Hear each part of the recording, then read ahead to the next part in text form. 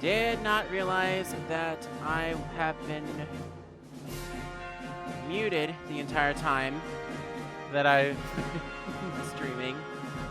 Hello everybody, welcome to Saturday night here at the Metro Realm and DMA Live. Let's pop on out here and let's talk for a little bit, shall we? As soon as I join a VC.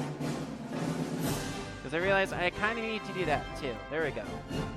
Get in the lobby. There we go. Hi, everybody. Happy Saturday to you all. It is just after 6 o'clock here at the Metro Realm. And live for DMA Live, we are going to be doing our last stream of this week because of some small issues that have come up that I need to get addressed. Firstly, it is with great reluctance that I say, unfortunately, I'm going to have to cancel stream on Sunday. In fact, monitor here. And turn off the music as well, so I can put that back on the right headset. Alright, and then there we go. Cool. So I got the Shadowcast up and running and everything. So we're just jumping right into this. I don't have a whole lot to cover tonight, but I do have a few things that I want to talk about. First and foremost, that song is in fact the Great Revival from the Ace Attorney series. It first debuted in Phoenix Wright Justice for All, and we are going to hear a more modern rendition of it in the Apollo Justice trilogy. The modern renditions I do like as well, but this specific version that I played for you all was a 2008 orchestra, which is also included in this trilogy. What I mean by that, I will have to share with you all next month when I cover all the extra stuff that is in the Ace Attorney trilogy for Apollo Justice. Now, schedule for the rest of next week is going to be looking something like this. Tonight, we are finishing Turnabout Serenade. Stream will not end until that is done. So I'm going to go until at least midnight, possibly 3 a.m., but I doubt I'm going to get that far. When Turnabout Serenade is done, that will be end of stream. Whoever is with me at that point, well, guess what? You get to decide who to raid, because there's not a whole lot of options that time of night, but I digress. Sunday. I've been talking all this week about I wanted to start back up Minecraft Survival Sunday. Unfortunately, due to some scheduling conflicts, I unfortunately have to cancel the stream tomorrow. So there'll be no stream on Sunday. Obviously, I don't stream on Monday, Wednesday, or Friday next week. But next Tuesday and Thursday, we will be finishing off Apollo Justice Ace Attorney. We will be breaking up the final episode, Turnabout Succession, into 2 parts. Both parts are going to be starting here on this channel, twitch.tv/DanMetroArnold, at 2 p.m. So spread the word. Make sure everyone is aware. This episode will uncover everything that I've talked about. All of the stuff that I've been alluding to in this game. This is, from what I know about this game, specifically Apollo Justice, Ace Attorney, this is where everything becomes realized. This is where we find out exactly what happened all those 7 years ago. This is where we find a little bit of everything. We get to work with both Apollo and Phoenix Wright in this case. And all in all, I took a peek into Strategy Wiki, and I can immediately tell that it's going to be a long boy. So I'm dedicating 12 hours to clearing through both parts. Will I need all of the 12 hours? Probably not, but I've got them there nonetheless. Another major thing that I need to announce, and this is more for housekeeping's sake, we have a very specific thing going on here on my channel, if I can go ahead and get that all set up here. Down below the stream, I've been working on some of the stuff. So you will see first and foremost here, I'm going to slide on over to the desktop, assuming it is loaded in. Yes, all right. So assuming it is loaded in, let us go down here. This is below the stream. This is our schedule for tonight, by the way. We're just going to finish this episode. I've got a little bit, like 2 or 3 more points to talk about, and then we're getting into it. Over here, you might notice 222 for the upcoming streams.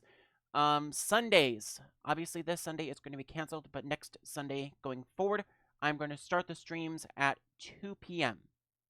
Guaranteed. And that's mainly just because of some issues that I have with starting before 2 p.m. I will talk about that another time. Over here, though, this is all of our stream goal incentives for this playthrough. After this week, we are officially a third of the way through Apollo Justice Trilogy. That means that at 50 followers, we will have the opportunity to also play through the Turnabout Reclaimed on the next Sunday stream available after completion of Ace Attorney Dual Destinies. That is the next game. At 100 followers, we will also play through Turnabout Time Traveler on the next Sunday stream available after the completion of Ace Attorney Spirit of Justice. That is also the final game of the trilogy. Those 2 incentives do have a semi-timestamp as of right now. I'm looking to reach those preferably by March 30th, because that is when I'm going to put this game to bed and say that is it for me. But if we manage to reach 150 followers by that date, I will also come live on March 31st, which is Easter Sunday, and I will do a bonus stream where I play through Asinine Attorney on stream, footage of which is going to be played through courtesy of YouTube. This goal must be met by March 30th, as I will only be willing to do this on Easter Sunday. So if we miss that deadline, that incentive goes out the window and there will be something new at 150 followers for the next stream goal. Also, we do have a couple of commands and we have some store items that are available. Starting on February 29th is the next opportunity for this. You can submit your questions for 5,000 Millennia coins and have your question answered live on DMA Live. DMA Live is going to happen on February 29th. It is also going to be when I announce the Discord and everything and get that all publicly released. But you can also submit questions for a Ask Me Anything live using this button here. Obviously, if you click redeem, it says it can only be purchased via the website. Do keep that in mind, as you will have to submit your question in writing. Also, I have 2 opportunities right now to buy/earn shoutouts. By typing an !lurk, you can get a free shoutout, and I'm going to put that pin right there. So regardless if you can chat with us or not, thanks for watching DMA Live on Twitch. If you would like a free Lurkers shoutout, you can type !lurk in the chat, and we will give you an audible thanks for dropping on by. If you want something a little bit more to that, though, this is an option. You can buy a shoutout, and I will shout you out during every intermission that I have for the next week's worth of streams. That is going to be 4 streams, and that could be anywhere between 1 intermission to 7 intermissions, depending upon how I'm feeling.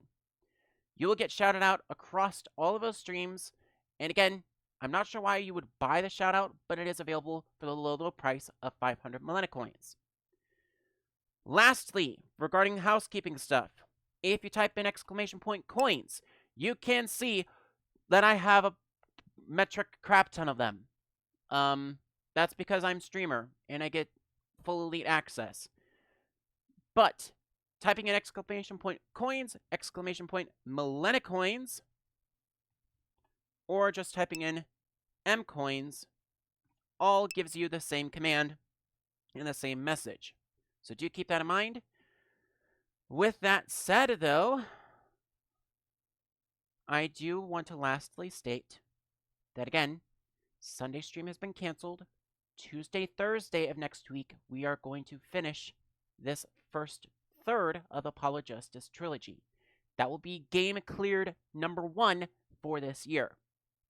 It is not going to be game complete, sadly. The reason why is something that I will have to go in and show you. And I believe I need to go on over to Shadowcast for this scene. So let's get on back on over there. And let's have a little chat about the accolades, which are the things that you may have seen pop up at a couple of points already during this game. There are some accolades that I may or may not have skipped. I tried my best using Strategy Wiki to go through all of these as best as I can, but I have reason to believe that I may have missed a few. So, let's take a quick look at where we are at with that thus far before we start.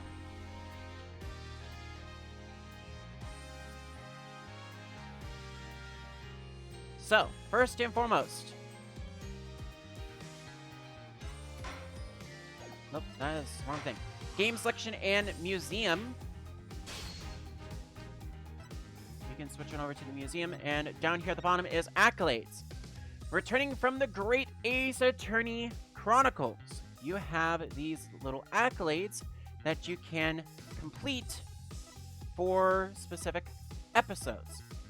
Obviously, we have all of these up at the top are all of the main episodes here up until this one, Turnabout Time Traveler. This one unlocks in the next 2 games, and that is Stylish Threads. I can read tonight. Opening Objection. Forensics Expert, which I believe we're going to be working our way through. We are 3 out of 8 on that. True Seas Woes. We are 1 out of 2 on that.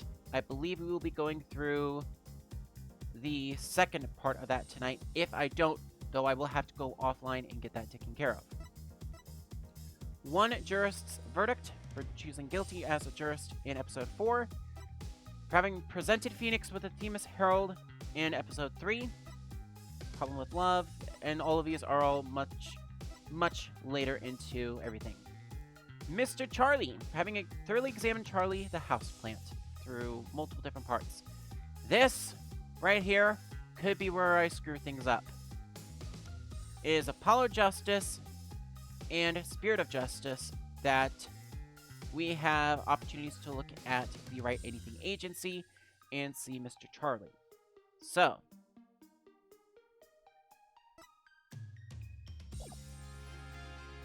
with that said,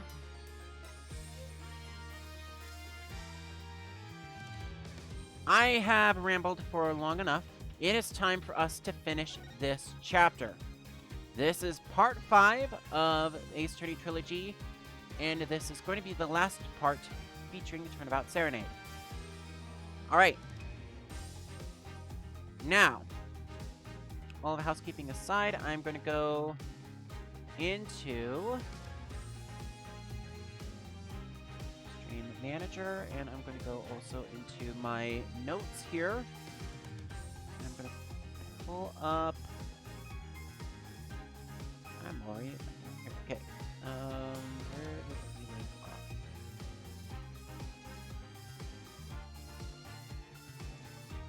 Yeah. Serenade.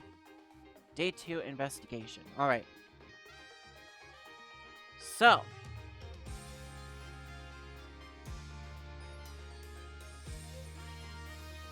I believe that covers just about everything here. With that all said and done and out of the way, let us get right back into Apollo Justice, Ace Attorney for the finale of Turnabout Serenade. Not the finale of the main game.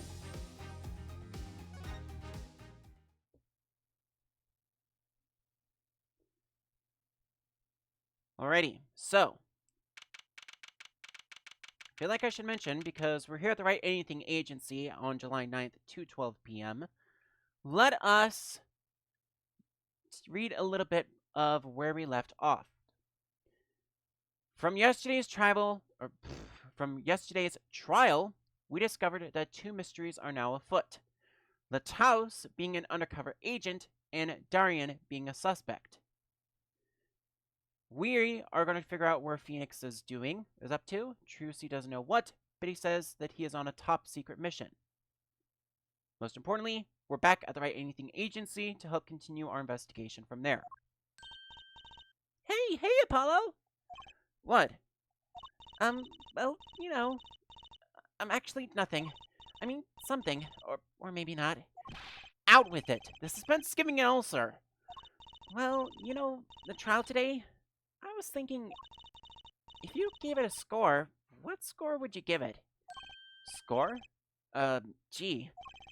I guess I would, or maybe, well, just as bad as you.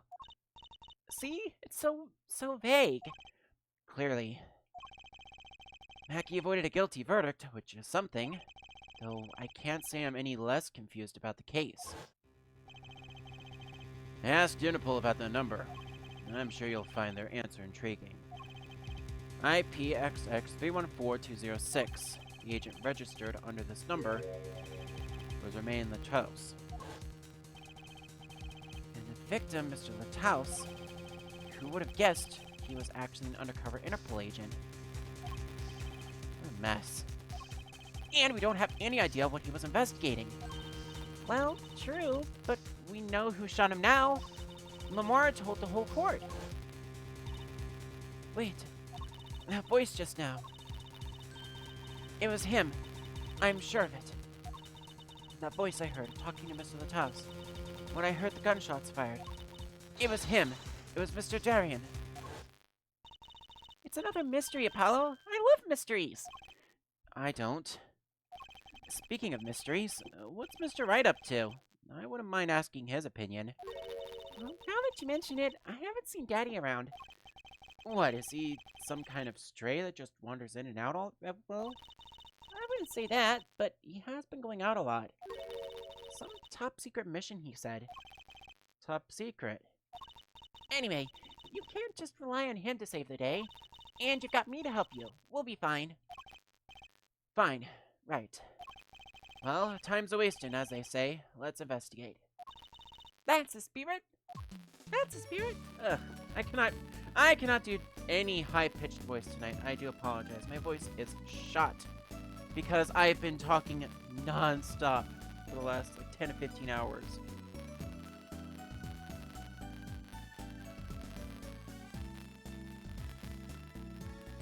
So, first of all, what we're going to do is we're going to have a little chat with Trucy and catch up about the case. Lamar dropped a bomb in court today. It was Darian. Lamar said she never forgotten a voice, right? Yeah, that's so cool. I guess. What's that called again? Elephant ears? I bet that's what they're called. Somehow, I don't think that means what you think it means. No, I think it's parakeet ears, personally, because I may or may not have that too. And she has to be wrong this time. Wrong? Why? I mean, look, those gunshots were right during the concert. That's right, I was burning up the dance floor at the time. Right. Did you happen to look up on stage? Maybe at Darian, even? You bet I did! He's one of the Gavinier's guitarists, after all. He's so cool. Oh. Right. All the Gaviniers have a rock-solid alibi. He couldn't have shot Mr. Lataus about the stage. But Lamar heard him, didn't she? She heard Darian backstage, right? Somebody's either wrong or lying very badly here. Interpol agent. I was wondering, what is Interpol anyway? Huh? Interpol? Well, they're the guys who catch international criminals. Why can't they just call them international police instead of making up some silly name? Take the first half of both of those words and you'll find out. Yeah. Anyway, you think he was investigating Lamar? What? Why would anyone do that? She's not a criminal. She couldn't be. Don't be fooled by appearances, is all I'm saying. But remember, I'm a magician, Apollo. I can spot a palm coin of 50 paces. If only it were that easy. In any case, we know he was working on something. I wonder if it was something to do... I wonder if it was something that has something to do with something. Something being our case. Last something, I mean. Something like that. Frankly, the whole thing is making my head hurt. What was Mr. House up to?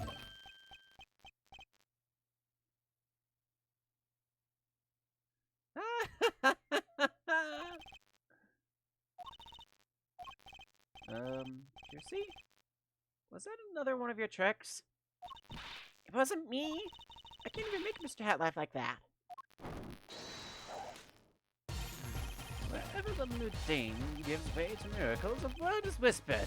Come on. Hey! The other day! Eek! Who's there? We didn't just imagine that, did we? He was wearing a silk hat. Friend of yours? Hardly! Hardly! We meet again. Nice to meet you. Who are you? And could you please stop smirking like that? It's you! Uncle Valent! Uncle Valent? Wait, he's your uncle? No, silly! It's a great Grimari, Valent Grimari. The Grand Magician. Yes, it is I, the great Valent Grimari, as seen on television. Could you please stop smirking like that? It's been a while, Miss Trucy. 7 years, to be exact. My, how have you grown. Good to see you again, Uncle Valent. You look exactly the same. I hate to intrude, but what is a great magician doing paying us a visit? I believe it was you who wished to see me. So be quick with your questions. And do not quail, quake, or quiver. I'm quite tame. Though my stunner may sear the sight, I'm quite down to earth when need calls. He does have a certain aura to him, it's true. Let's ask him about the case, Apollo! His aura sure isn't lost in our magician in the making. He's practically drooling with enthusiasm. After all, Uncle Valent's one of your daddy's best friends. That's why I call him Uncle. What? Daddy, you mean Mr. Right? No, I mean my real daddy. Trucy's real father. Grimari. Wait, Apollo, don't tell me you don't know about Troop Grimari. Troop Grimari? Huh? No. But it does sound kind of familiar. Oh, lost life! Lamentably listless lad! Not to know the greatest troop of magicians on the planet! Oh, Grimari. The name begins to surface in my mind. It was a name I'd heard on television as a child. You bet you've heard the name. He made a cruise ship disappear and blew up in an amusement park. Oh, and he made all this gold disappear from a safe. And then escaped from a high-security prison. You said he is a magician? I open the locks to hearts chained. My mediocrity. This is a true miracle of Troop Grimari. Wait. What, Apollo? I do remember seeing you on television a long time ago. Weren't you with someone else? Like a duo? A duo? Yeah, you had a partner. Something Grimari. Yes, Zack Grimari. A masterful maker of magic, a capable crafter of shining showmanship. Why is everyone so quiet? Daddy? Huh? Oh, no way. Once upon a time, Troop Grimari included 2 grand magicians. Myself, Valent Grimari, and my partner, Zack Grimari. And this Zack was my real daddy. His father, a magician. I guess it makes sense. I had no idea. There wasn't much point in talking about it. Not now that he's gone. Oh, I'm sorry. No, it's okay. I'm not lonely. I've got my daddy after all. And you make me laugh, Apollo. Glad I'm good for comic relief, at least. Not that I see Daddy around much these days. Ugh, I've been remiss in remembering my reasons for my visit. Reasons? Two, in fact. The first being, of course, to see you, Miss Juicy. You don't know how happy I am to see you again, Uncle Valen. I'm sure you are. Not one for modesty, are you? When I encountered you at the Colosseum, the first time in 7 years, I could fain not contain my emotions. I wept oceans. And to learn you now defend that poor pianist, that blinded boy. It's a hot topic of talk amongst the staff, you know. And defend him you did. Well, it wasn't all my doing. I'm his defense attorney, actually. My other reason for coming here today was this. That's a videotape? Quite so. A recording of the concert, no less. I brought it for you, choosing on behalf of Trooper Mari. Will you watch it?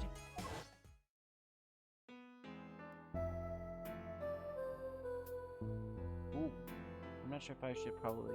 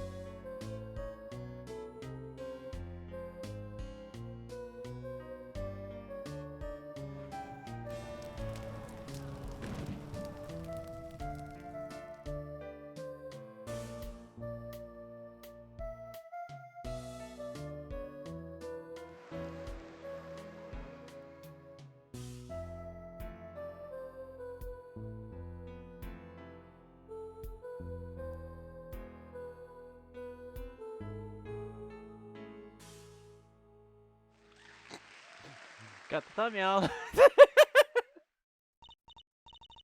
I've been meaning to get thumbnails for most of these, and I keep forgetting to. So sorry about that. I keep meaning to get thumbnails, and I keep forgetting to. So Ben and I are gonna have to go off camera and go through some of the other games already. So again, it's not like we're gonna just put down the game immediately upon ending all of this. We are gonna go back through and actually get proper thumbnails for everything. But, you know, let's continue, shall we? Wow, it's almost as good as live. So, what's the word? Mysterious? Oh, so what's the word? Mysterious. There are more mysterious things in her song going on. Way more mysterious. This Valentine Mari has good reason to be here today. But I wonder what his reasons were to be at that concert. Videotape received from Valent.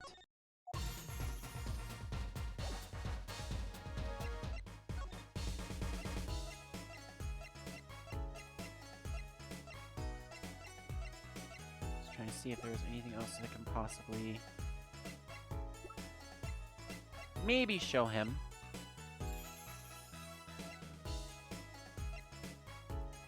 No, not doing that again. Is there honestly anything that I could show him?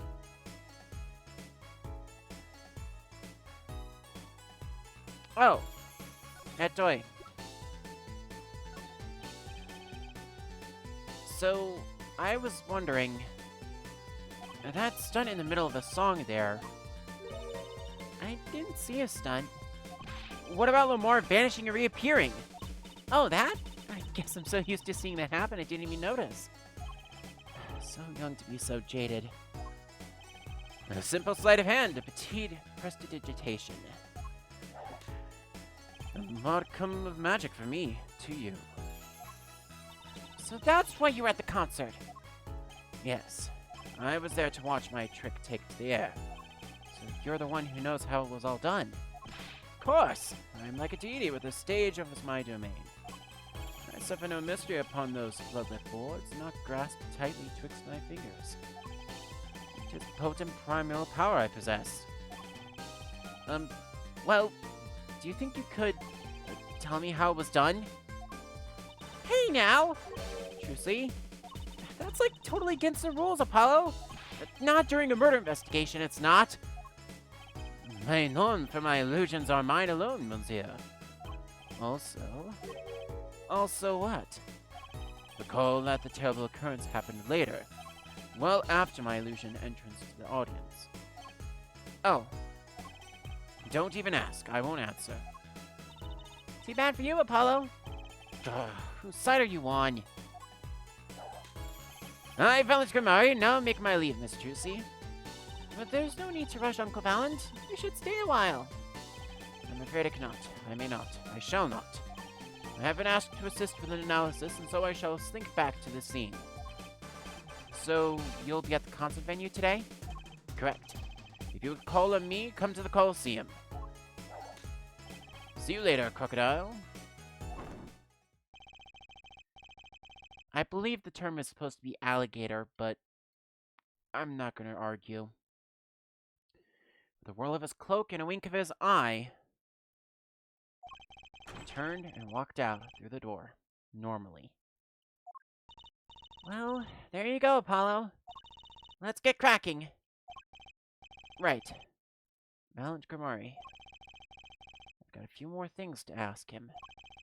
Foremost among them, that bit of magic that made Lamar disappear. And how he knows Trucy and her real father.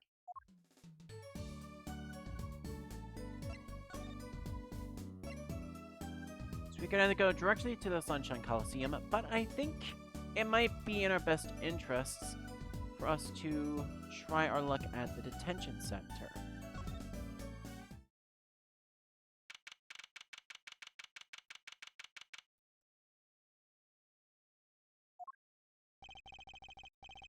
Mackie may not be guilty, but he's still a suspect. But they don't have any decisive evidence!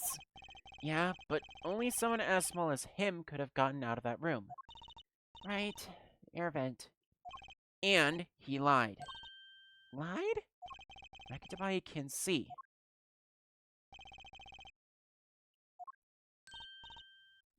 Mackie! Speak of the devil. He looks like he's doing okay. I forget. Why did we come here? It's not like we can talk to him or anything. Words are overrated. Feelings are what matter, Apollo. It's kind of hard to build a court case on feelings. But since we're here anyway, might as well get what I want to say off my chest. If you need someone to complain to, I'll listen. I think she's actually worried for me.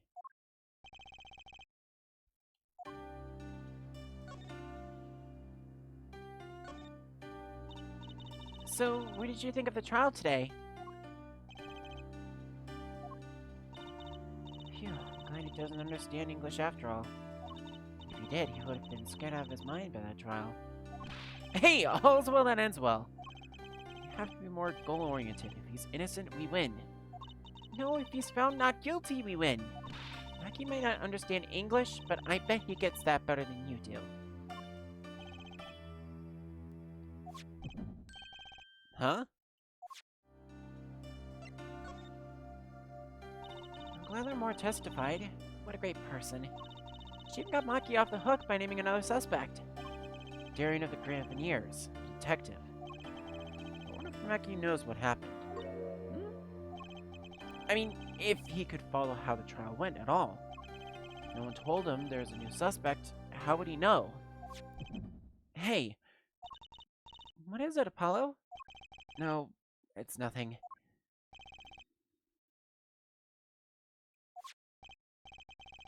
I must be imagining it. Imagining what, Apollo? It's just, I couldn't help but feel that, I don't know. Mackie doesn't understand what we're saying, right? How could he? He's a young Borginian. He doesn't speak English. Yeah, but my bracelet is reacting to him. Huh? Maybe it's malfunctioning? Or it's scared because I keep making those I'm so mad faces. Was I that bad? He lied about not being able to see, but what if that's not all he lied about? Well, if you're curious about it, there's only one thing to do. You should ask him. I think it'll take something big to get to him. Some kind of undeniable evidence. We'll be back, Maki.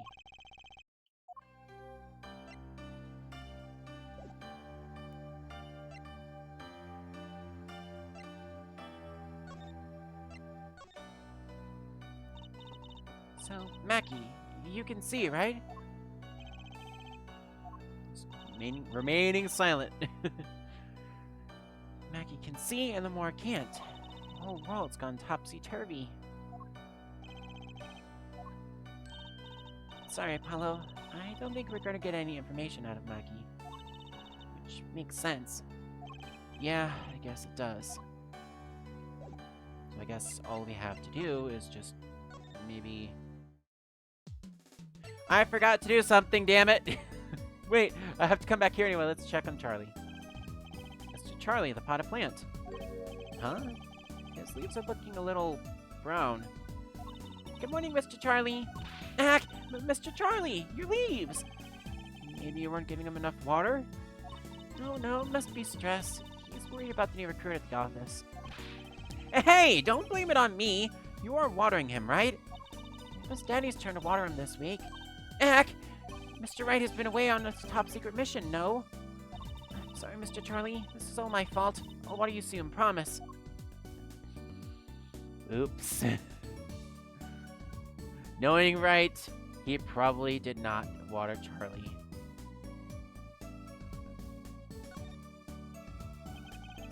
So this photo is of your father, Trucy. Someday, I'll be good as a magician as Zach Ramari. You'll see. No wonder she's so devoted to her art. You should have seen him on stage, Apollo. He made things disappear right and left. Poof, poof, poof! Until he even made himself disappear. Cool, huh? Yeah. Is that how it really happened? So yeah, I kind of wanted to look at those two items. From there... Nothing really else for us to look at, because everything is just basically the same as before. But let's head back on over to Sunshine Coliseum. Whew! What a great day! It's perfect weather for sleuthing. The weather matters for an investigation. Don't some days feel like magic days or defense days? Sure. Let's get started, shall we? Right on! Show us your stuff, Apollo. What stuff? Your voice training. This is the perfect place for it. I did enough at home, thanks. Aw, there's no need to be shy. Keep that up and you'll never make it on the big stage. I'm happy in the courtroom, thank you. I'm a lawyer. Then you're in luck, because it's lawyer weather today.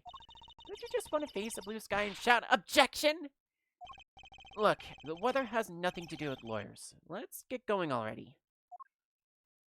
Yeah, and even if I wanted to scream an objection, I'd probably kill my voice, because it's already half scuffed.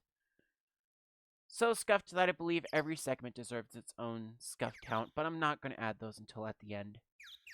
Anyway, I'm not going to point anything out in particular, but we have the live Gavineer's tour, Guilty as Charged tour. Apparently the tour is still going on despite the murder that's happening at the Sunshine Coliseum. But I believe... yeah, perfect weather for the perfect building. Let's head on back to the backstage hallway. July 9th, backstage hallway. Ah, Mr. Attorney. Lamar! I'm sorry about today. There's nothing you need to apologize for. You We're merely defending Maki. Are you okay? Alone, I mean. Humans are blessed with 5 senses. Even robbed of one, we get by. Though it does make being a witness rather difficult. Speaking of seeing, you knew who we were before we spotted you just now. And we weren't even talking. I heard your footsteps several times the day before. Oh! You must have great ears. Ears that heard the crime taking place. Or so she claimed yesterday. But how?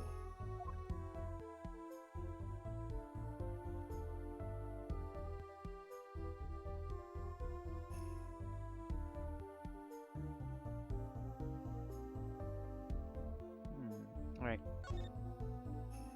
So, first of all, let's just have a little chat with Lamar. That was quite a statement you made today in court about hearing Darian Crescen's voice at the scene of the crime. I do not know his name, but I never forget a voice. Wait! Lamar, is something the matter? That voice just now. It was him. I am sure of it. No way. No way. As I said in court, I was on my way backstage from the stage. That is when I heard his voice. I'm guessing Darian and Mr. Lataus were talking about something? The next moment, I heard those gunshots. Why didn't you call security? To be honest, though the noise was quite frightening, I never imagined the gunshots might be real. And I was in quite a hurry myself. I left the scene at once. So, it really was Darian's voice that she heard. Yeah. At least, she certainly thinks it was.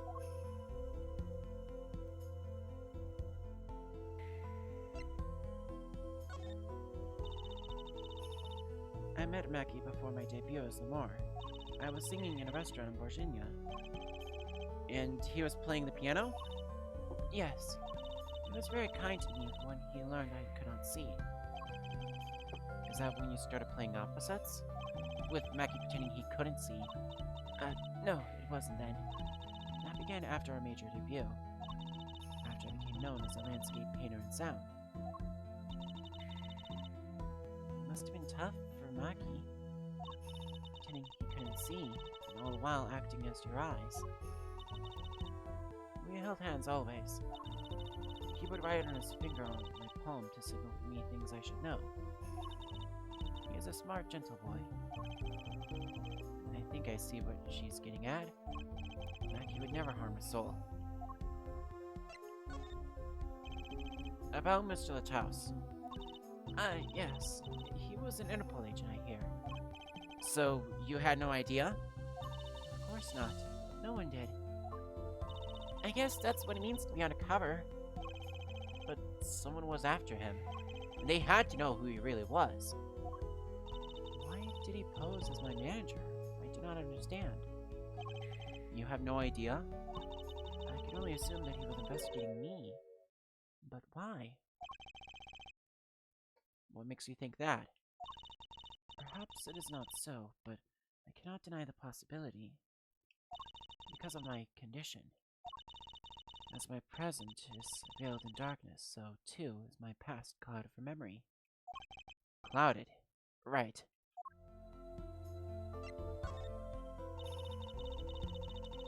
Darkness that I fear is not the darkness that I see whenever I open my eyes. Real darkness lies in my heart. In your heart? I have no memory of the time before I became Lamar. I awoke from darkness into darkness, as you might say. I was singing in a restaurant those days. What was it that she said about not being able to remember the light? I do not know my past. Perhaps I committed some terrible crime in my past. Everything before becoming Lamar is lost to me. But I don't think you... I can think of no other explanation. Why else would an agent of Interpol approach me? Do you think your past might be related to this case? No way! That seems really unlikely to me. I mean, you're such a sweet person, Lamar. I thank you. Maki too. Tells me this often when I fear I might or might have been. I thank you. Maki too tells me this often when I fear who I might have been.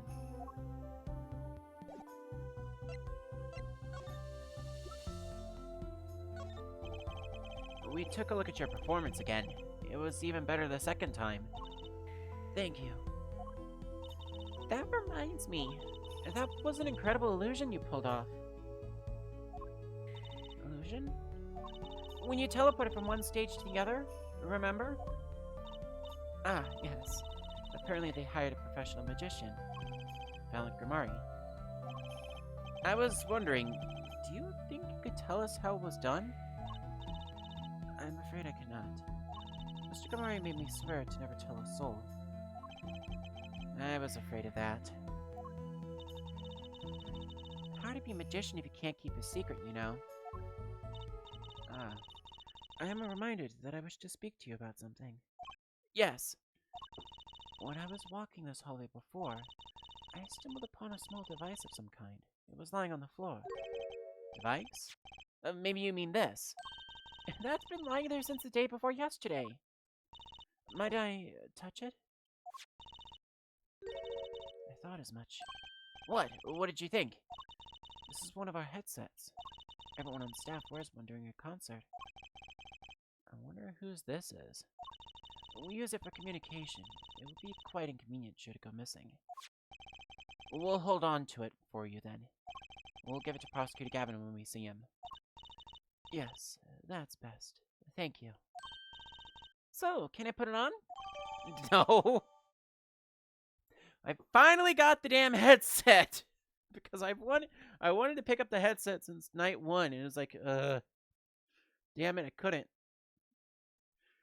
So, not gonna lie, I went to bed last night thinking, I wish I could have gotten that stupid headset. I think that's going to be a very crucial part of this trial later on. And sure enough, the game actually agrees with me, and it is a part of the trial.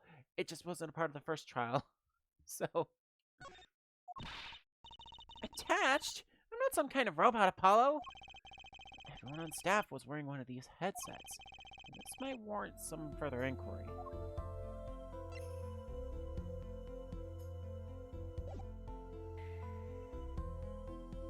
Oh, I didn't even notice. Headset attached to Juicy. I didn't even notice.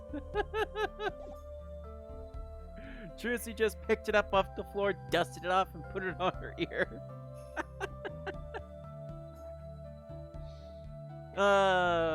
That's classic.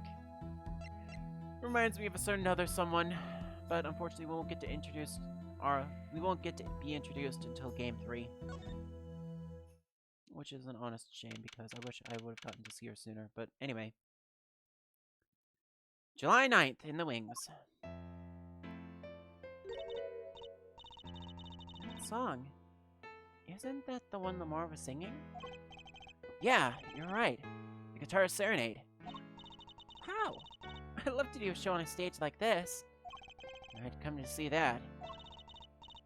The house is full and has won the audience sighs with wonderment. Here I am, singing my ballad, rose petals swirling through the air. Not bad. Oh, wait, aren't you a magician? Oh, that's right. I was a magician, wasn't I? Some dedication. Aha! If it isn't Miss Juicy, and indeed it is. Uncle Violent! What exactly are you doing here? I take real responsibility in tasks undertaken. I'm inspecting my equipment of illusion to make sure naught is amiss. The more teleportation illusion. Woo! Should anything go wrong, would it reflect poorly upon me and my troop. As I went about my exacting examination, I happened to notice that piano. And I remembered that fair lady's melancholy melody. Hey, Apollo! Maybe Uncle Valen can shed some light on this whole thing for us.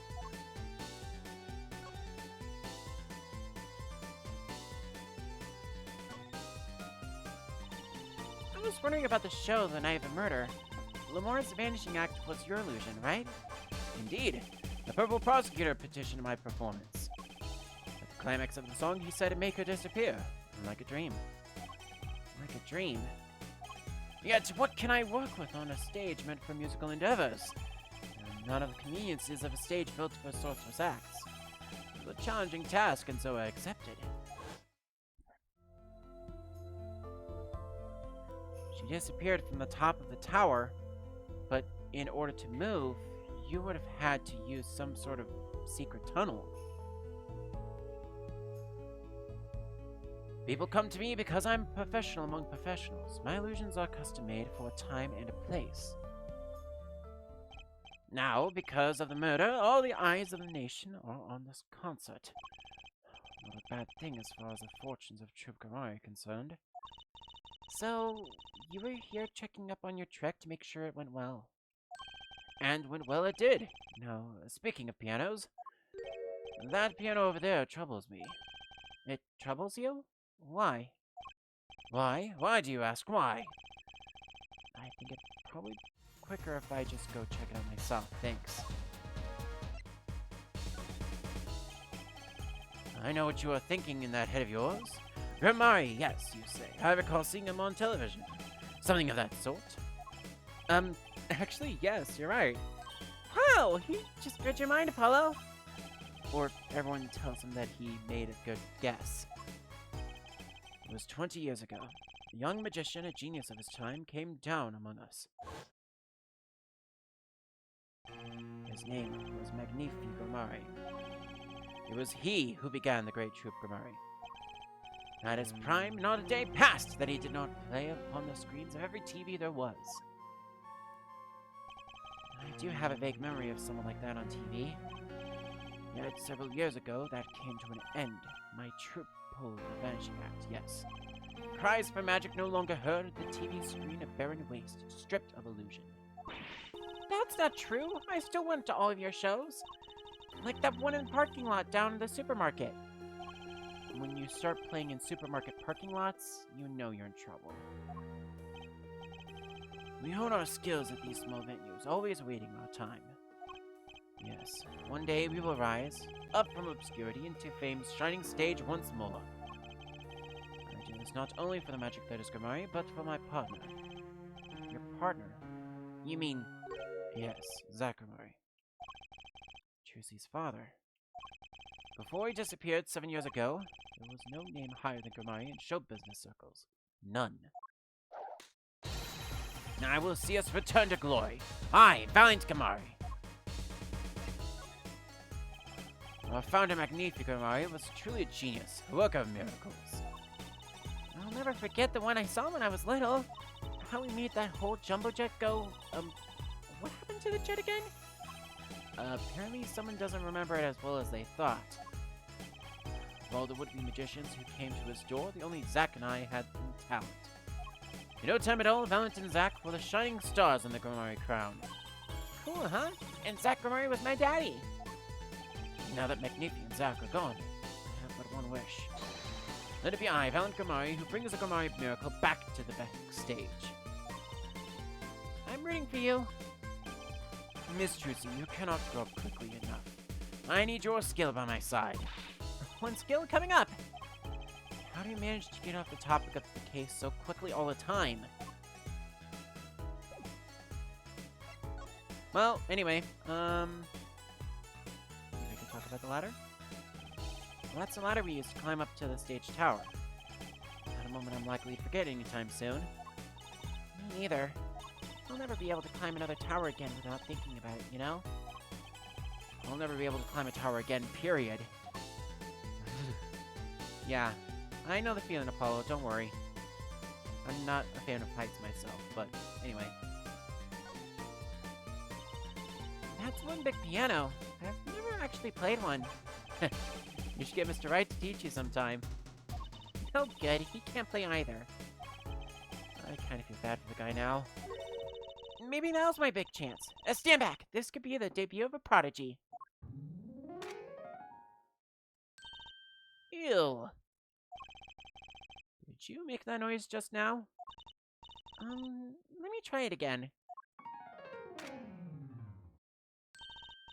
You know, I think something's stuck in the piano. Time to take a look under the hood. Huh! Look! This was stuck between the strings. It looks like some kind of switch. Someone must have thrown this onto the piano. A switch for something, and that's about all I know. I'm tempted.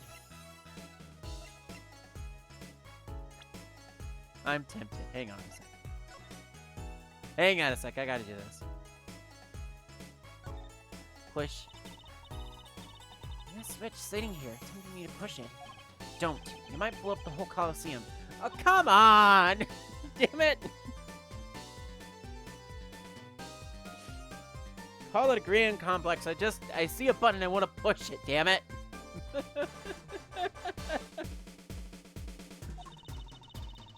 Think that every strange switch triggers a bomb. That kind of old-fashioned crime drama thinking doesn't cut in our busy times. Alright, True CPI, please enlighten me. What do you think this switch does? Maybe it turns on the electric razor in Prosecutor Gavin's dressing room. A switch as big as a razor to turn on a razor? Okay. Yeah, that sounds even a little far-fetched for myself. Anyway. I thought I would be able to, like, push button and have something work, but I guess not. Alrighty.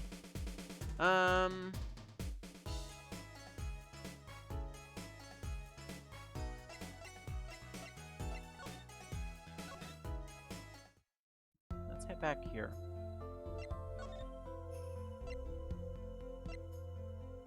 Should I go to Gavin's dressing room? Probably Lamar's dressing room.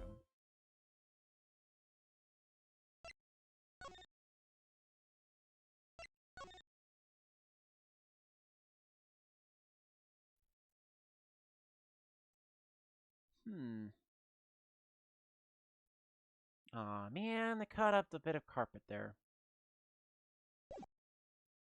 That sucks. I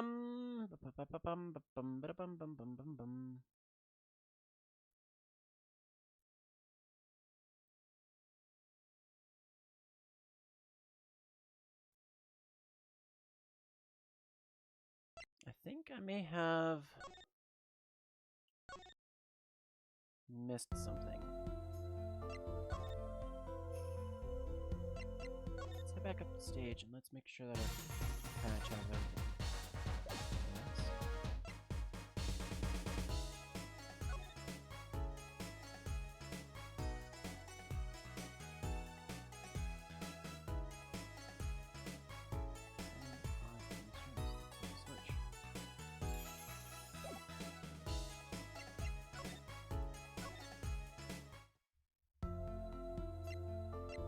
Is it?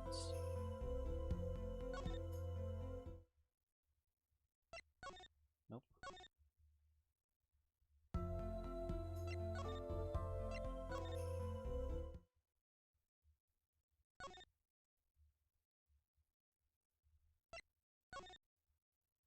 I don't honestly know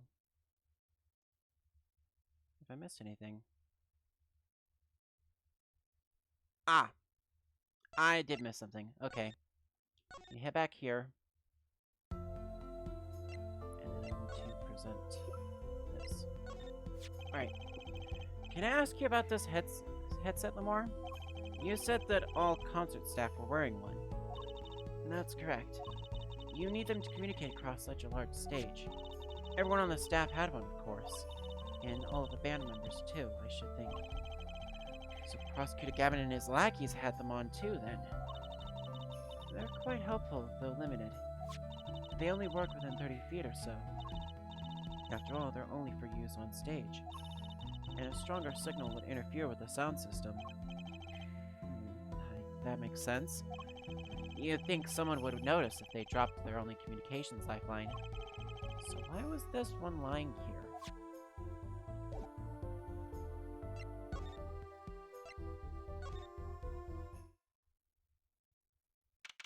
And of course, that's all it took was just us talking about the damn headset.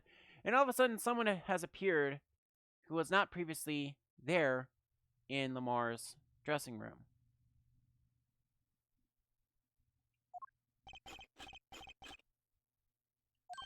Uh-oh. I don't have any props tonight to go munch, munch, munch. Anyway, there's only one person I know who can munch with such venom. What are you doing here? Hello, Emma. You're looking as grumpy as ever. Oh, am I supposed to be happy? Give me the second degree in court, and Prosecutor Gavin makes me look like a fool.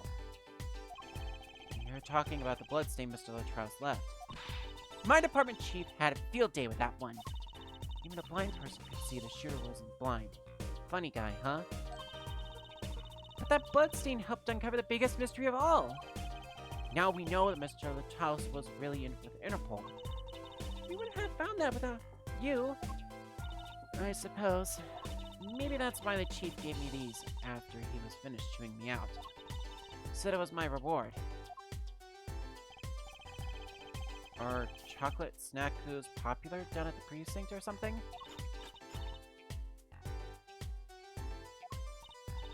I was hoping we would check out the crime scene again. Be my guest. You're not going to find any clues in here. No, I did find something strange. Something strange?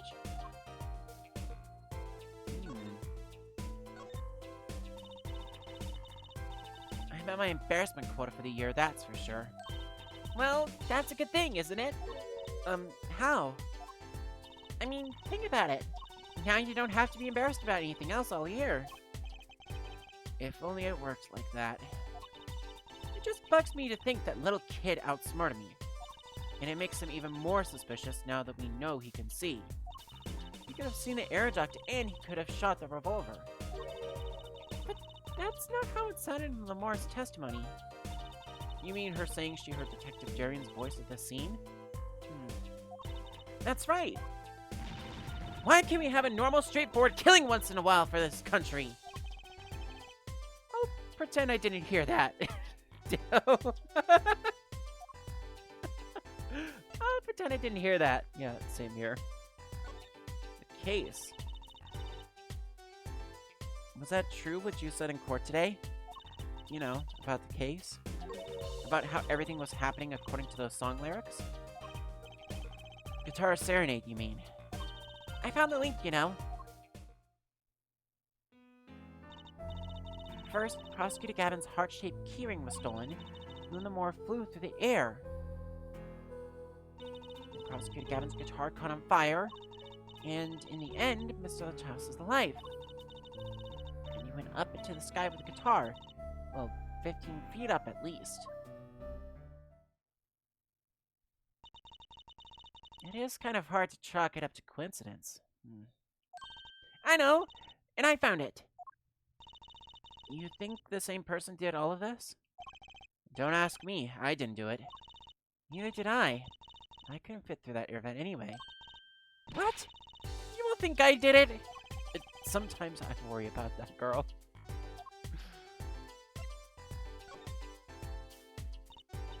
So what did you find? Well, it's so little, I must have passed over it yesterday. I found it under the sofa. What is it? Part of some device, I think. I haven't a clue what. But the bit sticking out from the end looked familiar, so I had it examined. Turns out it's an antenna. Woo, like on a Beetle? Like on a cell phone. This device must use an electronic signal of some sort. Oh, I have just the thing, I have just the thing, I have just the thing, I have just the thing! An electronic signal, you say? Okay, I feel glad I didn't push the button now. But I finally get to. I think I already know where this is going. But I'm glad I didn't push the button now because I probably would have lit Emma on fire. Do you think you could take a look at this? A small device. It looks like a transmitter. A transmitter? You press the switch here and it sends out a signal. No idea what it's for, though. A signal. You mean an electronic signal? What is it, Apollo? Say, Emma, you know that strange object you said you found? Oh, this? Let me try pressing this switch. Click. Ouch!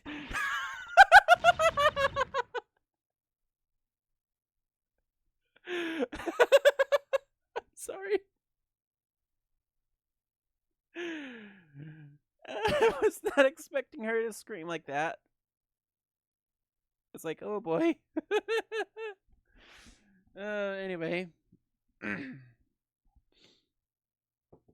It's on fire! Emma's device is on fire!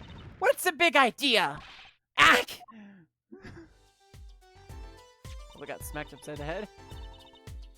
Well, now we know what this is. An igniter. This part here must work like a lighter. It nearly lit me up, that's for sure. Hey, don't look at me like that. I didn't do it on purpose. I suppose. At least we're getting somewhere with this case. Hey, Apollo! Let's ask Emma more about the switch. Now that she has some first-hand experience. No, thank you. I'd rather not, but I guess we have to. What are you trying to do? Burn me alive? Come on, it was just a few sparks. Says you. You weren't the one holding it. There's enough sparks flying around here just with you two talking. Anyway, now we know this is a remote for an igniter. Let me see that for a second. Well, this is definitely a little transmitter. The signal's weak. Probably only reaches 30 feet. The signal's weak. Probably only reaches 30 feet. A transmitter, huh? Remote trigger updated in the court record. Incidentally, if you look at a cross-section diagram of the stage area... Let's see, 50 feet from Lamar's dressing room. That covers a backstage completely. It also looks like it would cover the stage. It kind of seems unlikely anyone would use this on stage. But let's add that to the core record. Form diagram.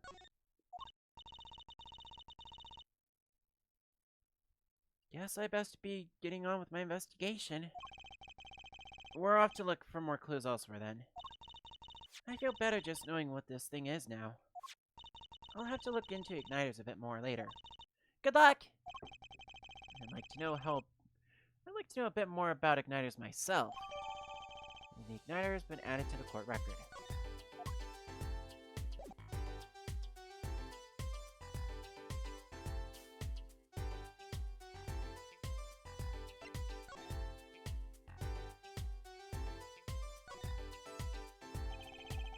Speaker for monitoring the stage was blaring at the time of the shooting.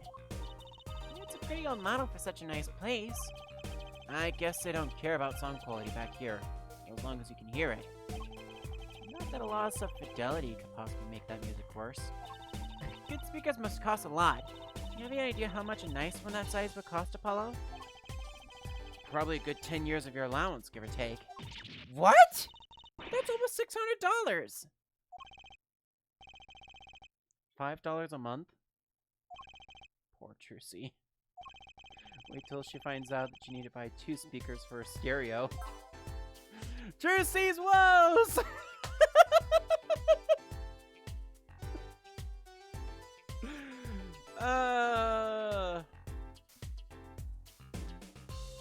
Just wait until she needs to do stereo. Thankfully, I have a stereo headset, so I don't need to F around with that. Alrighty. Let's move outside of the Sunshine Coliseum, shall we?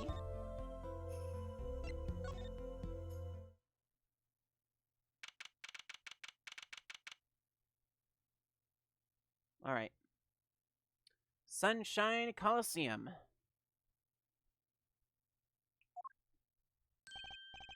What?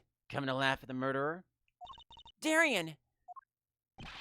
That old bag opens her pie hole, and wham bam, my life goes down the chute. Thanks. It won't let me work while I'm a suspect. Serene isn't in the best of moods, is he? Not many people are these days, it seems. It is a crime scene, not exactly the happiest place to hang out. Then Gavin had to go rub salt in the wound. My alibi is rock solid. Rock solid!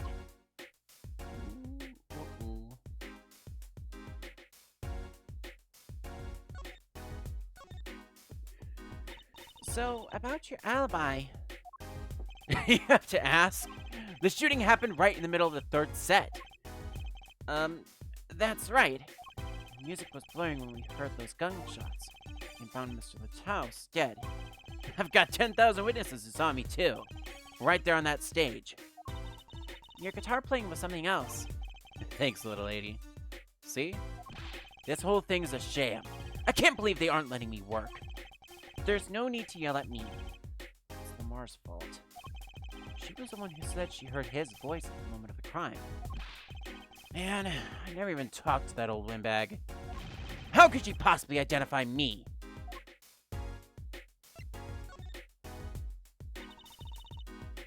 They won't let you work?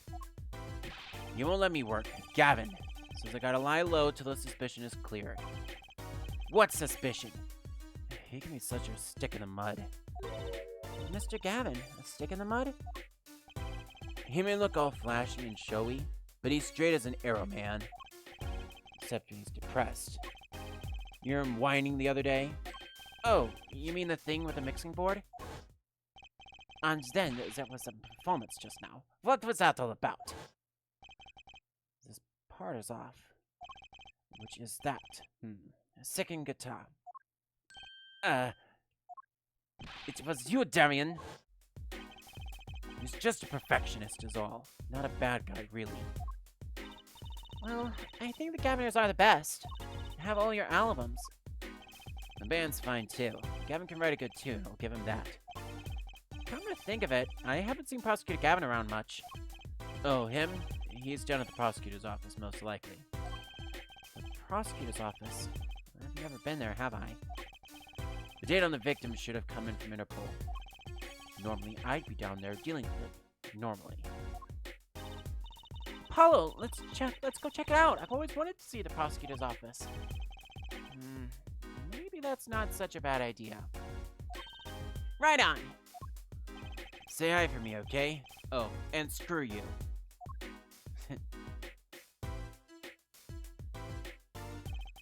Tell him I went into that crime scene. We'll be going now. Hey, wait. Yes? What do you really think happened? Really? You don't think I did it, right? Well, great. We instill a guy with some confidence. Just remember, I was ripping it up on stage when it happened, okay? Ripping! Don't get led astray by some siren song, eh? Get this one wrong, and you'll be eating humble pie for a year. I'll bake it myself. Let's not talk to him anymore, alright? Detective Arian Crescend. He's one stone I'd leave unturned, if I had a choice. I believe from here, yes, we can go straight to Gavin's office.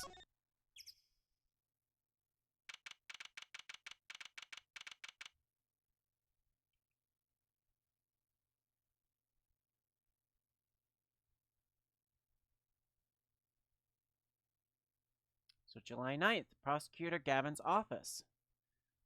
Not gonna lie, this is kind of interesting. There's a lot more music than actual, like, work here, but I guess he does tend to do a little bit of both.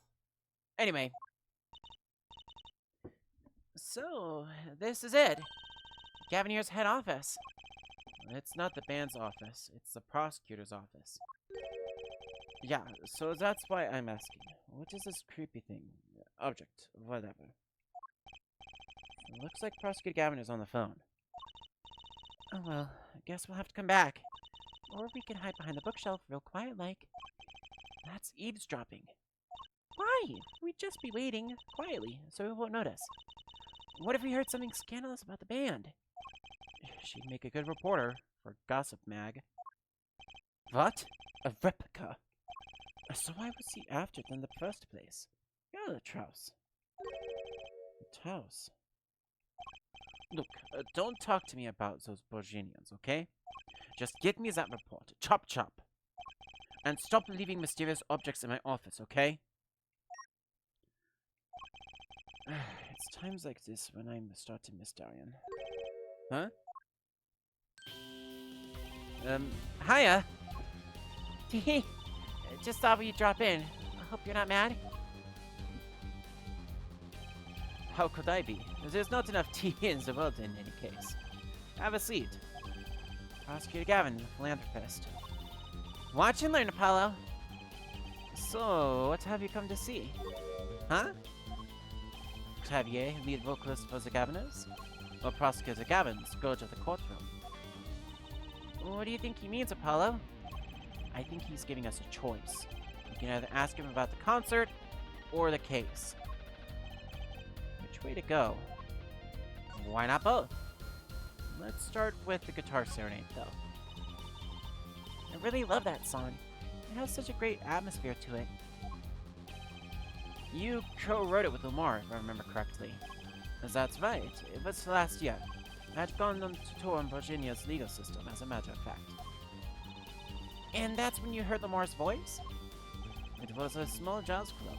I left that night. I knew I had to meet her, so I talked with her. So I used my influence, which is not considerable, to arrange a meeting. Wow! Prosecutors really have a lot of clout. I think he's sort of a special case, Drucy. Thankfully, she liked the work I did, and we wrote a song back there backstage. That piano, that dulcet voice, and myself on a guitar that I borrowed from Lamar. And music history was made. Probably not an experience your average lawyer would ever have, like Apollo say.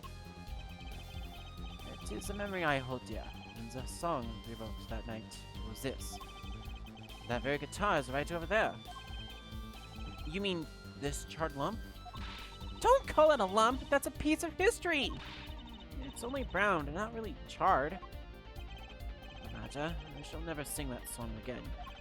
I wouldn't have used that guitar again either if I could have. What happened during that song anyway?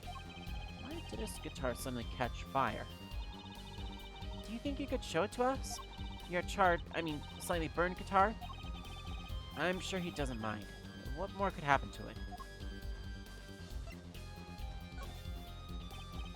Ah, that reminds me. Did you receive the paper today? Yes! I always read the TV section. Good girl. How about you, her forehead? I read the funnies. Then you will not have seen this. Concert of Tragedy. Prosecutor's Deadly Song. Woo! Is this a new show? I haven't heard about that one. It's not a show. It's an article. News, you know. Oh, does this have anything to do with the case? Since getting back from the trial, my phone's been ringing off the hook.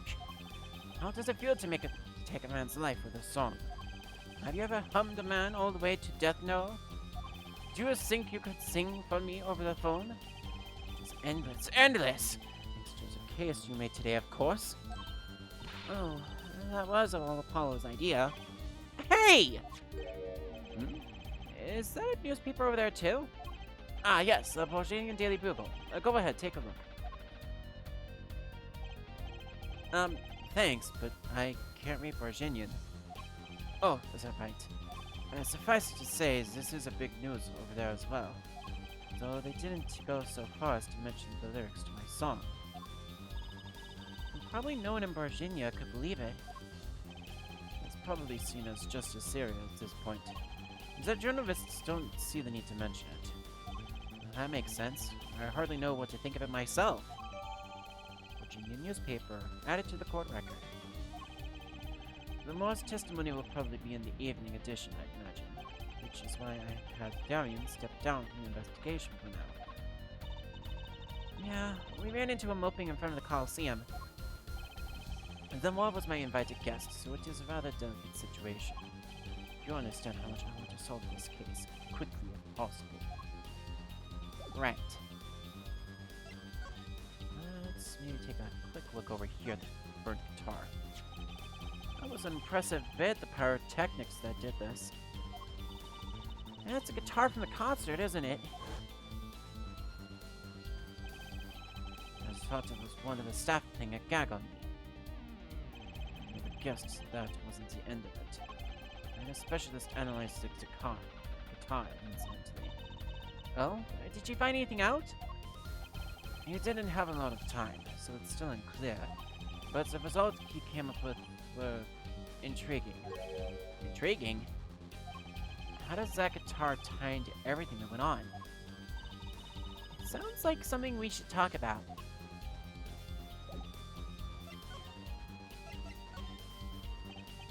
It was a beautiful instrument. It was played lovingly for many years. Guitar befitting a woman like Laurent. How did it end up here? She gave it to me. I mentioned how much I enjoyed playing it that night, and she made a present of it. So this guitar's from Virginia? That it is. We couldn't carry it on the plane. The changes in air pressure and humidity ruined the wood. So we vacuum packed it in the Mars studio. There's a special shipping kit service available to me for transporting evidence. They brought it right up to my office for me. Pristine and untouched. See? Prosecutors do have a lot of clout.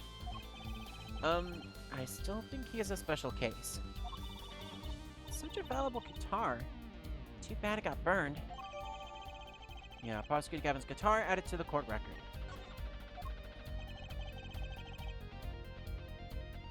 What was it that you were saying earlier? Something about an intriguing results from an examination of the guitar? That's right! What was that all about? Well, you know how guitars have a round hole in the front? It's called the sound hole. Ah, so that's what it's called. Well, they found something attached to the wood just inside the hole.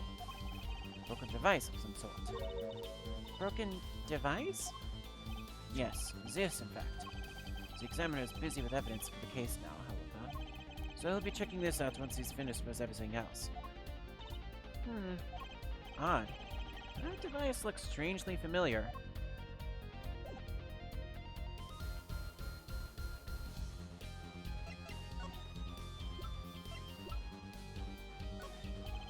It has to be one of these. What is it, Apollo? That device that was found in your guitar? Take a look at this. Why, that looks like the same thing. What is it? It's an igniter. Another one? It was at the crime scene in Lamar's dressing room. Detective Sky found it, actually. It's a scene of a crime? What could that mean, I wonder?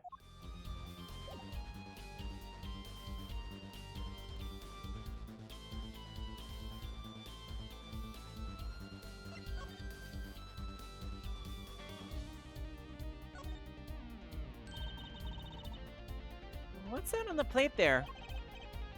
Is that gum? Gum? Maybe he was chewing it when the phone rang? So he put it on the plate for later consumption? You think a rock star could afford a fresh stick? I misread all of that. I know I did. What's that on the plate there? Is that gum? Gum? Maybe he was chewing it when the phone rang. So he put it on the plate for later consumption. You think a rock star could afford a fresh stick? Don't jump to any conclusions now. That's no chewing gum. Take a closer look. Though I really shouldn't be offering, should I? What is that? Looks like a lump of plastic. Wait, that phone call. Yeah, so that's why I'm asking. What is this creepy thing, object, whatever? Looks like Prosecutor Gavin is on the phone. What? Replica? So why was he after it in the first place? Yeah, Latrouse. Prosecutor Gavin, does this have something to do with Mr. Latrouse? Wait a second. You were listening to my phone call, weren't you? Who, us? I tried to stop him, really, but he forced me to. Hey, you were the one who digging for a scandal, Mr. Reporter. To tell the truth, I'm not even sure what it is. Apparently, it's a model of something undercover agent Mr. Latrouse was after. This lump? Would you mind telling us what you know about it?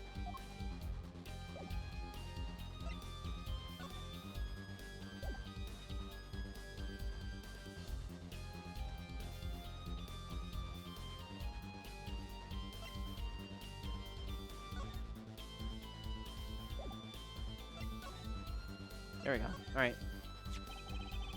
This was found in Mr. Lachauss's bag. It's apparently a replica of something. A replica? It's a small lump, about 1.5 inches long. We analyzed it, but there's not much to say other than it's a lump of plastic. Perhaps it was to be used in identification of whatever it is replica of. You mean, whatever Mr. Lachauss was after? That seems to be the most logical explanation. Well, what is it? Don't ask me, Fräulein. Oh, so if you don't want to tell us, you could just say so. I've put in a request to Interpol via my contacts to Virginia, but apparently there is a block of information elsewhere along the chain. somewhere along the chain. Oh! There's something either Interpol or Virginia doesn't want to share. Something about this little piece of plastic. Mr. Lachauss went through all that trouble to become the war's manager. Just to come to this country to find out more about this lump? And he died for it. Replica added to the court record. I've sent someone to the Colosseum to fetch Lamar. Perhaps you know something about it, being a Virginian. I believe that covers everything I'm at liberty to talk to you about. Oh. Thanks for dropping by, Herr Forehead. Thanks? Why, you gave me so much information. Such Igniter, for instance. Oh, that. I've never met an attorney so forthcoming with the prosecution. It's a big help.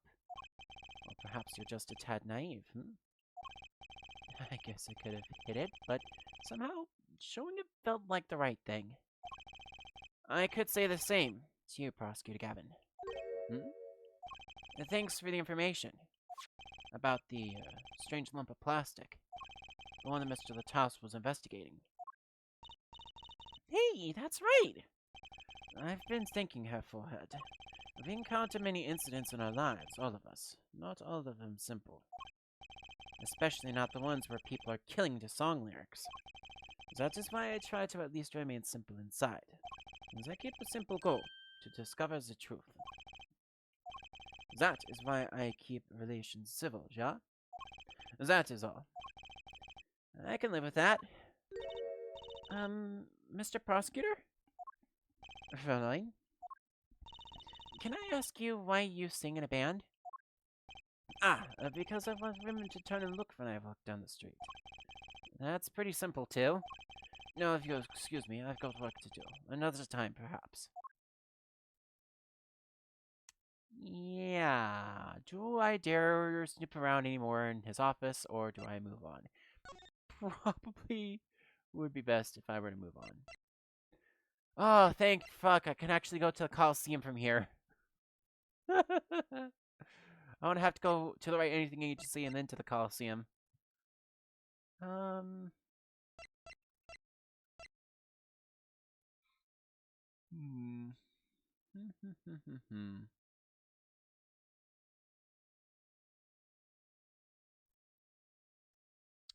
Let's see, how much further am I in this aspect? 1,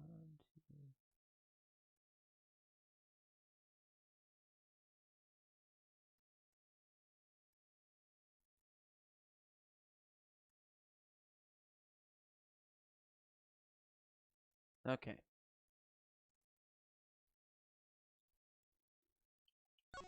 So we've got a little bit more to go for this investigation. And we are heading back to the Sunshine Coliseum. Oh, it's you. You came at a good time. Hello there, Emma. What's up? Any of you know where Lamar is?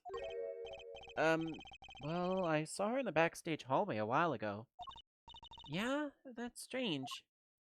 What's strange? I can't find her anywhere. I was supposed to bring her to the prosecutor's office. Lamar's missing.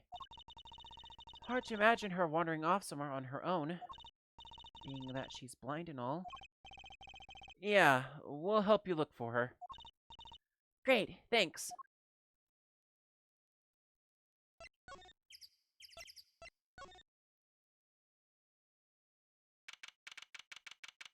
So, backstage. This place is deserted. I wonder where Lamar went off to. I'm sure she's okay on her own. She seems resourceful. I guess. But I can't help worry about her a little. Did she maybe end up in Gavinier's dressing room? Nope. How about her dressing room? Nope, probably not. I mean, it was worth an ask. Okay? Not outside, not in any of the dressing rooms. I guess the only other place to look is the stage. And, oh god, it's pitch black. Ooh, uh-oh. July 9th, 4:46 p.m. in the wings, and it is absolutely pitch dark in here. Huh? The stage is pitch dark. The power breaker must be off for this section. Great. I'll go get someone. Go, Jesus. Talk about a flashbang. Yipes. It was really dark out there. Dark. That's all Lamar has when you think about it. What would it be like to live in a world of darkness? Hey, Apollo. Huh? What? Doesn't something about the stage seem different to you? Like, something's changed? Changed? I can't put my finger on it, but it's bugging me. Now it's bugging me too. Just what is she talking about? Drum set? No, that was... I think that's fine. I still can't believe we found Maki and Mr. Latos on top of that tower. Yeah, I used to not like high places. Now I hate them. It's not like it would have been nicer if we found a dead body closer to the ground. No, that reminds me. Daddy's bad with heights, too. Huh? No kidding. Huh, no kidding. He took me on a Ferris wheel ride a while ago, you know. Halfway through, his face got all green and he mumbled objection over and over. Poor guy. I can almost imagine that. Okay, we looked at that. Something different with the piano? What do you think that was doing in there? Throwing things inside pianos can't be good for them. Not to mention, you wouldn't be able to play whatever notes go with the strings it was on. But the piano was fine during the concert. It must mean it was thrown in here after Maki played. So, maybe someone threw it in here after the second set. It's possible. Look at all electronics. It must be sound related. Doesn't seeing a bunch of machines like this make you just want to fiddle with them? Can I, Apollo, please? No, no fiddling. You'll break something. If you're gonna make an omelet, you gotta break some eggs. That's what Daddy always says. Oh, these eggs look kind of expensive. And I'd rather not you lose any more of your allowance. Alright, we've been around the bush. It's obviously the base case. Hey, the case! Wasn't that open before? Huh. I guess someone closed it. Wait, look! Where the case closes. Something sticking out. That doesn't look like an instrument. You don't think it's... Let's open it, Apollo! Eek! Lamar! Lamar! Emma! We have to get Emma! Lamar was taken directly to the hospital. Emma ran around, barking orders, making phone calls. Trucy just clung to my arm and cried. And me? I was still in shock. 2 bodies in 2 days is too many. July 9th, 5:53 p.m., Hickfield Clinic waiting room. Emma, how's Lamar? Is she okay? Ah, you. We all owe you a big thanks, that's for sure. So, she's okay? Yes, she came to a short while ago. We found her before it was too late. That's good to hear. So, what happened? Someone attacked her. She was struck on the forehead. By who? We don't know. But they hit her on the forehead, right? It's right in front of her. How did she not see... Oh. Right. Would you like to see her now? Is that alright? She wants to thank you for saving her life. So move automatically. Here. Okay. Lamar! Mr. Attorney. You were the one who found me? Thank you from the bottom of my heart. I'm just glad you're okay. Tell me, what happened?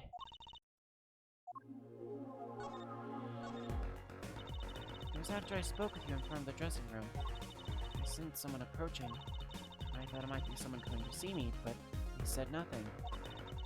When I went to return to my dressing room, you were ahead? I knew at that very moment, I knew. The assailant was trying to kill me. No! It was lucky for me the first blow did not knock me out. I turned and ran from the stage. Someone was chasing me, I could hear footsteps.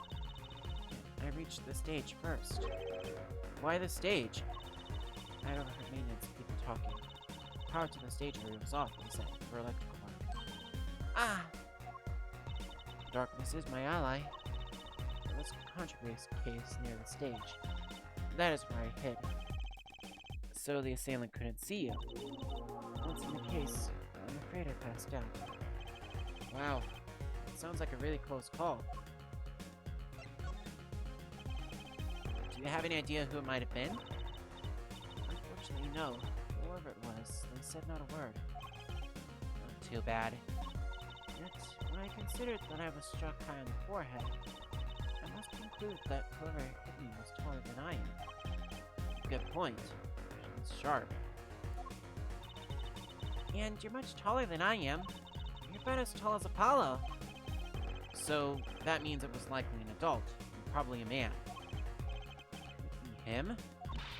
Why would anyone attack you, Lamar? The detective asked me this too. And to her, I gave the same answer I gave you. I do not know.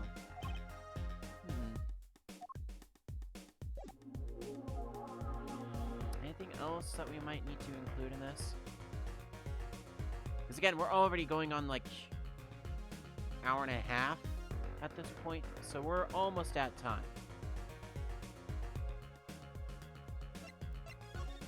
Almost at time for this first segment. Yeah. Lamar, I wanted to ask you about this. Do you happen to know what this is? This is what? Mr. Litthouse was carrying it. It's a replica of the thing that he was after. He was after? You know, in his secret identity. As an undercover agent. So that's what he was doing. You mean you know what? Yes, I know, of course. This must be the Virginian cocoon. A rather convincing replica thereof. Why haven't I heard of a Virginian cocoon before? Why would he be carrying this around? Was it some kind of souvenir? I wonder.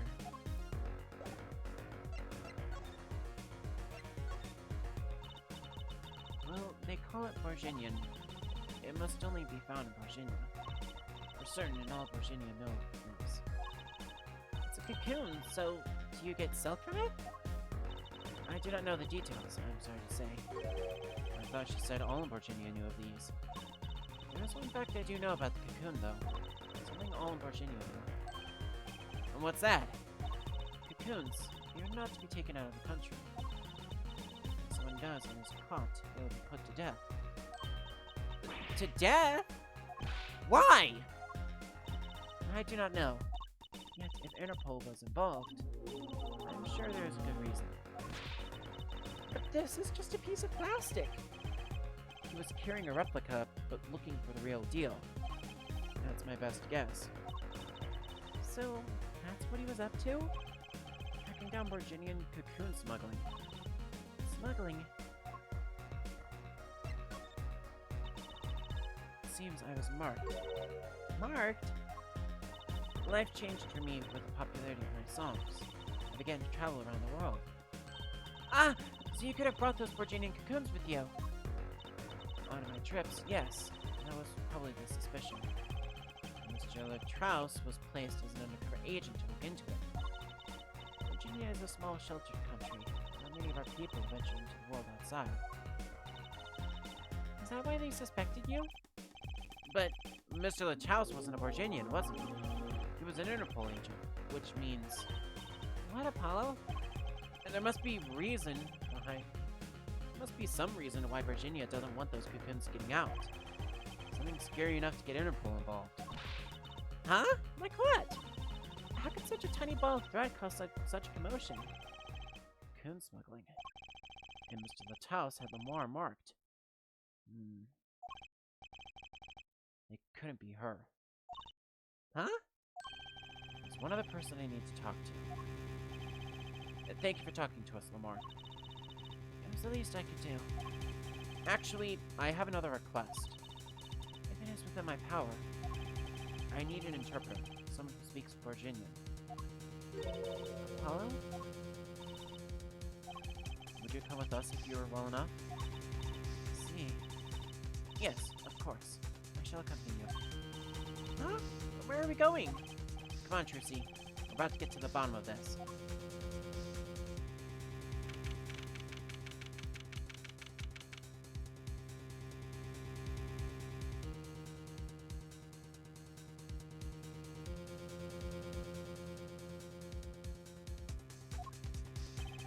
Lucky.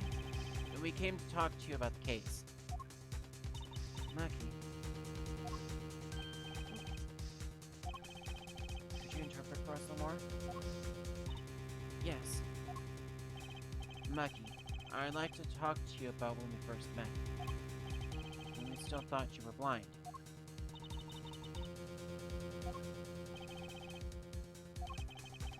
Now we know the truth. You can see, right? I was completely fooled myself. Maki, isn't there another secret you're hiding from us? Wait, Mr. Attorney. What did you mean by secret? What do I mean by secret? Well...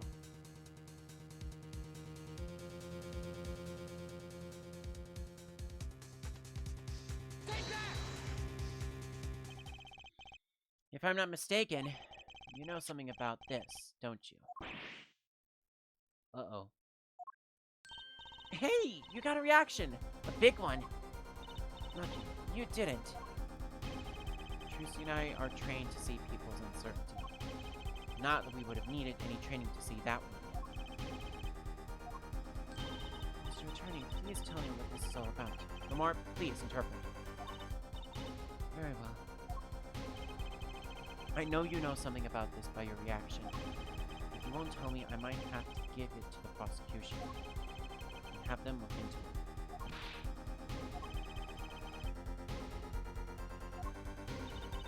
He asks you to wait. Do not be so hasty. Maki!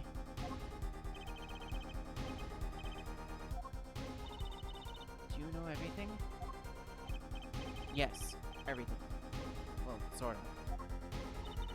Have him tell us about it. Very well.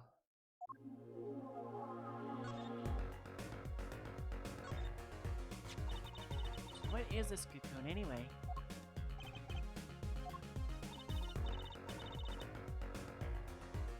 The cocoon with silk is a potent cure. Cure? It must cure some disease. Cure for Incuritis. Cure for Incuritis? Updated in the court record. But if it's a cure, why keep it in the Virginia like that? Just think of all the lives I could save by sharing the medicine. I do not understand the reasons myself. Okay, well, at least we know what it is. A cure. Mr. Lataus was after cocoon smugglers. Wait, was Maki... You weren't. He couldn't be a smuggler. He's so little. Well, you're only 15 and you're sort of a magician, aren't you? Well, that's true. I am sort of a magician. She said sort of. Have a copy of that security camera tape. Well, Maki, are you a smuggler?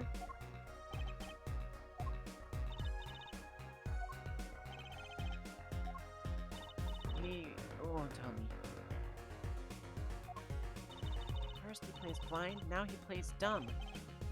I wonder, You think he brought a cocoon here to sell it to someone? Like he really did bring one into the country. Is he planning on making a deal for its sale? I can't go home. Can't go home? I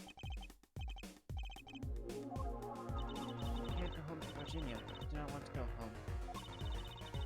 Penalty for taking a cocoon from Virginia is death. That's right. It's punishable by death. About the case. What about the case? You want to tell us about Mr. Lichthouse's death? This meeting's over. Darian? What do you mean? Visiting hours aren't over yet. There's a call for Maki from the Borgianian embassy.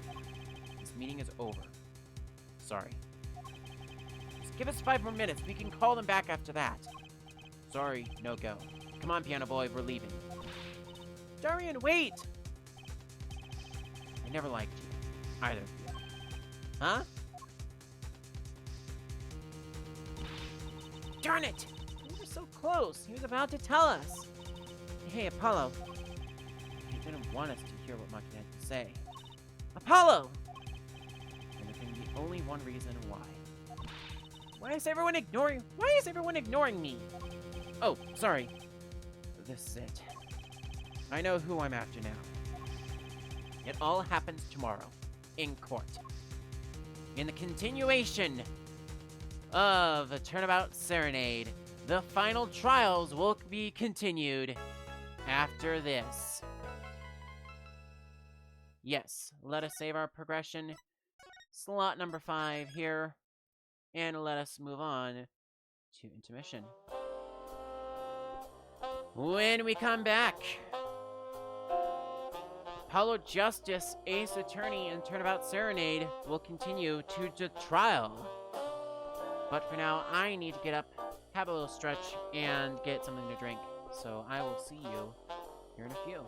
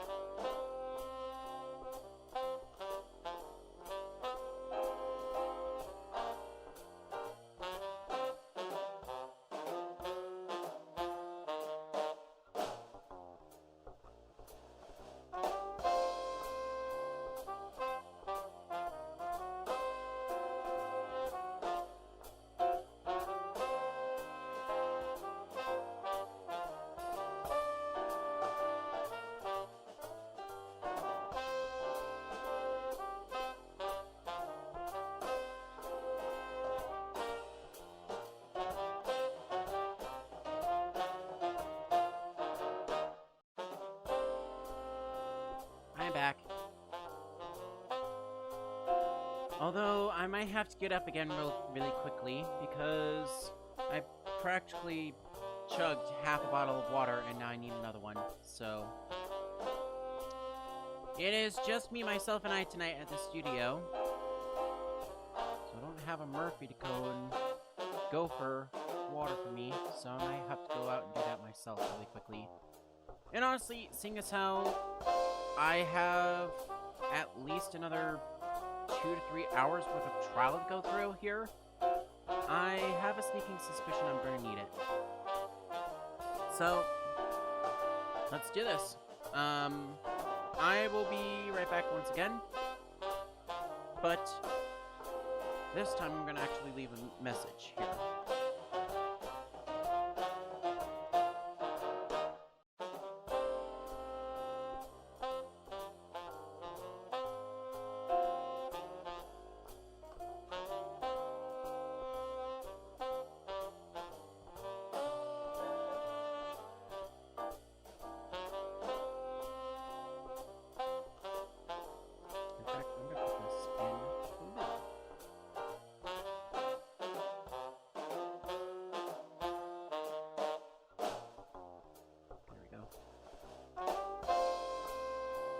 Break for snacks and water. We'll be right back.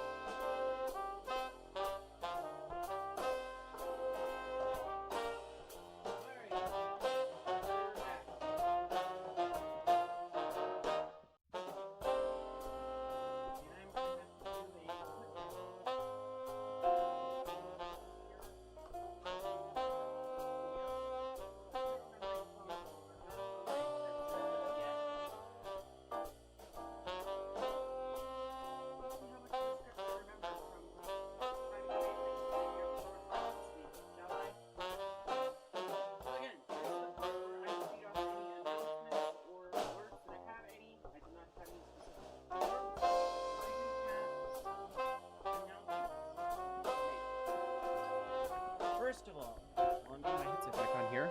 Hi. You can probably hear me a little bit better now. Alright. This is the part where I would read off any alerts and announcements that I have. While I don't have any announcements... while I don't have any alerts, I do have a few announcements. We have unfortunately decided to cancel the stream for Sunday. So there will be no Minecraft Survival Sunday tomorrow. Tuesday, Thursday, we are going to have the 2-part Apollo Justice Ace Attorney finale. Both of those will be starting at 2 p.m. And for Tuesday... I just clicked the wrong button. Hang on a minute.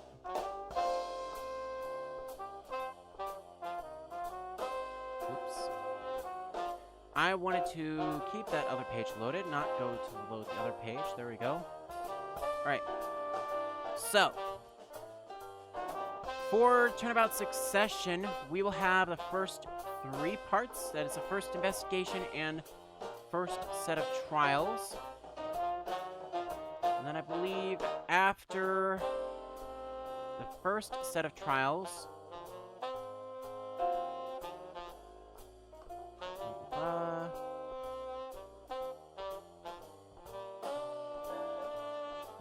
So we're going to basically have 2 cases in one. The first case will all be covered on Tuesday, and then the second case will be on Thursday. So we're splitting it basically to, for those that know the game, the part where we get involved in the Mason system. That specific part I will need to look into just a little bit, but it is my firm belief that we will cover the Mason half of that chapter of Turnabout Succession in the Thursday half of the adventures. And then Saturday, the 24th, will be our next Minecraft stream survival. And again, it's going to be on a Saturday. I wanted to have it be Sunday, this last Sunday, the 18th, but again, I streamed for 3 days in a row, and I'm just physically exhausted. My voice is just killing me tonight, so I'm going to stick it out for the next couple hours or so, but after that, I'm probably just going to take the next couple days to just be on voice rest and just record some stuff for myself. Other than that, all of the streams from the VODs up until now are ready to go live, and they are being sent over to the DMA VODs channel. We're getting the thumbnails all sorted out, probably Sunday, Monday, and then stuff will be live then. Streams for the 15th and 17th will also be published sometime before February 26th.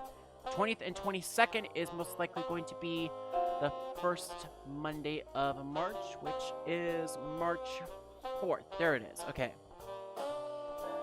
So streams from the 20th and 22nd will be available on March 4th, and then we're just going to go... Each stream week is going to be available the following Monday of next week. So I'm going to give myself 1 extra week beyond everything to make sure that everything goes live. So, with that said, I believe that is all of my alerts. I do not actually have any shoutouts thus far for the stream, but I do want to make a note as well that those of you that are hanging out in the chat, regardless if you can actually chat with us or not, thank you very much for watching DMA Live here at twitch.tv/DanMetroArnold. If you would like a free Lurkers shout-out, go ahead and type !lurk in the chat. We'll make sure to give you an audible thanks for dropping on by. With that said, we are about a third of the way through our stream tonight, and I'm going to bring you right back on over to the game just as soon as I get this back up and running. And we will continue on to the next chapter, just as promised. Also, I should unmute that so we can actually listen to that again. Here goes.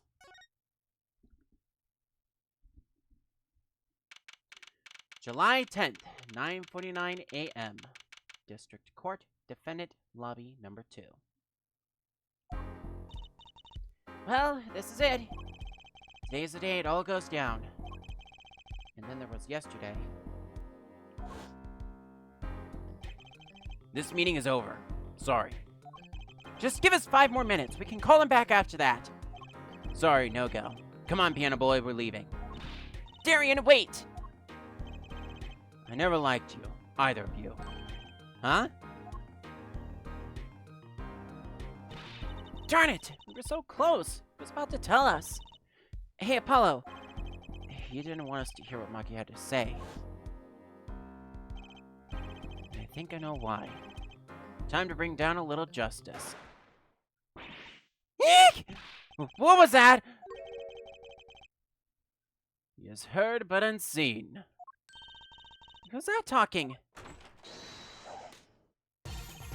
Valakramari! Exclaimed as he walked in through the door normally. You are the witness today, are you, Uncle Alan? A preposterous proposition. How could I stand to stand upon the stand? Why, my secrets would be free for the plucking. I might even have to sign autographs. That is why I intend to remain hidden for the entire day. Woo! With vanishing magic? Indeed. I will jump upon an express train and express myself over to the next town over. But before I go, a word of warning. Warning? What? The Grand Grimoire Glamour resides at the root of all that has happened. Do not forget this truth. A glamour? A spell, a sorcery, a great illusion. Miss Trucy, though it pains me to part so, I need to get in line for a ticket. Farewell. There he goes. He sure seemed happy about that illusion thing. Oh, big illusions are the bread and butter of a magician. You can't pull off a show with that one. The big illusion is always a spectacle to remember. Usually it involves cutting up things like people or elephants, or the Eiffel Tower. Anything, really. So he was talking about what he saw at the concert. The Morse disappearing act. And Prosecutor Gavin's exploding guitar. Well, I wonder what he meant by it being at the root of all that has happened. Well, it's about time. Shall we go? Excuse me, sir. Yes? The scheduled starting time for the trial has been changed. The trial will not be commencing until 10:30 a.m. Sorry for the inconvenience. Huh? Did something happen? Well, this is a first. It was by the judge's request, a submergent personal business. Great. I bet he stayed up too late last night watching courtroom dramas. Apparently he's visiting the hospital again. The hospital? I believe it was mentioned that the Chief Justice's son is unwell. Apparently his condition worsened considerably this morning. Chief Justice's son? Oh, that's right. Remember yesterday morning? The judge said that he had to go visit him after the trial. There's an article about it in the newspaper, if you care to read about it yourself. Newspaper article added to the court record. Pancreatitis. Wait, where have I heard that before? I'll let you read that article for us, Apollo. Aww. Really? You shouldn't have. No, really, you shouldn't have. It's literally Swahili. I can't read a damn thing other than disease strikes close at home than ever before. Pancreatitis syndrome, first case in country. Oh well. Just leave the TV guide page to me. Try not to lose a page with the funnies if you can. Yeah, because we all need a good laugh. July 10th, 10:30 a.m. District Court, courtroom number 3. My apologies for the delay. Court is now in session for the trial of... how do you say the name again? Maki Tawai, a suspect fortissimo. Right, it's his trial in any case. Defense is prepared, Your Honor. The prosecution is ready to rock. Is something wrong, Your Honor? No. Well, yes. It's just... I've been friends with the Chief Justice since we were students. It pains me to see him going through such a difficult time. Pancreatitis, was it? That article said there is no known cure. I had a judge, and let me say with all honesty, I feel your pain. But now is not the time for tears. Now is the time for law. Indeed. We left off at quite the juncture yesterday. Ask Interpol about that number. IPXX314206. The agent registered under this number was Romain Latros. But thanks for looking into that for us, Detective Percent. It's a great help. Oh, no problem at all, Your Honor. I'll be heading out. Hold it! Wait! That voice just now. It was him. I am sure of it. It was him? That voice I heard talking to Mr. Latous when I heard the gunshots fired. It was him. It was Mr. Darien. No way. Quite a sensational ending. Who would have thought that Darien would guest star in the season cliffhanger as a suspect? I ask the prosecution to look into this matter. Please tell the court your findings. Darren Crescent is a member of my band, the Governors. He is also a detective, making the current charges serious indeed. Yet, after investigation, I have found no cause to alter our case or file charges. And your reason is? Weren't you aware her forehead? He has an impeccable alibi. An alibi? Let us review the facts again, shall we? The concert held on the night of the shooting was in 3 sets. The Governors ripped up the stage during the first set. For the second set, our guest took center stage.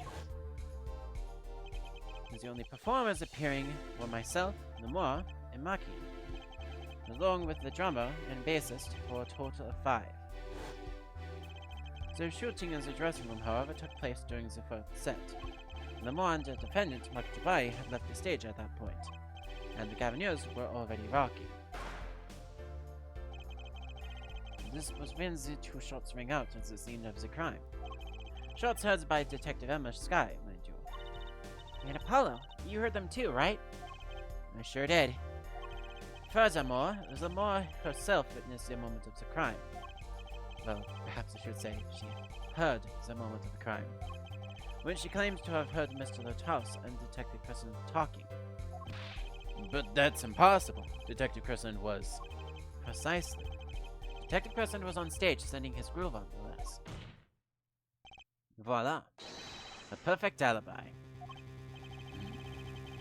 Does the defense have anything to add to this? It's true. I heard those gunshots. He must have been on stage. Still, there's something here that doesn't quite add up. It appears the defense has no objections. I believe we can safely say that Darian Crescent's alibi has been acknowledged. Which means that Lamar was sadly mistaken. Her testimony cannot be true. Very well. Of course, if we disregard her testimony, then I see no evidence keeping us from declaring a verdict. If indeed there are no objections. Uh-oh, Apollo. If he declares a verdict now... Ah! Prosecutor Gavin's case is airtight. Lamar might have been trying to protect Mackie. How can I rely on her testimony? Wait. What about yesterday in the detention center? About the case? What about the case? He wants to tell us about Mr. Lothaus' death. This meeting's over.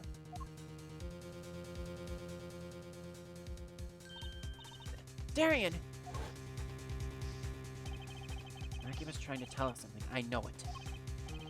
Maybe the best thing to do is ask him under oath. Very well, the court finds the defendant... what was his name again? Objection! Your Honor! No, that wasn't it. It was something like Marquis or Mr. Justice. Your Honor, before you declare a verdict, I would like to call another witness. Exactly who else do you need to hear from? A witness who, until now, has not been given a chance to speak in this court. Because he doesn't speak English. You don't mean... I do. The defense would like to call the defendant, Maki Tabai, to the stand. What? But he doesn't speak English. We will use an interpreter. Interpreter? I'm afraid you'll have to look elsewhere. I only speak a few phrases, such as I love you, where's the toilet? The defense would like to request Lamar as the interpreter. Lamar? But there's a possibility she's protecting the defendant. But she'd be interpreting for the defendant. Why would she lie? This is most unusual. Bravo, Herr Forehead. Herr Judge, the prosecution agrees with the defense's request. If Lamar lies, I'll be able to tell. Even my limited knowledge of the language should be enough for that. Well, if prosecution and defense are for this, I see little cause for refusal. Finally, some progress. Bailiff, please show the defendant and Lamar to the witness stand. I suppose there's a first time for everything. Shall we proceed? Your name to begin with, if you would, Lamar. Yes. It says Maki Tabai, the defendant. This is certainly a first for this courtroom. Not that we really need an interpretation of that message in particular. So far, so good. Very well, Mr. Justice, if you would, please. Huh? If I would what, Your Honor? Would what? You called the defendant to the stand, did you not? What would you have him testify about? What do I want him to testify about? Ugh! I hadn't thought that far yet. Hello? Aren't you going to ask him what he was about to tell us yesterday? How can I if I don't know what he was saying? Excuse me, a moment if I may speak. Yes, Lamar? Just now, Mackie said there is something about which he wishes to testify. Mackie wants to testify about something? What could it be? What sort of testimony is he talking about? One moment, please. Ugh, suspense is killing me. Give me both, Apollo. What? What? What? What? Well, Lamar? According to Maki, he has proof of his innocence. What? This is a surprise. Yahoo! Victory, Apollo, we did it! This is sounding too good to believe. You know what that usually means. Well, if that's true, then this is vital testimony. Lamar and Maki, please testify to the court. Very well.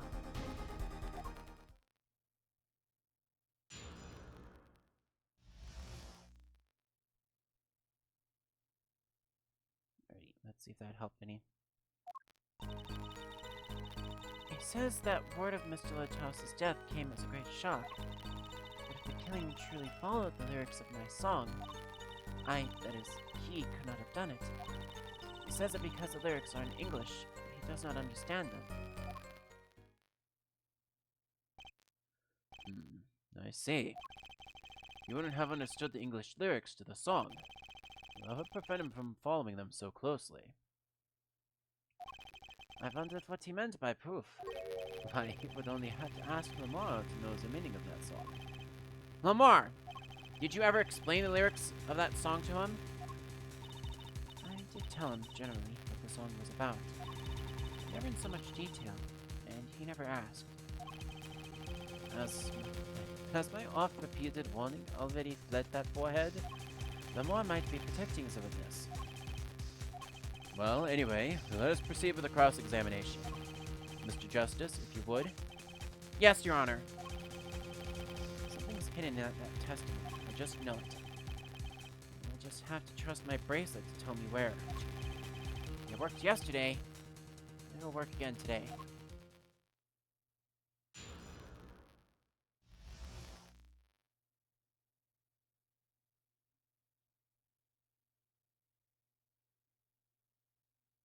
Alrighty.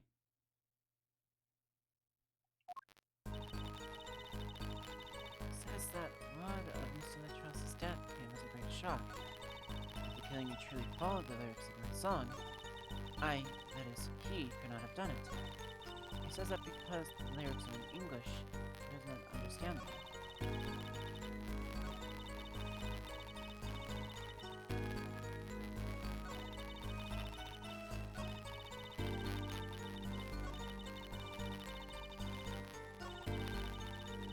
Sorry, I'm being kind of trying to see if there's anything in particular that I could possibly perceive in general, but I don't see much of anything here. However, I'm going to start on this particular line.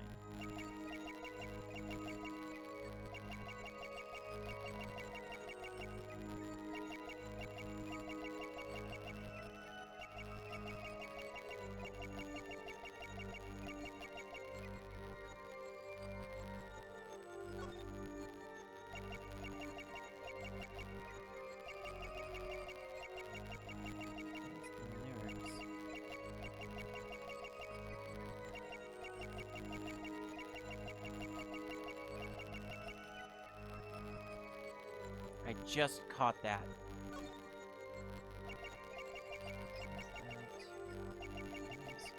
Lyrics.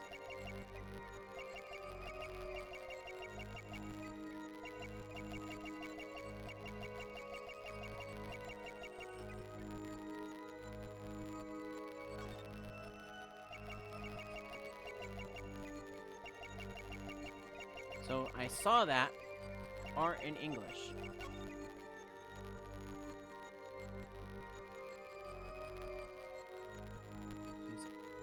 Maki is glancing over at Lamore, specifically about the part that they're in English. Gotcha! Gotcha!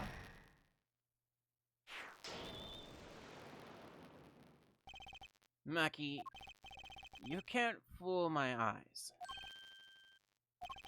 You glanced toward her the very moment Lamore said the word English. Why? And don't bother interpreting that. He understands me. Maki, tell the truth. You can't understand English, can you? What are you saying? Of course you can't. Must you continue this charade? Mr. Justice, Maki says this. I know the word English. Huh? Before coming to this country, he heard me speaking English. He learned the name for this language. That is all. What? Give me a break! That's such an unusual word to understand. Do you not know Espanol, for instance? Well, yeah, but... I am sorry, but he truly does not understand your language. Well, then explain this. How does he know the crime followed the lyrics? Have you always been such a suspicious-minded lad? It is simple. So simple it hardly requires an explanation. You read about it in the newspaper. Newspaper? Virginian Daily Bugle. You can buy it in this country these days, you know. We have already begun to report about this case in our homeland. And I was right. What is wrong, Mr. Justice? Your eyes, they are quite fierce all of a sudden. Maki is lying. Maybe it's time to show them proof that he is lying.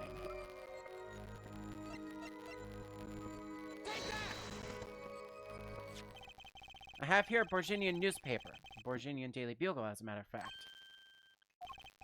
Indeed, there is a feature article about the case. Could you read this for me, Maki?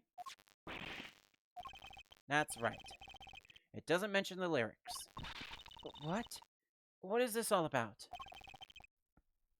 I'm sorry, Maki. You couldn't have read about the lyrics in the Borginian newspaper.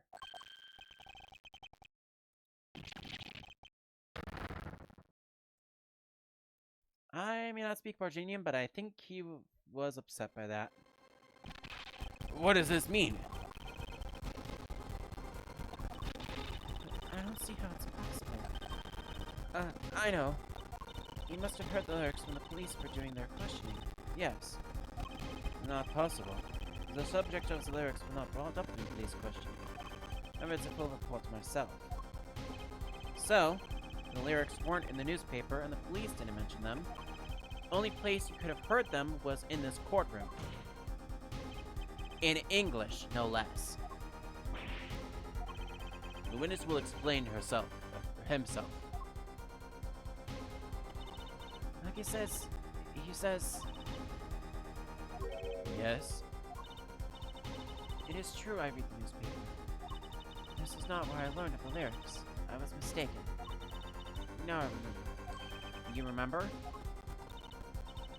He says he heard the lyrics from me.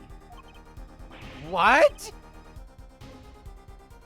Is this true, Lamore? Yes, I'm afraid I have forgotten it myself. And it looks like Head 4-Head's been jumping to conclusions again. It seems so, yes. No. No! I was onto something, I know it! I can't let this chance slip away. Time is an issue today. Mr. Justice, are you finished with the cross-examination? What are you going to do, Apollo? If I'm going to keep on cross-examining, I'd better have an angle of attack. Or else. My bracelet's still reacting. Your Honor, please allow me to continue. If you must, you must. Very well, witness. I understand.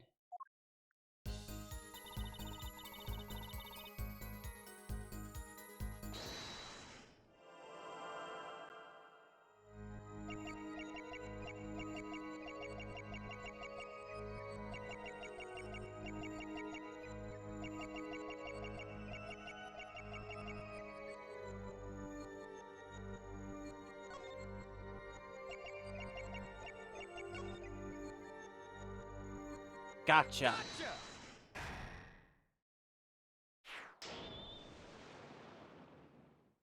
Lamar, I'm currently cross-examining Maki. Why should you be uncertain? Me uncertain? Yes. You swallowed the very moment you told the court. It was I who explained. I see there's little point in trying to hide anything from you. Lamar, are you indeed protecting someone? That is not a question with a simple answer. To tell the truth, I do not believe it myself. Then allow me to answer for you. Lamar, I believe you're protecting this person.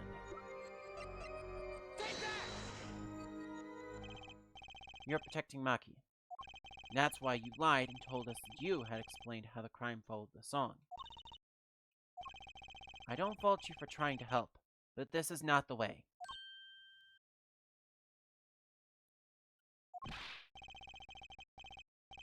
Maki, I believe you didn't do it. Really, I trust you. But you've lied to us twice. And now you have Lamar lying on your behalf. If this is going to work, you have to trust me too. Your two lies cover a simple truth. You understand English. You have to. Ah!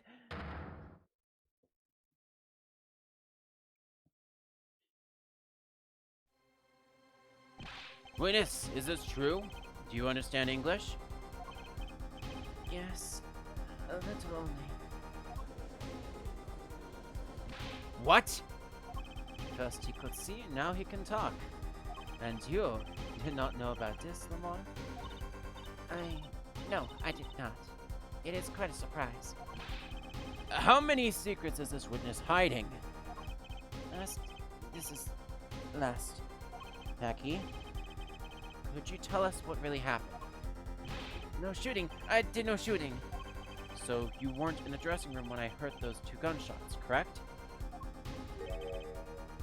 Apparently, the answer to that question isn't simple either. I was in the dressing room, behind desk, manager, here on floor. Which would be after the shooting, right? Then there's voice. Voice? Or voices? Was it you and Emma, Apollo? So when Maki went into the dressing room, Stewart's house had already been shot. And then we came to the door. Yep, I take off, run away. So it was you who escaped through the air vent. As the prosecution has upheld all along, no less. The defendant has admitted to being at the scene. Might we take this as a confession? Objection! No, he has clearly denied that he did it. I know shooting. Manager on floor. Already on floor. Objection!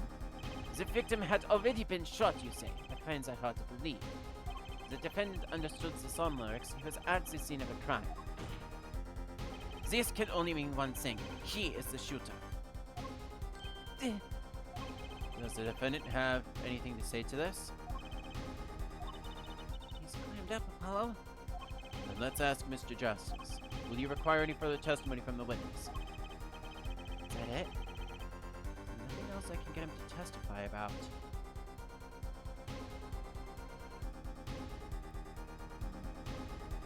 Wait. No, of course there is. What is this cocoon anyway? Cocoon silk is a potent cure. A cure? Maki, are you a smuggler?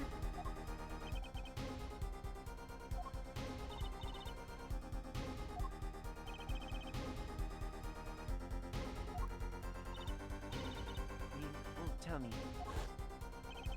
The cocoon has to have something to do with this. Maki, please, tell us the truth for your own sake. No more speak. Not to any of you. So much for your precious trust, Herr Forehead. Hey, you were the one who didn't believe him. With regard to this brings us to an impasse. It does seem that the defense and defendant are at odds. I doubt we are likely to learn anything more of value should this continue. I see no other course but to declare a 5-minute recess. The defense will work things out with the defendant so that we might proceed. This could be difficult. 11:23 a.m. District Court, Defendant Lobby Number 2.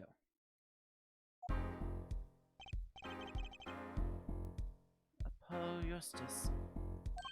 That's justice. I don't know how to say it if you ever want to get some. Relief. I know shooting.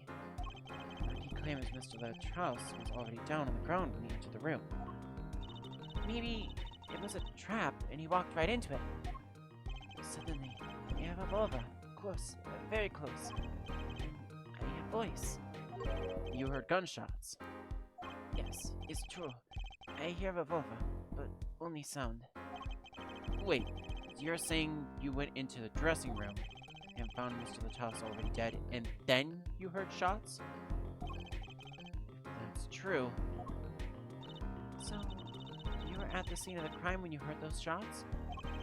And you escaped through the air vent? I know. Huh? What do you know? I know if I opening vent, I'd leave stage and backstage. So the vents went to both the stage and the backstage area. Is that what he means? Hey, he's right! Look, Apollo! Oh, yeah. But how did you know it was connected like that? Wait, I thought his father was the architect that designed the hall or something. I hear this from a magician. Magician?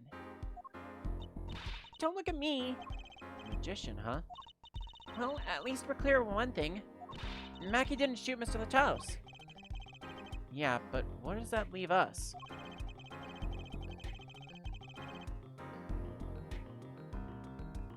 We're supposed to say he went into the room to find the body, and then he heard the shots? That one's going to go over well in court. Not. Apollo, you're his defense! You're supposed to believe whatever he says, even lies. That's what Daddy always told me. I'll just pretend you misheard him every time. So, what do we do? You're sure you won't testify, Maki? No talking. No. Well, it was worth a shot. A cocoon. I can't go home. Can't go home? I can't go home to Virginia. I do not want to go home. Penalty for taking the cocoon from Virginia is death. That's right, it's punishable by death. Of course, he's scared. Well, I guess we'll have to try a different approach. That's the spirit, Apollo. So what's your plan? If Maki won't testify about it, we'll have to get someone else to testify. Someone else? I think we're out of time. Let's get back in there. Right.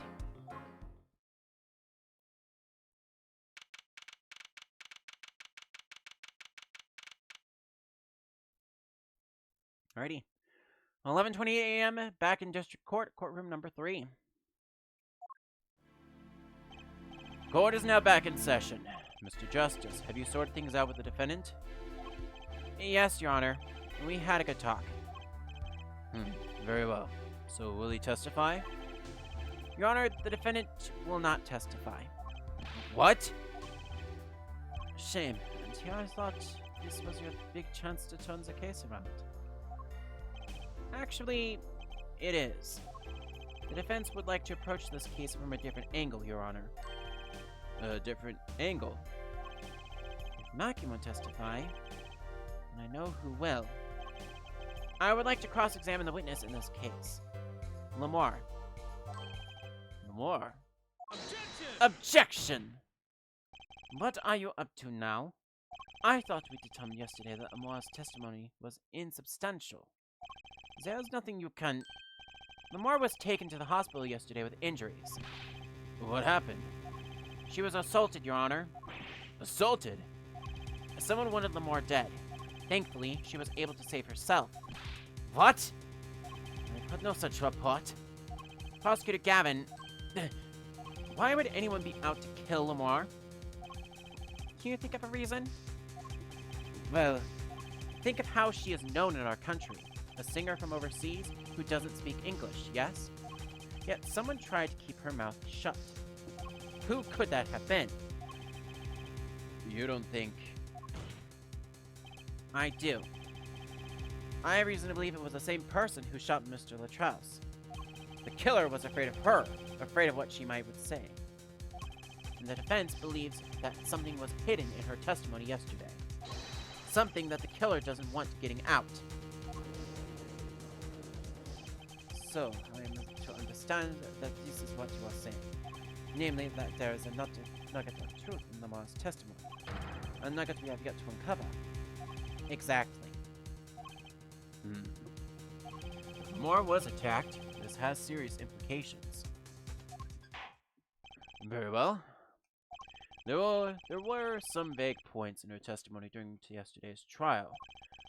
Perhaps we did not inquire as deeply as we might have into some. The court will hear Lamar's testimony once more. Lamar, I must apologize. We must ask her to stand again to speak. You need not apologize. I know that Maki is innocent, and I will do all that I can until the court realizes this. So let's review your testimony from yesterday. You told us that you heard 2 gunshots and the shooter's voice through the window, and that the voice belonged to Darian Crescent, yes? That is correct. At which point I proved she could not be correct. She couldn't have heard any of those things. The small window at the scene of the crime was closed and was found not to be quite soundproof. You have nothing to say to that, Mr. Justice. I don't know exactly what yet, but I do know there's something there. There is, it seems, much you do not know. And yet it is my duty to hear him out. Perhaps the witness would be so kind as to testify once more to the court? Of course, Your Honor. Witness's testimony. What I heard. Right back into this, shall we? I was on my way from the stage to the backstage exit. That's when I heard them, Mr. Latrause and the detective. I heard the faint sound of a gunshot and stopped. Then I heard another gunshot. There was a smell of gunpowder. I knew I must tell someone, but I was in a hurry, so I kept moving past the small window.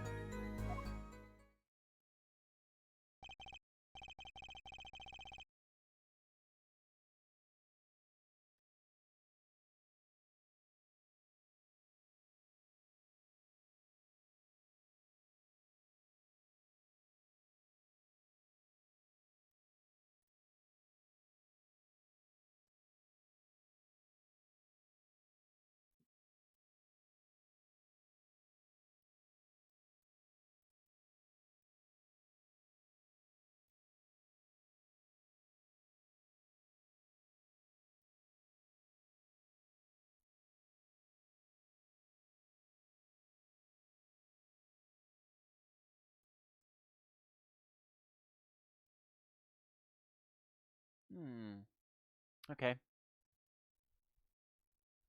Alright. Sorry, I was looking at some notes here, making sure that I had everything right. Let's clean up some windows here, actually, because I've got a lot of stuff going for me. And... yeah.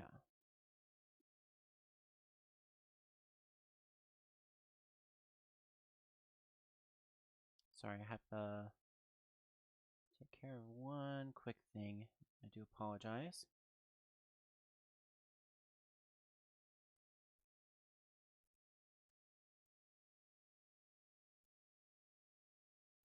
Right. Sorry about that, everyone. I had to take care of something really quickly. And get a link set out to someone that missed it earlier.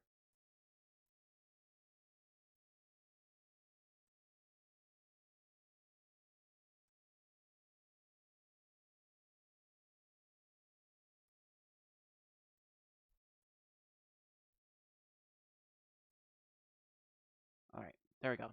Sorry about that, everyone. Okay. So I got that reloaded. Should be fine. All good to go. All right. Pretty much the same as yesterday's testimony. I'm sorry.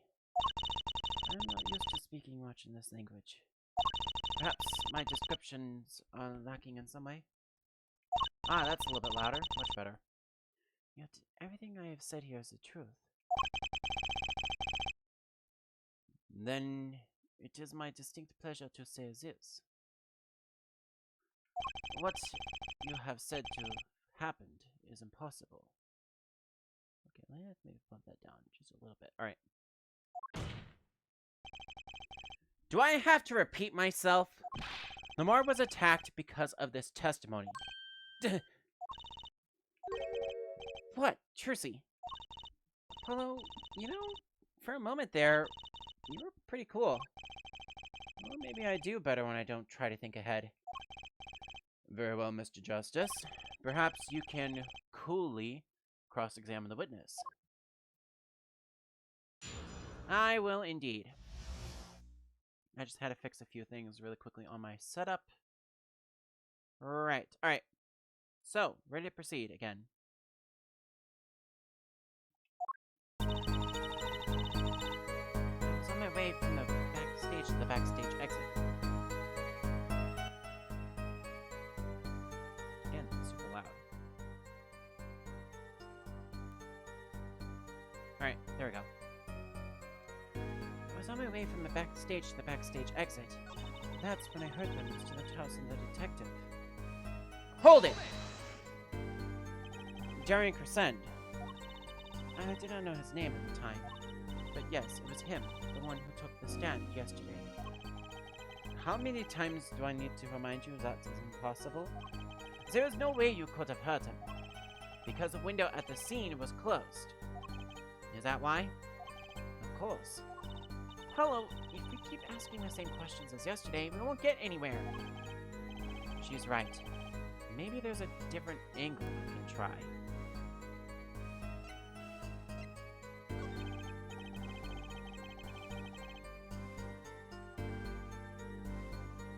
Oops. Oh, no, you stop that. You stop that right now.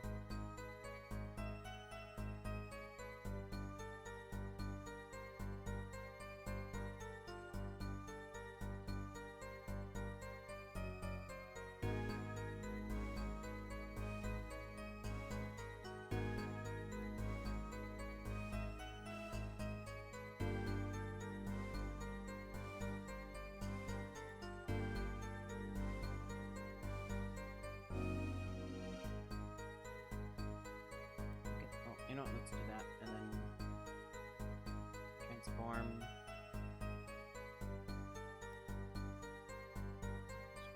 Alright, there we go. Alright. Gosh, dang thing keeps breaking on me. Anyway. Lamar, do you by any chance remember what they were saying to each other? If so, please tell us.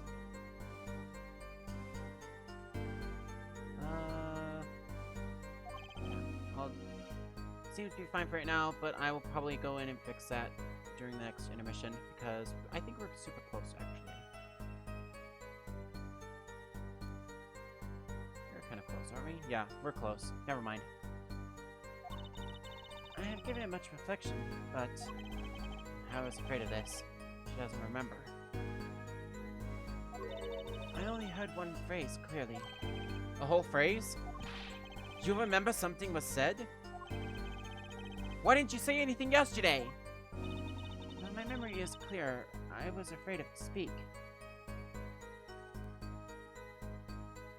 I need a little bit more of that. You see, I do not understand what was said. This could be it. The clue I've been waiting for. Well, what did he say? It was the other man speaking, not Mr. Latrance. The shooter, then. Percent. Well, what did he say?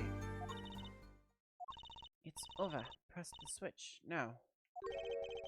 Switch? And the shooter said this to the victim, Mr. Latrance. I thought it quite strange myself afterward. It is a mystery. What could it possibly mean? Mr. Justice, care to shed some light on this? Ugh, I mean, sure. I'd be delighted. It's very, very vital. Maybe we could add that to the testimony? Maybe, Apollo? Hey.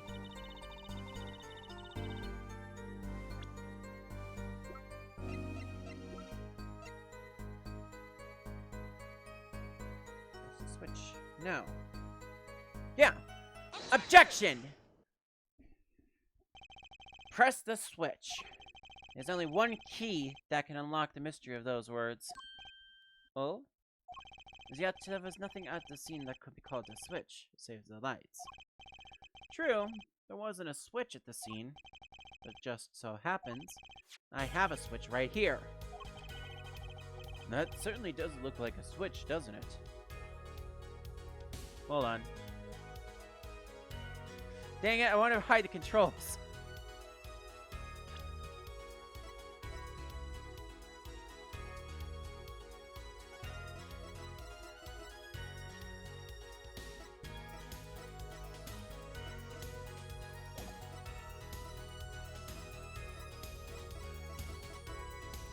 Damn it, I wanted to hide the controls so that way I could have that show up and be like, well, that certainly does look like a switch, doesn't it? And then just have the picture just be an actual switch. If someone can do that, that'd be great, but alas. Problem is, this was found not at the scene of the crime, but on the stage. The stage? Where the concert was held, yes. This was found hidden there. On the stage. Are you claiming that the voice Lamar heard was of someone commanding another to press the switch? It's a possibility. Objection! Objection! Oh, your forehead. I call that an impossibility. Why? It's hardly necessary for me to remind you of the court. It's hardly necessary for me to remind the court of the layout of the concert form. The stage is quite far from Lamar's dressing room. Not to mention that the Governors were in the middle of a concert set on said stage. We aren't known for being a quiet band. You could shout all you wanted and not be heard. The detective voice was loud, but certainly not a shout. So to have her forehead's cries of possibility fall short of being heard. Sorry, but he wouldn't have needed to shout. Excuse me? You heard what I said, or do you need me to shout it out for you? It would have been quite simple to be heard on stage from that dressing room. Oh, wait, you like evidence, don't you? How about this? Using this, it would be easy to get a message from someone on the stage to the dressing room. Or from this on stage from the dressing room. Prosecutor Gavin, perhaps you're familiar with this? Why, that's... What? What is it? Is that some kind of newfangled phone they invented while I wasn't looking? This is a type of transmitter, a communications device. Communications device? From what I've heard that night, everyone on stage was wearing one of these. Isn't that right, Prosecutor Gavin? Yes, actually. Therefore, talking between the band members. We all had one on. So you admit that if you were wearing one of these, talking from the backstage to the stage would be simple. Objection! True, but wait. Those send out an electronic signal. To avoid interference with the audio systems, their range is quite limited. Moore said it was about 30 feet, right? Look at the cross-section diagram of the concert form. Exactly. The walk from the stage to the backstage seems far, but the direct distance is less than 30 feet. That can't be! So, when Lamar heard the shooter's voice, he could have been talking to someone on stage. Objection! You're claiming this is the switch in question? Why did it have to be on the stage at the time? It could be placed in a pocket and carried anywhere. Someone could have hit it on the stage after the fact. Hey, he's got a point. How do we know where it was when she heard the voice? And the shooter said press the switch. Well, I guess we don't. An unfortunate situation. I'm afraid that until we know where the switch was, there's little point in debating it. Ugh! I was sure this was a way to go with this. What is this switch anyway? We don't even know what the basic fact. Wait a second. I do know what this switch is. And if you follow that train of logic to its incredible conclusion, it ends up in proof that completely changes this case! Whoa, that was loud. Sorry about that. What's up, Apollo? Apollo? We know about the switch, right? We know what it is. Yeah? Well, think of when it was used that day. Think of what happened. Well, Mr. Justice, if you have no further information to share concerning this switch... Your Honor! Yes, Mr. Justice? I've been remiss in not telling the court this before, but I know what this switch is.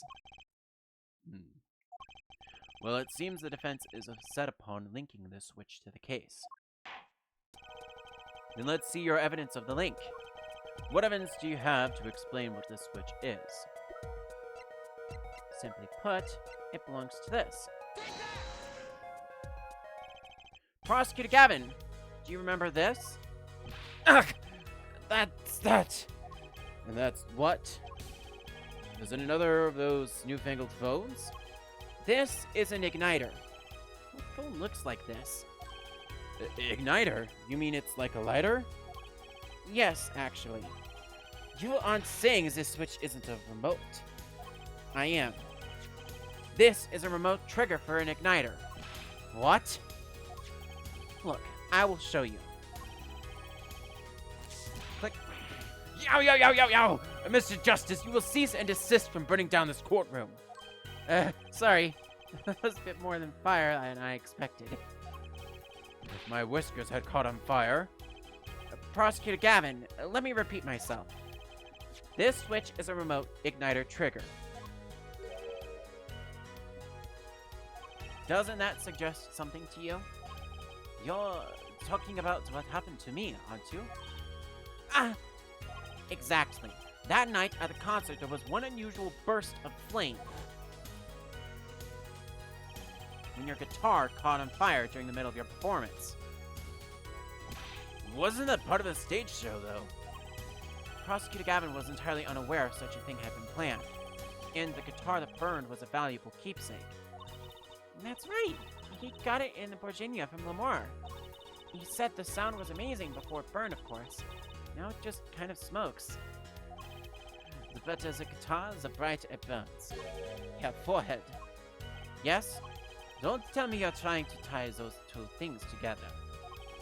Those being the shooter's voice heard by Lamar, and the guitar suddenly catching on fire? I am. It's really simple when you think about it. Mr. Lataus and the shooter were at the crime scene. The shooter was wearing a headset. He ordered someone on stage to press the switch. The switch was pressed and the guitar caught fire. Well, that does seem to make sense. Though something about it is bugging me. Can't quite put my finger on it. Really? It seems pretty simple to me. Objection! Have forehead, don't destroy what little respect I have for you. I was expecting something a little more sensible. I guess I was wrong. What's this all about, Prosecutor Gavin? A simple story simply makes no sense. Think, that night my guitar caught fire, yes. The cause may have been this indeed. However, the guitar caught fire during the second set. Ah, that's right, of course. Guitar caught fire during Lamar's performance. Indeed, yet the shooting happened during the third set. The two are utterly unrelated. Yes, that must have been what was bugging me. The whole premise for this is faulty. See? His story makes no sense. Objection! Objection! Are you sure about that? What exactly do you mean, Mr. Justice? Maybe it's not the premise for my explanation of the switch that's at fault. Maybe it's our premise for the entire case thus far. And what premise is this, specifically? I'm glad you asked. I'm saying that maybe the killing didn't take place in the third act. Objection! What's this? But Detective Emma Sky heard the shots and found the body. All of this happened in the third act. Objection! Gunshots rang out, and according to his testimony, Maki was in the dressing room at the time.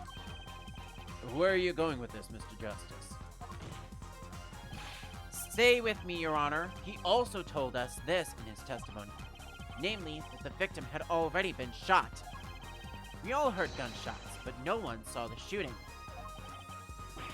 This is insane! Just before the shooting took place, the shooter was heard on his headset, telling someone to press the switch. The next moment, Prosecutor Gavin's guitar burst into flames.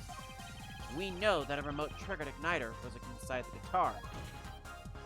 From all these facts, we can draw only one conclusion. The crime did not take place during the third act, but during the ballet performance, the second act. What? Order! Order! Order! But that goes against the evidence. What does, Your Honor? This crime was carried out according to the lyrics of that song, yes? Hey, he's right. Look! The bullet is supposed to come after the fire.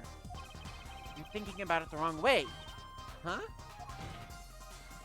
Look, why would the shooter craft the events of the day to follow the lyrics anyway?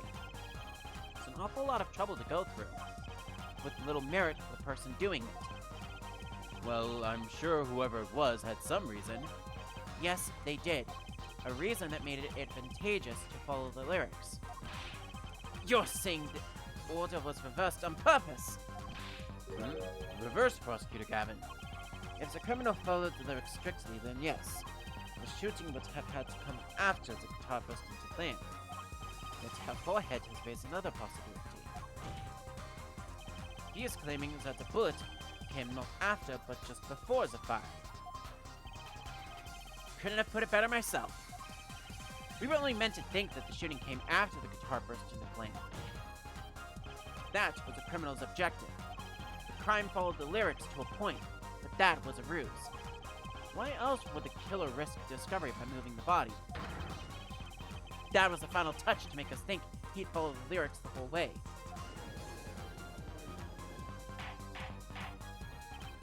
Order! Order! Order! That would explain this most unusual situation. It does. The killer changed the order of events to create himself an alibi. In other words, the killer was someone who had an alibi for the third set, but not the second. Objection! I was hoping it wouldn't come to this, but sadly it has. Let me tell you why your little fairy tale makes no sense at all. Oh, that sounds good, I'll give you that. You've given us a reason why the killer bothered following the lyrics of my song. But I question your logic, for it's flawed from the very beginning. Flawed? Yes. The contradiction therefore had once I pointed out several times no less. At the time of the crime, as a small window at the scene was closed. How could Lamar have heard a voice through it? Oh. I know that you would like to divert our attention from this critical fact, but you're basing your entire line of reasoning on a false premise. Right. Lamar's testimony is my entire case. At least she heard the shooter's voice. What if she couldn't hear it, Apollo? Look, what do we have? A man saying press the switch. And in the crime scene, we have a switch, which acts as a remote trigger for igniter. And last but not least, Prosecutor Gavin's flaming guitar. It can all be coincidence, but how do I make it work? See, a more direct line of questioning is required. When the crime scene was investigated immediately after the crime, that window was closed. Can't you tell us how Lamar heard the voice? Key point to be sure. Mr. Justice, can you explain this to the court?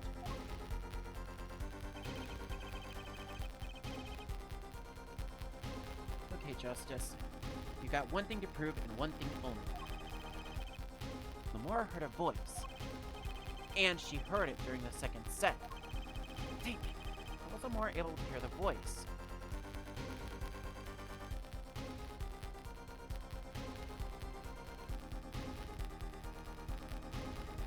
How was she able to hear the voice indeed?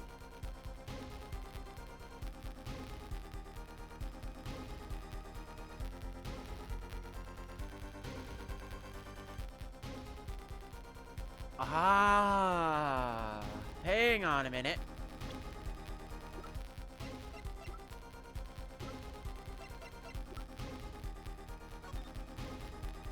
We were told... Okay, so here's my chain of logic here. Maki told us that a magician told him that the air vents lead to both the stage and backstage, right? Which means that the magician knew about the backstage and the air vent access. So logically speaking, she could have been somewhere else. When we investigated the scene, the window was closed. The shooter had no reason to close it, had it been open either. Meaning it was impossible to hear the voice through that window. It's good to hear you making sense again. For a moment, I was afraid you might be a Borginian, too. As I was saying, Lamora could not hear the voice through that window. So there can be only one explanation. She heard the voice from another location entirely. What's this? You do amuse me so. And here I thought you in good sense were back on speaking terms. Now I'm afraid you and good sense speak two entirely different languages. Shall I interpret for you, Half Forehead? Lamar clearly stated that she heard the voice through that small window, and there was only one small window of the scene. Are you sure? Think about it. Isn't there another small window at the scene? There is? I know that look. He wants us to ask him. Very well. You claim Lamar heard the voice from another location. Mr. Justice, show us where this location was. Lamar heard the voice from there.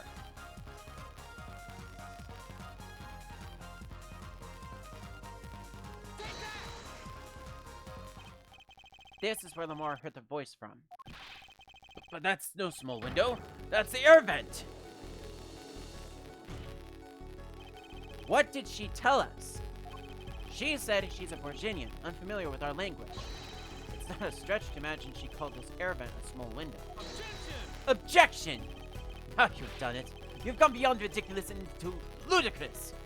So Lamar was up in the ventilation system listening to this man's voice? That's the only logical explanation, yes. Logical? I do not think this word means what you think it means, Head Forehead. Okay? What about it isn't logical? Hardly it merits saying. Why would Lamar be in the ventilation system? Hiding like a rat, no offense intended to her, of course. The explanation for that is simple, Prosecutor Gavin. Isn't it, Lamar? You have been listening to our discussion here, yes? Yes. I admit, it had me quite confused since yesterday. Yes, the small window was closed. Why should that mean I cannot hear through it? I feared a prosecutor might himself be an interpreter. Probably hear his words. Lamar, this small window through which you heard the voice, was it up high on the ceiling of the room, not low on a wall? Yes, it was up on the ceiling. What?! Yep. Order! Order! Or we'll have order. Witness, you will clarify this statement to the court. Are you, in fact, saying that you were up above the ceiling of the room, and that's where you heard the moment of the crime? Yes, in fact I was. I am sorry. I never imagined it would become such an important point. Yes, well, why the heck were you up there? I believe it's time for another testimony. I'm not sure I can't. May I remind you this is a murder trial? We will hear your testimony. Tell us why you witnessed the crime from above the ceiling of that room. Please.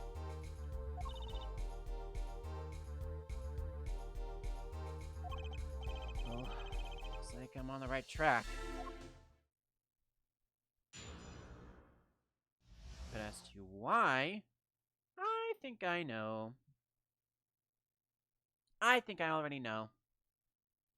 And I went and I looked. I did look it up just to confirm, and yes, I know. I know. Also, hi Ben, I see you in there. I see you in my chat, Ben. Hi, Ben. Yes, I was above the ceiling when I heard the voice. I had heard there was a small window there before. It was in the middle of my performance. I had no time to report what I had heard. As to why I was there, I cannot say. I am bound to secrecy on this matter. Bound to secrecy on this matter, eh? Bound to secrecy? In my line of work, one has many obligations to uphold. But you say you were in the middle of your performance. So this did happen during the second set. I did not witness the crime, you must understand. I only know what I heard. Right, hang on a sec, though. Real quick.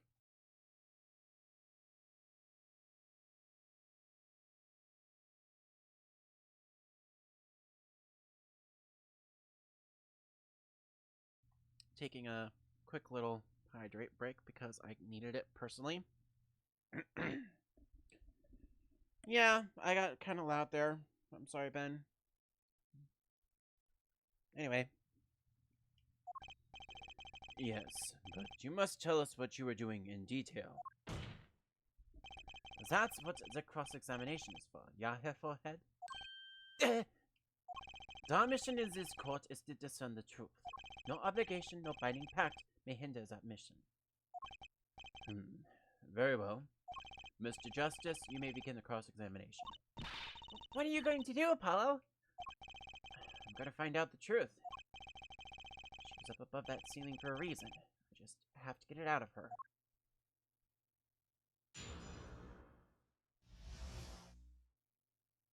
So what happened above the ceiling?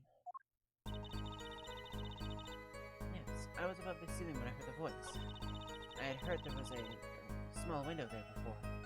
It was in the middle of my performance. I had no time to report what I had heard. As if I was there, I cannot say.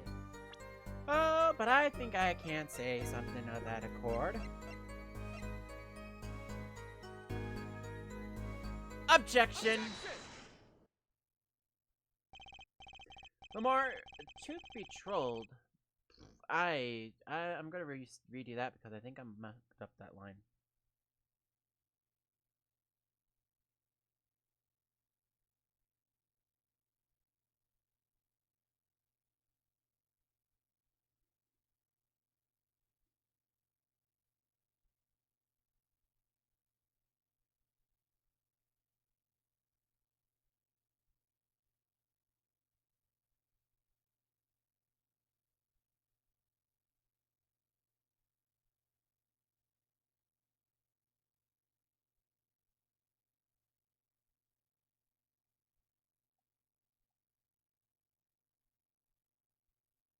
There we go. Alright.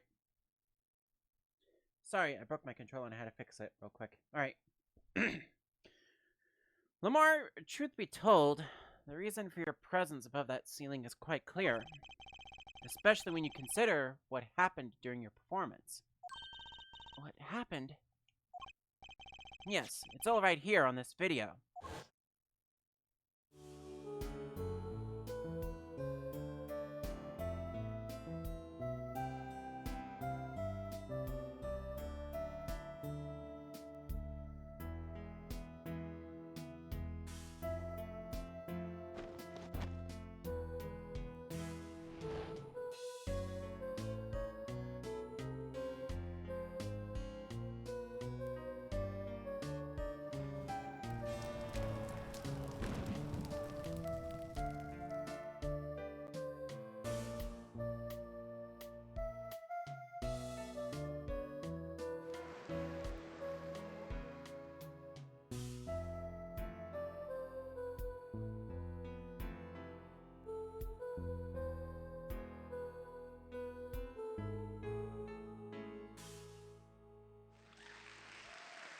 Just in case I missed that before.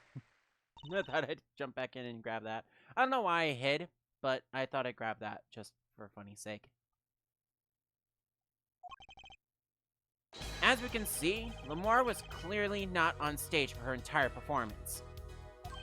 Though it saddens me to be so realistic, Lamar isn't capable of actually vanishing, let alone teleportation. So the only explanation is that she was hidden from view. And during that time, she moved to the back of the forum. Apollo? What, Trissy? It's not nice to reveal magicians' secrets, and it's against the rules. But I'm a lawyer. I'm not supposed to be nice. This is all very fascinating. But how is it possible? There's only 20 seconds between when she disappears and reappears. She couldn't have moved that fast. Is something wrong, Prosecutor Gavin? This was his concert, his show. He knows how the illusion was performed. Aha! He's just realizing his own oversight. Let's look at the cross-section diagram again. Here, we can trace a route through the ceiling. It goes from the stage, through the backstage, to the rear of the forum. Recall Lamar's testimony from yesterday. I was on my way from the stage to the backstage exit. There was something like a little window there. That's how I saw it. She went from the stage to the backstage exit. A perfect description of this route above the ceiling. Lamar knew of this because of her part in the illusion, but she wasn't the only one who knew.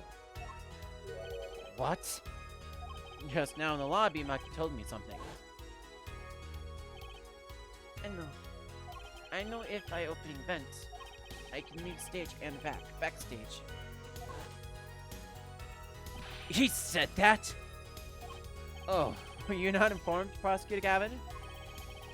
I do about the vanishing act, of course. Yet, I have no idea of the route that would be used. Why didn't that magician tell me?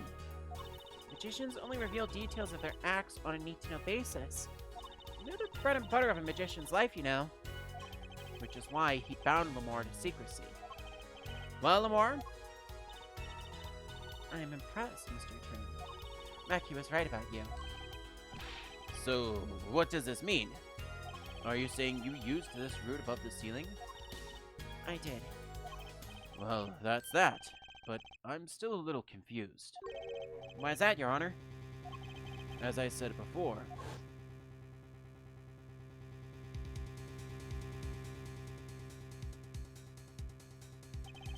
there was very little time between when she disappeared and when she reappeared. 20 seconds, tops. How could she do it so fast? Especially if she stopped to hear the shooter's voice. That's a good question. Can the witness explain this to the court? I cannot. Very well, Mr. Justice. Yes. It's all up to you. Do your thing. What thing, Your Honor? You need to explain how Lamar was able to teleport like she did. Or I'm throwing your case out with the bathwater. Why do I get picked on? It's Lamar who isn't going along with the program here. As I have stated before, I am not at liberty to speak of the illusion that night in detail. Oh, yeah. Then you'll just have to tell us what you can. We'll hear your testimony on this. Mr. Justice, it will be your job to wring the truth out of her. Yes, if you would, please. Right. I feel like a student before finals. Good luck, Apollo.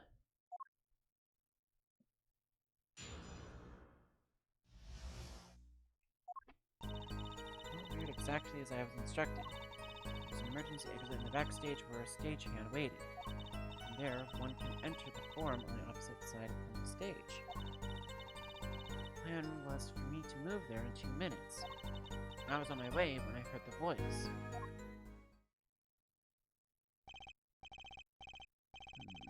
2 minutes, you say? Mystery deepens.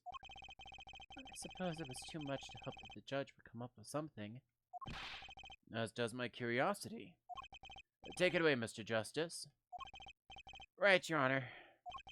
All I have to do is find the contradictions between what Lamar is saying and what we can see plainly in the video. I figured it out already. I'm a magician, after all. Well, tell me. Not a chance. I can't reveal another magician's secrets. Come on. Hey, you're supposed to be on my side here.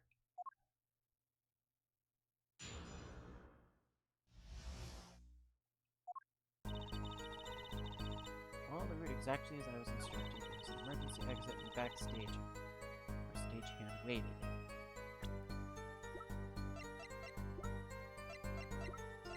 No, I don't want to check this.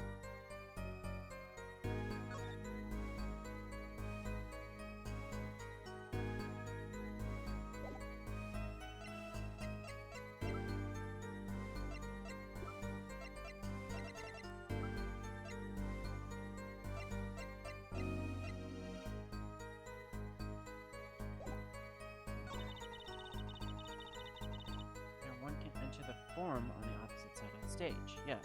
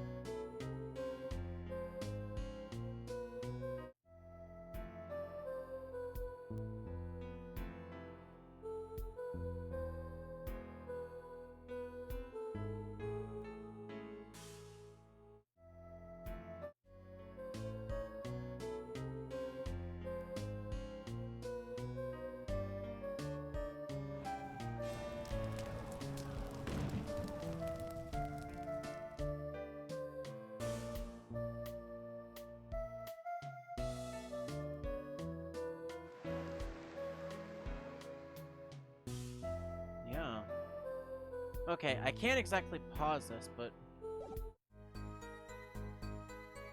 I just noticed when she came back, she didn't have a brooch on her.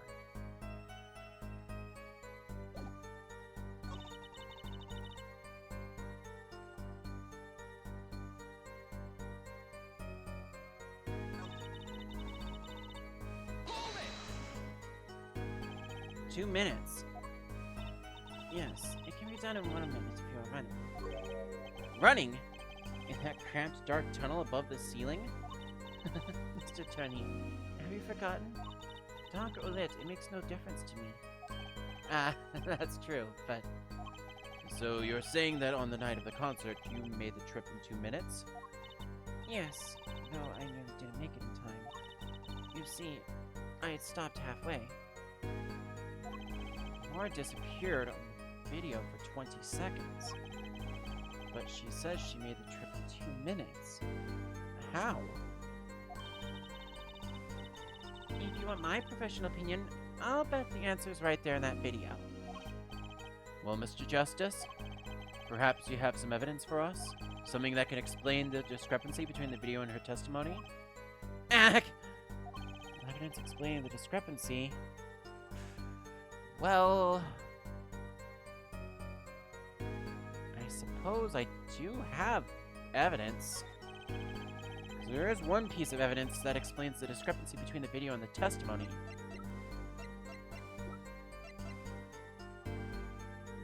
Take that! Lamar, do you happen to remember this brooch? Aha, the brooch! We saw that yesterday, did we not? Well, it was found at the scene, Your Honor. And you're bringing this up now. Why? I thought we had already determined that when it was dropped. So did I, but we hadn't. Duh. Take another look at the video.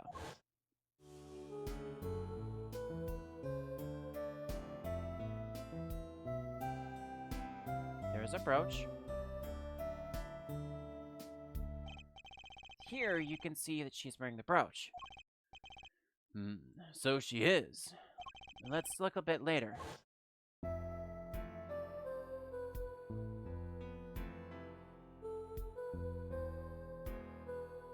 Yeah, the brooch is missing. What? The brooch! It's gone! What? Yes, the brooch disappeared in a short space of 20 seconds, and it takes a full minute to run from the stage to the backstage, which means there can be only one explanation. The more we see before the vanishing act and the more we see after are two different people. What? The brooch was found on the floor at the crime scene. And not just on the floor, but on the floor directly beneath the air vent. Lamar, tell me, did you happen to drop the brooch on your way from the stage to the backstage at the very moment you witnessed the crime? Yes, I think I did.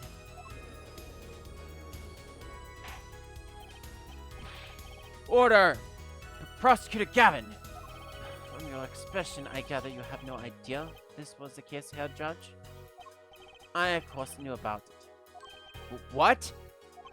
Don't get me wrong, I wasn't hiding it. It just never occurred to me that the switch and the shooting took place at the same time. So, I was right. There was a switch. There was. Just before the stage's tower rose, Lamar was replaced. While we're on the subject, just who was this replacement Lamar? Why, the man behind the illusion, Von Skamari. Skamari? That's quite the illusion, but I still don't get one thing. Yes? The switch happened before the tower rose, correct? So you weren't on the stage. That's right. But this, fake Lamar is still singing. And she's pretty good. That's true. Come on, Apollo, that's an easy one. They were just playing a recording. This Gavin is on some kind of air guitar band, Fraulein. Oh, you mean I'm wrong? When we play a show live, we play live. No recordings. Perhaps you can explain them more? Very well. Yes, do tell, and add it to your testimony.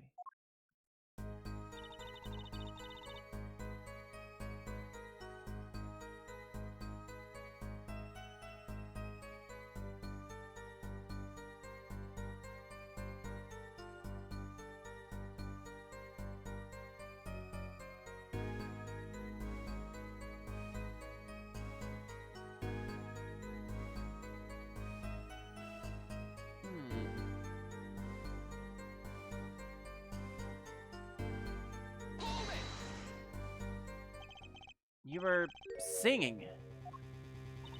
Yes. Mr. Gavin expressed a dislike for recordings, so I used this. Oh, wait, so you were singing the whole time? Even when you were crawling above the ceiling toward the backstage? Why should it matter where I sing? And everywhere I go is the same darkness. But if you were singing while you were walking... That's right. Wouldn't the shooter and the victim have heard? She was singing right over their heads, after all. That is right. Are you sure? You'd have to be pretty hard of hearing to miss someone singing in the ceiling. Once again, we come back to the scene of a crime. What state? Ack! I know what he means. That old speaker, Apollo.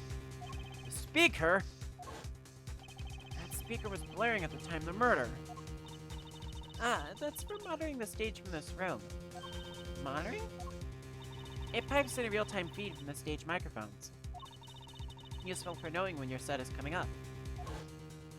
Satisfied? The dressing room was fitted with a large speaker playing a direct feed from the stage. That's my request, actually. So Lamar singing in the ceiling sounded just like Lamar singing over the speaker. Ingenious. Her voice was hidden by her voice. Lamar? I have just remembered something. Do tell. When I heard the noise, the gunshots, yes? It startled me, so I stopped singing. What? I forgot the words I was supposed to sing. The song stopped? Thankfully, it was the very beginning of the second verse, so not many would notice. Forehead? Is that the mixing board I lent you? Where is it? The mixing... Huh? The machine, Apollo! The one that breaks music into tracks. Oh, this! I'd completely forgotten about it. Let's take a listen.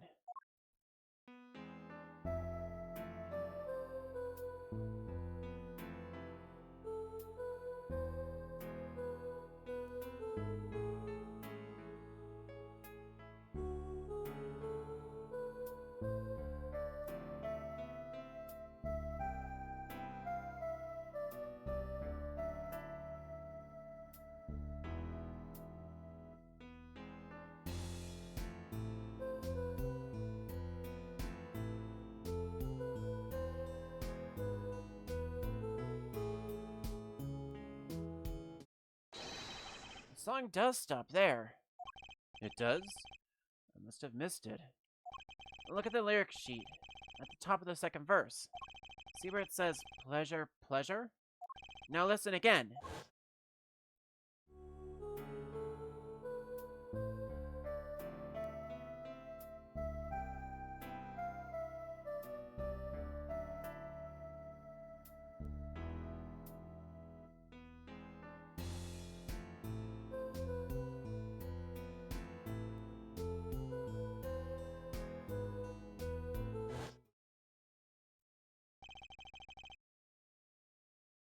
This is evidence indeed. I believe we are guilty of making a terrible mistake. The crime didn't happen during the third set.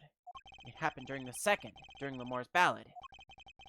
If that is true, then no one on stage during the second set could have been the shooter. Which means that Darian Crescent could have done it. He wasn't on stage for the second set. Well, Prosecutor Gavin? Fascinating. I don't believe I've ever seen a trial turn around so quite so thorough. But one problem remains. What's that, Prosecutor Gavin?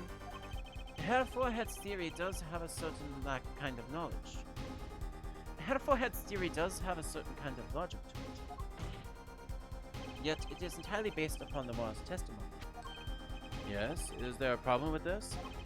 Well, it's quite simple, though it pains me to say it. What if she is lying to protect the defendant? Objection! But you have no proof. All I'm saying is that the truth is as yet unclear, until we hear directly from the man himself. The man? You don't mean... Yes. Though he is a friend and a band member, Darian Crescent must take the stand. There's no other way. As someone with a new perspective on the case. As a suspect, to be frank.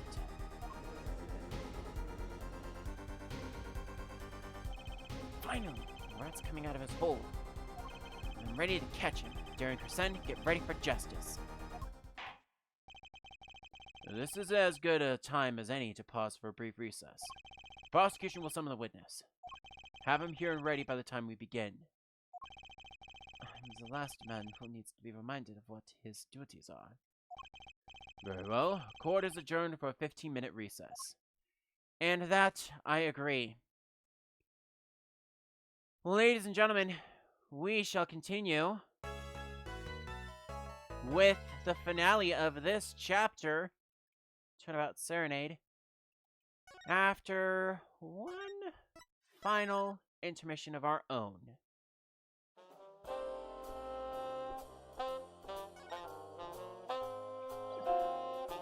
Alrighty, when we come back, the final part of this interesting two-stream Serenade finale. We'll see you on the flip side.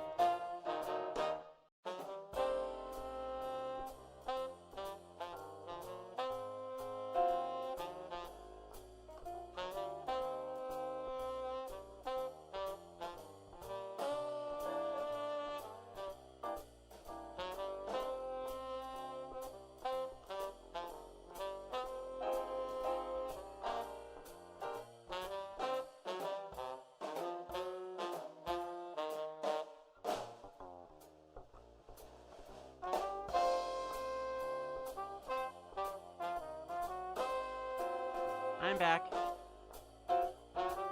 And we are just about getting ready to head into the final chapter of this 3-part adventure. And we have we've got our work cut out for us, I will say that.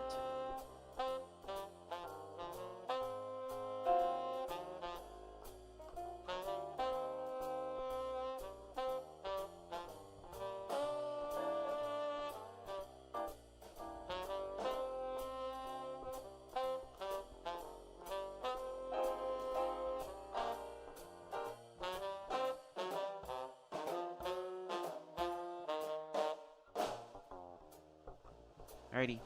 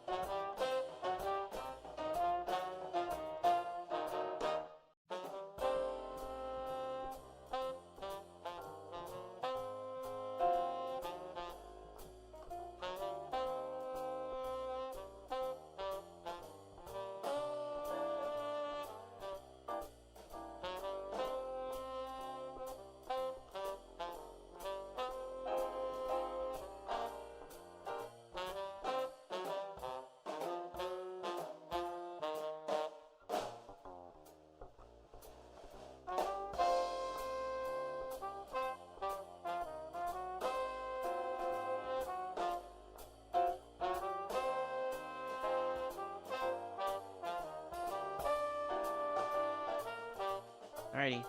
Sorry about that, everyone. I was just going through some messages that Mr. Ben the Millennium has sent over to me on Discord before he logged out for the night. But he also has dropped out a little lurk shout-out in the chat. So thank you very much for hanging out, Ben the Millennium. We appreciate you tuning in while you do whatever it is that you do. If you would like a lurker's shout-out, just like Ben the Millennium, make sure to type !lurk in the chat. We'll give you an audible thanks for dropping on by. Regardless if you can chat with us or not, thank you very much for watching DMA Live here on twitch.tv/DanMetroArnold. Now this is the part where I would announce any alerts and restate any alerts of thanks if I have any, but sadly I do not. But I do have a couple other announcements that I need to address. First of all, I am not going to be streaming tomorrow, Sunday, for Minecraft Survival Sunday. That will return hopefully on... It will return on Saturday, the 24th, instead. Next Tuesday and Thursday, we finish this. We get rid of Apollo Justice, Ace Attorney, and we deal with Turnabout Succession. Again, the first part leading up, I believe it is through the first trial on day 2. At that point, that will all be on the 20th. And then the second quote-unquote case would be on Thursday. Now,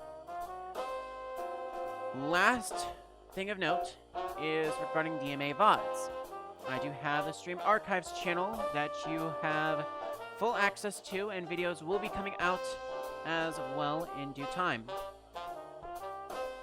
To that end, I also have to announce that the first videos are ready to go live. And they will be going live this week. That is the videos from February 10th, one stream of 2 from the 11th, and then the stream on the 13th. So those 3 videos will be coming out sometime Sunday and Monday, as soon as the thumbnails and everything are ready for them. Other streams will have their VODs out probably... I think the 13th will be for sure by the 20th. 15th will be on the 22nd. So we're trying to catch everything up from the last weekend, get all that out on Sunday, Monday night. Tuesday night will be basically the second chapter of AJT, and then the third chapter will be on the 22nd. Chapter 4, which is what we did last night, that is going to be on Friday. And I did have the wrong title on that stream, so I do apologize for that. This is part 5, and it will be up on the 24th. And it will be live probably during the time that we're doing some Minecraft stuff. With that all done and out of the way, we have still plenty more of Trial to go. And looking ahead, we have a special visitor who's going to be meeting us during this next 15-minute recess. So let's catch back up with Apollo and Trucy and gang in the continuation of this next chapter, shall we?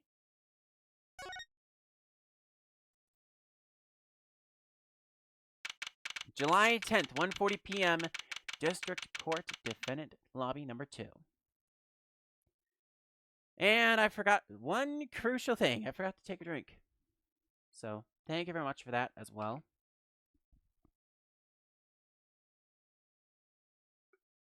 Alright. Sippy sip. Alright. Got my drink. We're ready to roll. Oh, I can't believe it. It really happened during the second act? And right in the middle of the Mars performance? The reason why she was in that air vent, and that switch, and the playing guitar. You look it all together, that's what you end up on. I knew you had what it took. Daddy! Also, that's super loud. There we go. For some reason, whenever I alt-tab out, it just likes to default back to 100% volume, so I do apologize for that. Also, I'm somehow bumped up. I think that was probably from me fiddling around with the layout here, so I do apologize. A sec while I go fix that.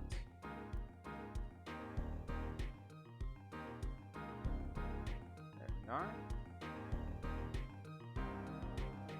Hey, now we've got it. We got it now. Alright. I had an issue with the layout there earlier, so I do apologize for that. We're all good to go now. Yes, Ben, that will be a scuffed counter at some point, but I will do that. You know what? Fine, I'll do it now. That's a scuffed moment right there. 17! Give it up for number 17, everybody. Anyway. Ah! Daddy! Mr. Wright! You believed in me? Not really. Huh? I just thought that'd make a cooler entrance and say, hiya. Why do I even bother hoping? Where have you been lately, Daddy? You haven't been coming to the office at all. Sorry about that, Juicy. I'm on a secret mission. Secret? You mean like you're undercover? Like Mr. Lathouse, only shorter and not as well dressed. Oh no, what if you're shot too, Daddy? Would I do a thing like that to you? Anyway, I'm off for a while again. Huh? You're leaving? Oh, one thing before I go. What? Good luck. Right.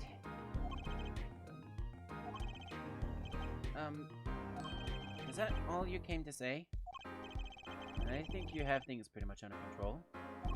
You'll get Maki Tabai off the hook, no doubt. Yeah, but you're after that detective, aren't you? You're in Crescent. It won't be easy proving you did it. Especially not under the current court system. Current court system? What did Prosecutor Gavin say during the trial? Your case is based on one fragile assumption. Namely that our Diva Divine is telling the truth. But what about all the proof? The brooch and the switch? A piece of jewelry and a lyrical blunder. There are plenty of other ways to explain these things. Blame guitar too. All because you lack definitive proof of their connection to the case. But if the sultry songstress is lying, case melts like butter in a frying pan. Behind, the faintly singed scent of failure. So what do I do? Like I said, good luck. And be aware that it will be impossible to prove this guilt by conventional methods. Ugh. Oh, and that reminds me. I have something to give you from our detective friend. Detective Sky. Emma! Let's see. This bag of snacks here was meant for me. Ah, here it is. What are those, Daddy? They don't look very good snacking material. They were found at the scene. Analysis of the fragments revealed traces of gunpowder. Gunpowder? Probably a firecracker or something similar, like the ones kids are into these days. These fragments were found under the sofa at the scene of the crime, actually. Under the sofa? Hey, Apollo! That's where we found that little device thingy! Right. This. Well, finally, some evidence that makes sense. Burnt fragments added to the court record. That's all for me, I suppose. See you after the verdict. Maybe. Right. Every man has an igniter inside. Excuse me? Find Gary Consent's igniter and set it off.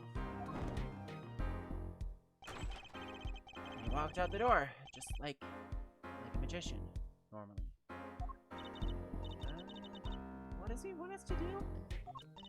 No conventional methods? What does he mean? What does that mean? I guess we just have to take his advice. I hope it makes sense when the time comes. I guess. Almost at the finish line. Hang in there, Trucy.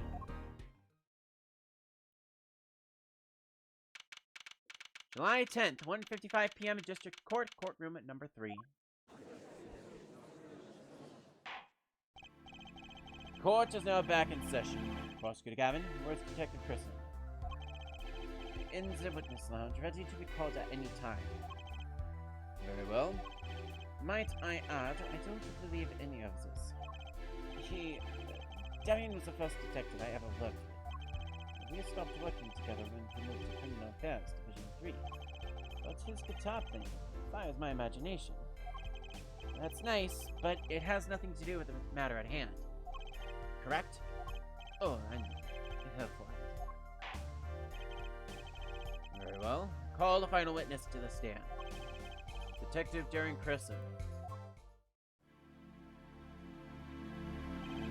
Name and occupation, please. Darren Cresson, Detective, Criminal Affairs, Division 3. That's International Affairs Division, for those of you who don't know. Who didn't know. And I'm a guitarist for the Gavins. Maybe you've heard of us? Do you fully understand the circumstances under which you stand before us today? Yeah, I understand, Your Honor. What I don't understand is how you let this happen, partner. You gave me your word I wouldn't be standing here. The situation's changed, Darian. Don't call me partner. So much for old friends. I see what you're doing, Darian. Pressing the prosecution. Your Honor, if we could begin the trial? Yes, it's high time we did. Let's hear your testimony. You may begin with your response to Lamore's testimony. If, in fact, you have anything to say about it. Oh, I got plenty to say. Lying must be a national pastime in Virginia. And wherever you're from, Mr. Justice. National methods are out the window, huh? There goes nothing.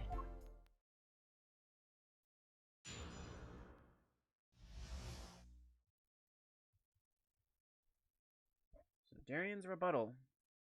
Conventional methods are out the window, eh?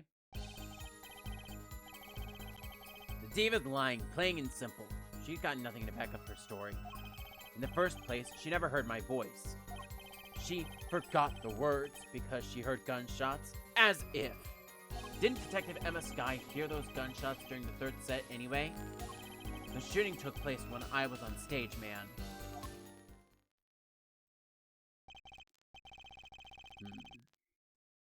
So you claim Lamore's testimony was a lie. Hey, don't get me wrong. I dig what she's doing. trying to protect that kid. And she's got the court eating vague statements out her hand just 'cause she's blind. You go too far, Darian. Look, all I'm saying is you've got a reliable witness. Why not listen to the detective? Detective Sky?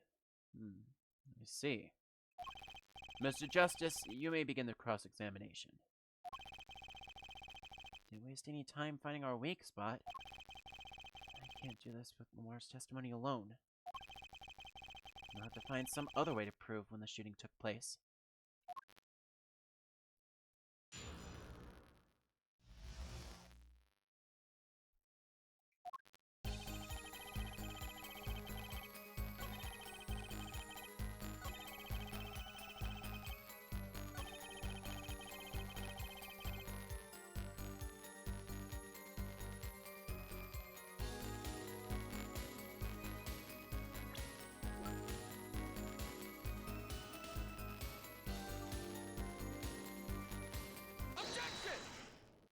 Objection.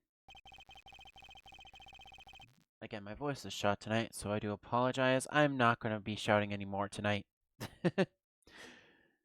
Some things were found at the crime scene after yesterday's trial. What things? The first was this small device. That's the remote trigger igniter. Correct. And one more thing. What are those? Remains of something burnt? Not another guitar, I hope. Traces of gunpowder were found on these fragments. We have a report that it was something like a firecracker. How did Gavin know about this? What, you think Detective Sky works for you? I received the report this morning before coming here.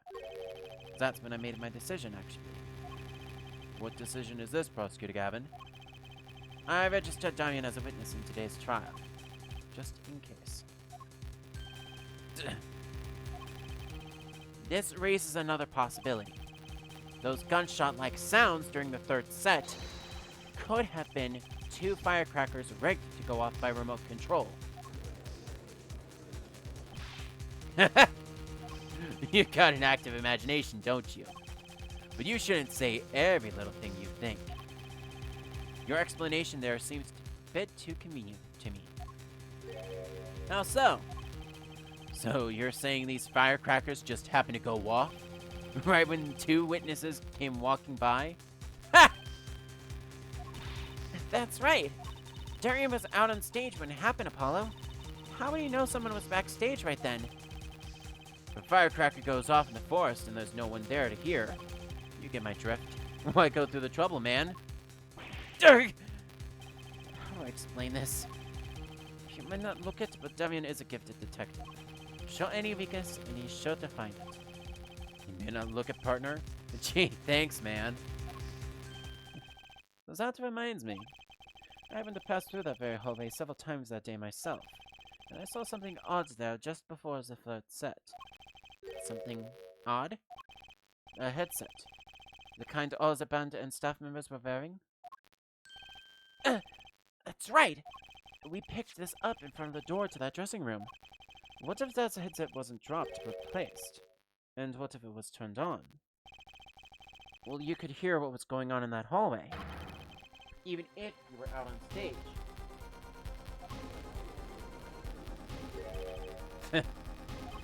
Whose side are you on, Gavin? Listen to me, Damian. There are no sides in a court of law. Which is why I now turn to you, Herr Forehead. I have a question for you. Huh? For me? The igniter and the burnt fragments that were found at the scene of a crime. It's certainly a possibility that they were part of a ruse to fake the sound of gunshots. Throw the headset from the hallway into the mix, and you could fabricate an alibi. But we're still no closer to proving anything. Those gunshots might have been real or fake. We can't say. Ugh! You raised the possibility that the shots heard during the third set were faked. Now you need to prove the other half of the case. The other half? Look, I'll just tell him. He wants you to prove the thing went down in the second act, while our little piano player was on stage. Is that right, Gavin? Indeed. If you can't prove that, Then to continue this cross-examination would be pointless. Well, Mr. Justice, can you prove the crime took place during the second set? Yeah, I think. You better know, Apollo, otherwise we're through. It can be proven. You make it sound like someone else is going to come along and do it for you. Let's continue with the cross-examination then, shall we? Witness, your testimony if you would. This isn't going to be easy. I need some decisive proof, and fast. You ready, kid? 'Cause I am.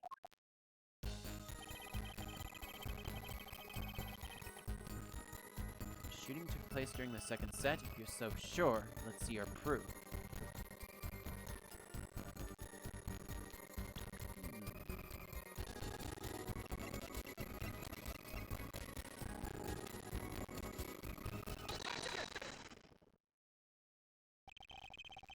Seems there was clear proof left behind. Right here in the Mars song. Her song? What exactly is this device thing? A new variety of gramophone, perhaps? Come on, we just used this. And don't get me started on gramophone. This device was used to record the performance part by part. Part? You'll move the sliders to adjust the volume. Each instrument is adjustable separately. Lamar's voice is included. Oh! What does this prove? According to Lamar's testimony, at the moment of the shooting, she forgot the words to the song. Ah, you intend to examine the recording at that moment, yeah? We might even hear those gunshots. Exactly. Ridiculous. How are you supposed to hear gunshots back in that dressing room out on stage? Have you forgotten, Darian? We were all wearing these headsets.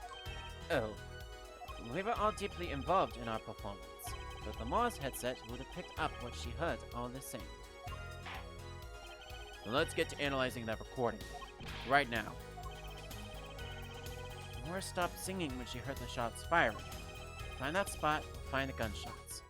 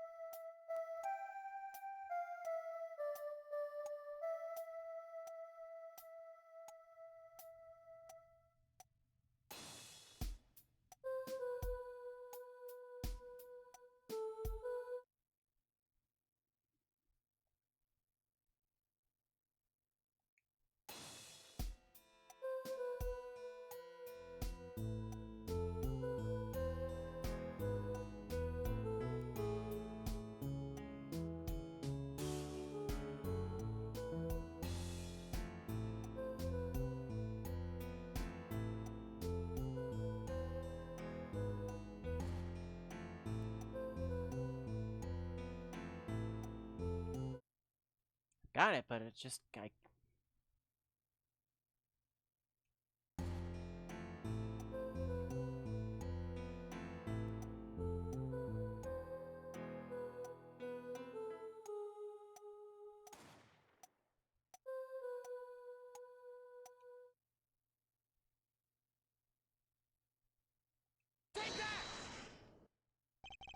Your Honor, listen closely to this part. This is the track with Lamar's vocals.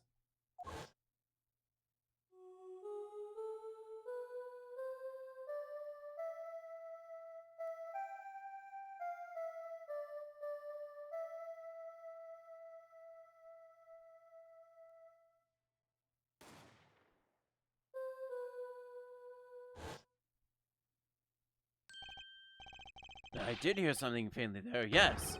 Why, it sounded like a gunshot. What? This has to be some kind of mistake. I believe a case has been made. Gunshots were heard during the second set, which means Lamar's testimony was true. Gah! Order! So, she was telling the truth about what she had heard. the other man speaking, not Mr. Latrose. Well, what did he say? It's over. Press the switch, now. Just after that, there was a gunshot, and then the guitar caught on fire. Detective Crescent, you weren't on stage during the second set. You could have done it. Why do we only hear one gunshot on the recording? Weren't 2 bullets fired from this weapon? Lamar was moving through the air vent, Your Honor. She must not have been close enough for her mic to catch the first shot. But then, as she passed over the dressing room, gun fired again. Mr. Lachhouse's wife was taken. Well, Detective Crescent? Once again, I'm reminded of something. Our performance that day. Your performance? Seeing as the mixing board jogged my memory, you were there too, Herr Fuller. What is it for today? Problem after problem, but a ton. Hard won't start, my guitar case is busted. My guitar's been burnt to a crisp, and to top it all off, someone's dead. And then there was a performance just now. What was all that about? This part is off. Which is that? Second guitar. It's you, Darian. I thought it strange at the time. How could you miss such a simple cue? I know you. I know how you play. You're better than that. Yeah, well, You what? Prosecutor Gavin, what are you getting at? I'm talking about the murder weapon, Mr. Latrose's 45 caliber hand cannon. As we have learned, even the shooter doesn't go unscathed with a revolver that size. The kickback is enough to dislocate your shoulder if you're an amateur. Wait! You mean his playing was affected because he hurt himself shooting that revolver? You're forgetting something. Yes, Detective Crescent. I'm a trained police officer, you know. I have had firearm training. Plenty of it. I'm no amateur. The standard SIAM issued to police officers is a 38 caliber weapon.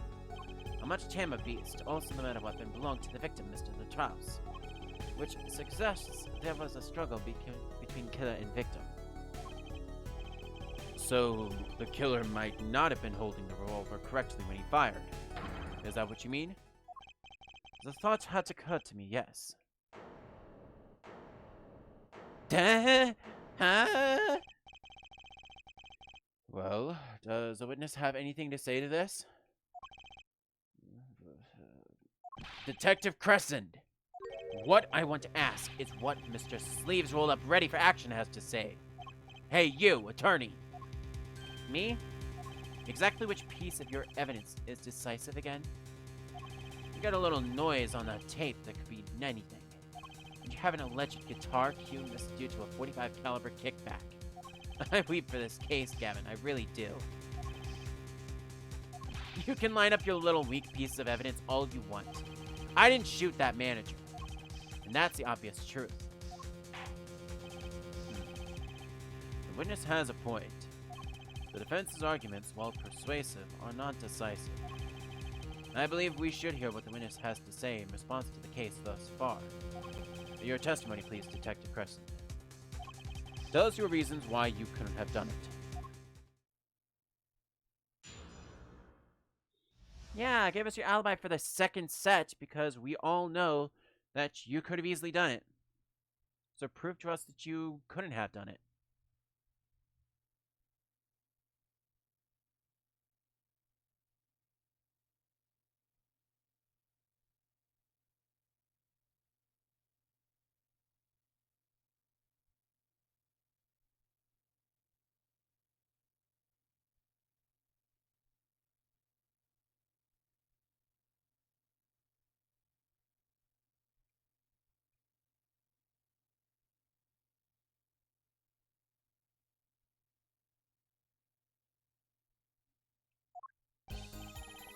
Come on. Why would I even want to kill that manager? You want a reason? Easy. I got no motive, man. This was that diva's first trip to this country, right? How could I possibly know her manager? If I didn't know him, why would I want to kill him?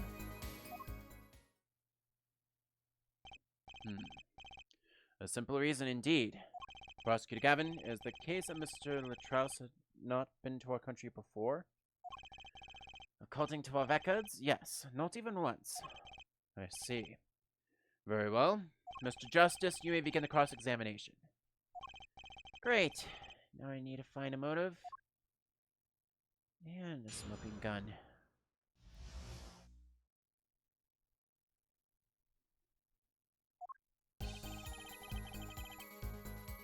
It's not reacting to anything.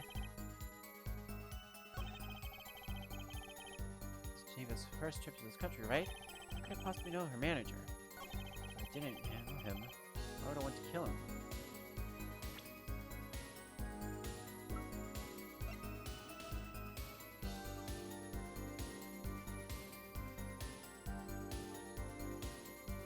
Objection! Your Honor, take a look at this. What's that? Looks like candy. It's not. Don't lick it, please. Detective Crescent, ever seen this? It looks like a piece of candy. What it is evidence. Don't lick it before you try it. Specifically, this is a replica of a cocoon. It was found among the victim's belongings. A cocoon? I've never seen one that color. It is a variety only found in the Republic of Virginia.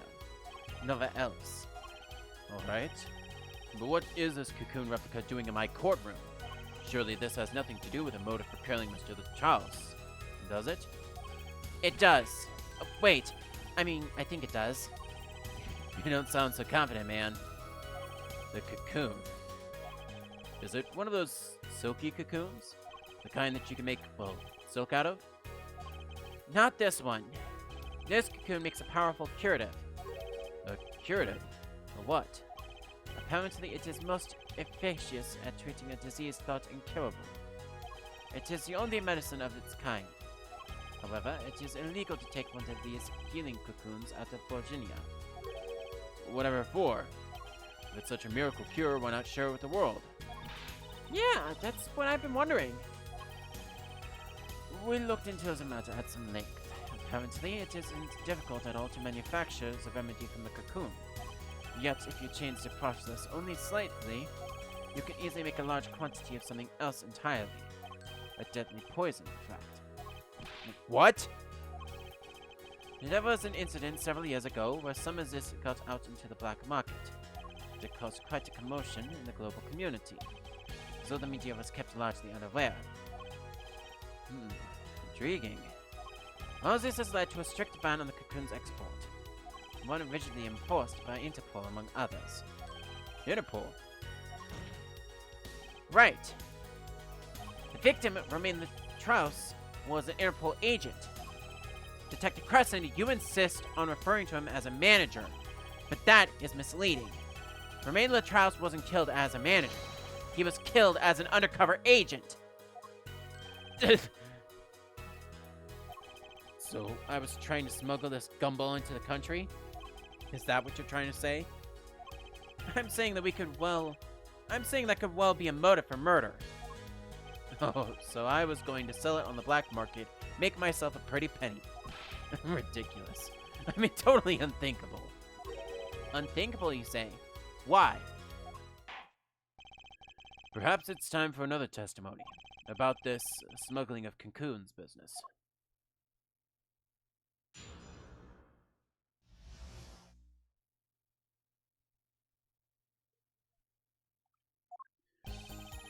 International Affairs got a memo about these cocoons.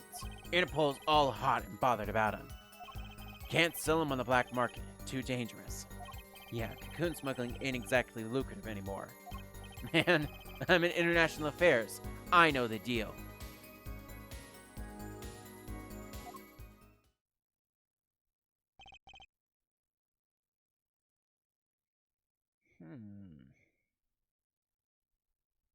Indeed. Interpol wanted these cocoons bad enough to send Mr. Latrouse undercover. You kids think up the craziest things. But no way am I going to risk life and limb just to get my hands on some dirty cocoon money. Not the most noble of statements, but duly noted. According to reports, these cocoons top Interpol's list. Selling them to an underground organization would be risky. Very well, you may begin your cross-examination. That's the only motive I've got. He was up to something, and I'm going to find out what.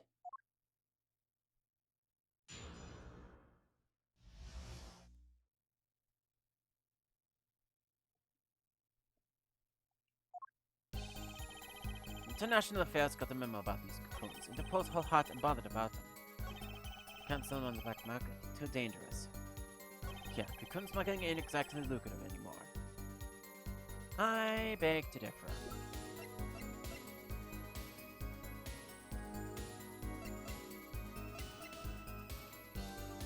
Objection! Why not choose a less dangerous buyer then? I would. How clueless are you? Everyone in the market's dangerous. The second they found out I was a cop, I could kiss my keister goodbye. Why sell to a black market buyer? How about someone like this? That article. It's about the Chief Justice's... A deadly poison can be extracted from the cocoon, but so can a cure. And not a cure for just any disease. A cure for incuritis. Incuritis? I've heard of that somewhere. I went to visit a victim of the disease this morning. Aha! Why, that's the disease the Chief Justice's son has. You weren't saying... Our witness is a detective. He would have contact with the Chief Justice. You are saying the Chief Justice would never deal in contraband. Not even to save his own son's life? But even if the deal went through, why, it'd be an international scandal. That Detective Christian's insurance. If word ever got out, the one with his neck on the line would be the Chief Justice. Detective Crescent, is this true? First I'm a murderer, now I'm a smuggler? How many crimes are you trying to pin on me anyway? Distasteful as it is to think about it, the Chief Justice were the buyer. Why, a seller couldn't hope for a better deal. A very cowardly seller. Don't let sleeves over there trick you. So I made a deal with the Chief Justice. Where's your proof? Well, oh yeah, and you're forgetting one other important thing. Do tell. Interpol isn't the only ones they're watching this. Virginian Customs barely sleeps, so they're so worried about cocoons getting out. So we're informed. Let's continue with the cross-examination. Virginian Customs is very thorough. Everything and everyone gets checked. Cocoon possession will get you arrested on the spot and then sentenced to death. Hey man, if there's a way to get cocoons out of there, I'd sure like to know.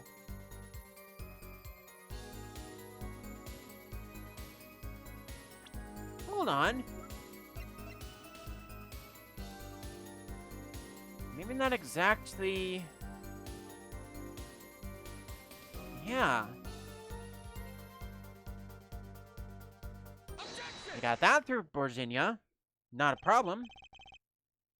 Actually, there is one way. What? One way to get something out of the country, no checks. What is it? You become a prosecutor. A prosecutor? I don't believe it. Believe it, Prosecutor Gavin. What was it that you told me yesterday at your office? It was a beautiful instrument. It was played lovingly for many years. A guitar befitting a woman like a Lamar. How did it end up here? I mentioned how much I enjoyed playing it that night, and she made it a present of it. So this guitar is from Virginia? That it is. We couldn't carry it on the plane. Changes in air pressure and humidity ruined the wood. So we vacuum packed it in the Mars studio. I used a special shipping service available to me for transporting evidence. They brought it right up to my office for me. Pristine and untouched. Did I get that right, Prosecutor Gavin? Untouched? Right. The guitar was wrapped in several sheets and vacuum packed in Virginia. The pack was untouched until the day of the concert. If you were saying that the guitar was... with cocoons this small, it would have been very easy. You use your guitar as a mule to smuggle a cocoon out of Virginia. What? Which reminds me, Prosecutor Gavin. That guitar had some work done on it recently, right? Work? What memory have for it? Well, you know how guitars have a round hole in the front. It's called the sound hole. I found something attached to the wood just inside the hole. A broken device of some sort. Broken device? Yes, this in fact. Like an igniter. Exactly. Consider this, if you will. What if that igniter wasn't the only thing that was attached inside your guitar? You mean... He means this, of course. There was a way to get a Cocoon out of the country. They could use Picky Prosecutor Gavin's privileged guitar as a mule. And who better to do that than someone with access? Like a member of the band. York! York! Order! Order! Order! So the igniter was placed there for a clear reason, it seems. It was a safety precaution. A precaution? Ah, that forehead. At last, it all comes together. Every strange thing that happened that day. Care to review? Maestro, the gentle sounds of Lamar's ballad, if you please. First, my keys were stolen, a harmless misdemeanor, which forced me to break the lock on my guitar case. The key was stolen to retrieve the cocoon from the guitar. I see. But things didn't go so well. The smuggler wasn't counting on the guitar being wrapped. Only a member of the band could get near the case. Unwrapping the guitar would raise too many suspicions. Then the concert began. At about this time, a very large problem presented itself to the smuggler. What's that? Mr. Lataus. Ah! Mr. Lataus, an undercover agent, was onto something. He would have known about the guitar. He'd only have to check the shipping records. So, Mr. Lataus tried to examine the guitar himself. If the cocoon were confiscated, then the gig would be up. The only thing left for the smuggler to do was to get rid of the whole lot. It's over. Press the switch, now! The guitar burst into flames and the cocoon was lost. And then... Mr. Lataus died. With Lamar there to witness it. There's your case.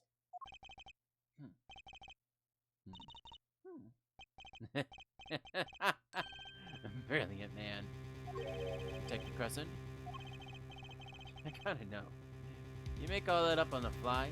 If I made up a story, it makes a great deal of sense. Damn. Republic of Porcinia? Sorry, man. I haven't even been there. True, you haven't. Let's see you make up a story for that, kid. How'd I hide the cocoon in the first place, huh? It's not so hard to imagine. You had help. A Porcinian accomplice. That's all. That you had an accomplice was clear from the start. The voice Lamar heard proves it. It's over. Press the switch. Now! You made this transmission from the backstage, while your co-conspirator was on stage. But who was it? This is it. Coup de grace. For once, I know what I'm doing. There's only one person who could have helped him. Let's hear what Mr. Justice has to say then. But be warned. With a great accusation comes great responsibility. Make up your answer on the fly, as it were, and you'll be harshly penalized. Are you ready, Mr. Justice? Who was the smuggler's accomplice?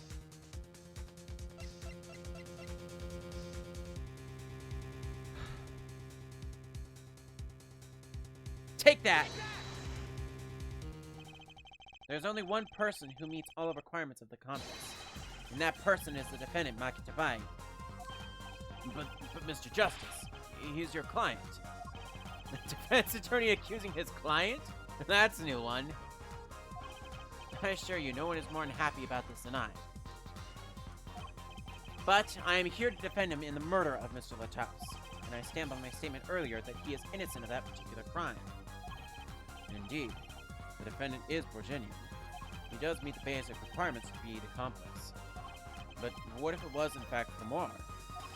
It couldn't have been. Well, you seem sure of yourself. The reason is electronic signals, Your Honor. Electronic signals? Recall that this remote only works to a range of 30 feet. Beyond that, it's useless. Yes, that's true. Now, think back to the testimony.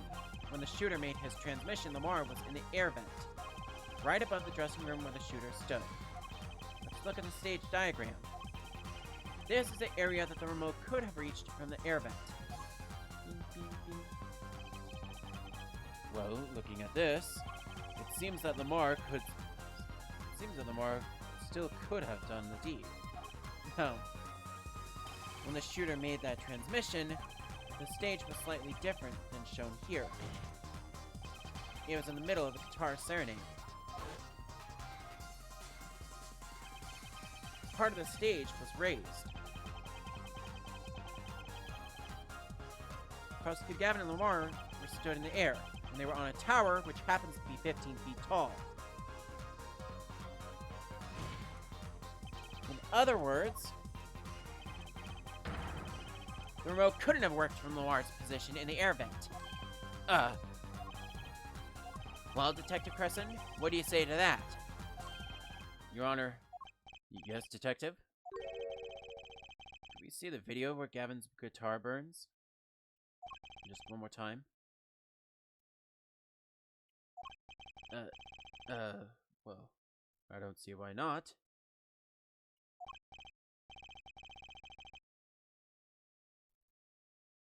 What? Don't tell me he has a way out of this.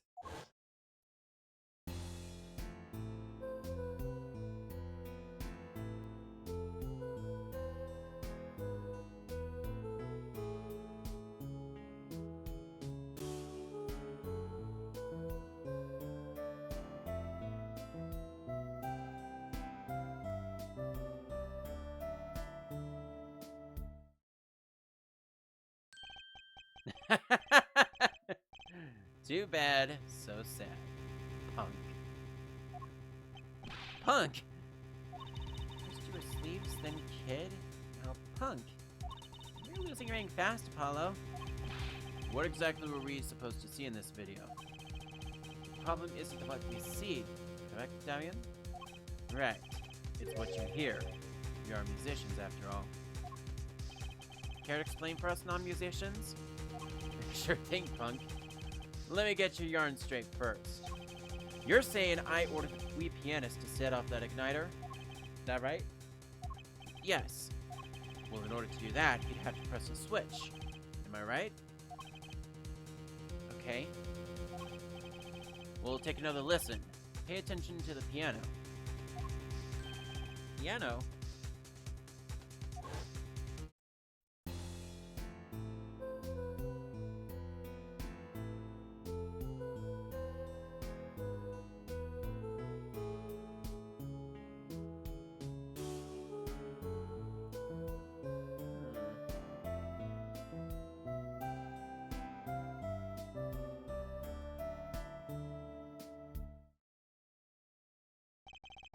What seems to be the problem there? The piano sounded just fine. That's a problem, man. That's a problem. And you still don't get it? Yeah. How's he supposed to hit that switch if he's playing? You've got Miss Diva, the guitar, the bass, the piano, and the drums. The one with her hands free was the diva. Lamar. But according to you, she couldn't have been the accomplice, could she? Urgh! Your accomplice would have had a hard time helping out if they couldn't even press a switch. Man,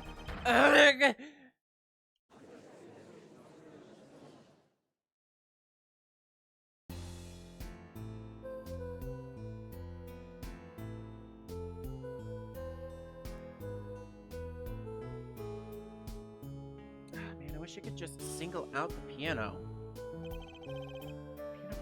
stop. I only can listen to that very carefully.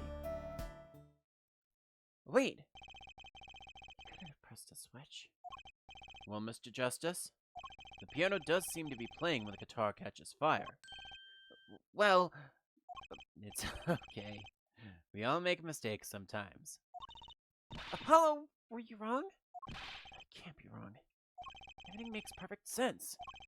How could it all just... strange? What's strange? No, it's just... something's odd about the performance there. Odd? Mr. Justice, if Makitabai didn't press that switch, then he could not be the accomplice you claim he is. But everything points to it! Every fact says he's the accomplice. You got the facts wrong, man. Here are some facts for you. Gavin's guitar is on fire, but the pianist didn't press that switch. In other words, your story is full of holes. Mr. Justice, let's hear your final opinion on this matter now. Was the defendant Makitabai the accomplice? Your answer will reflect upon everything you've said here. Give it some thought. Apollo, if Maki's not the accomplice, then our whole case is ruined. I know that. It has to be him. He was the only one who could help the smuggler. He had to have pressed that switch. Well, you better find a way to prove it. Arrgh! What do I do? What do I do? Yes, what do you do? What do we do indeed? If only there was some way that we could have, I don't know, maybe singled out the piano? Hint, hint? Is there possibly a way that I can maybe fast forward all of this? No, I can't really. Nope. I wish I could fast forward through all of this, but you know what? I have to. There has to be something that doesn't fit. Something odd. Something odd. Wait a second! What? You thought of something? What was Gavin saying just now? Strange. What's strange? No, it's just... something's odd about the performance there. It's not much to go on, but it's all I've got. What exactly did he hear that was odd? Have you come up with something, Mr. Justice? May I remind you that everything rests on this. Can you prove Makitabai pressed that switch? Let's hear your final answer. Can you prove that Makitabai pressed that switch? I don't have direct proof, but I can prove its possibility. I don't know if you can call this proof, per se, but I can prove it was possible. Then, as prosecutor, it falls to me to ask you to show this evidence supporting this. Cat Forehead, you're sure about this? Accepted. There's no evidence, man. Let's see your evidence, Mr. Justice. On what do you base your claim that the defendant pressed that switch? Mixing board. The basis for my claim is music, Your Honor. Music? What about music? Well, let's listen to the piano part, around the time when the switch was to be pressed. Right before the guitar burst into flame.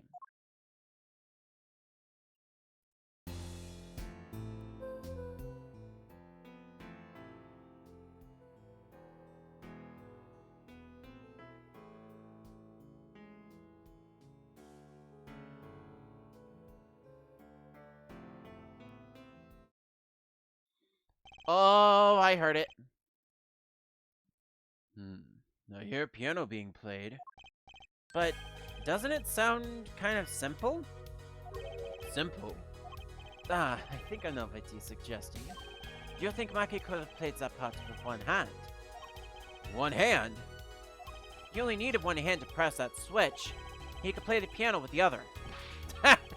What, so you're some kind of piano savant? Actually no. Then what do you know? You can't play a part like that with one hand.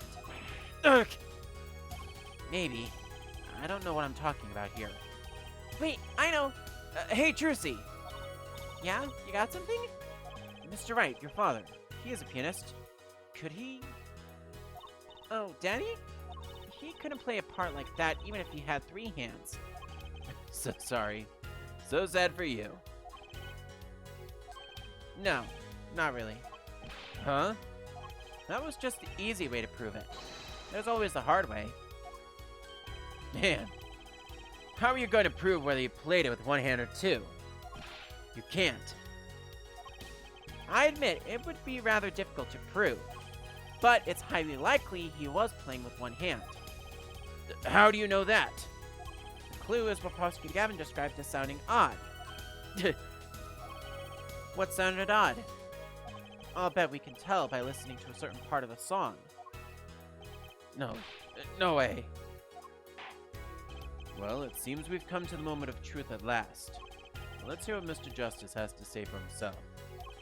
Show us a part that proves the defendant was playing with 1 hand. Right before the guitar burst into flame. Mackie was definitely playing 1-handed just before the guitar caught fire. And 1 section of the song proves it.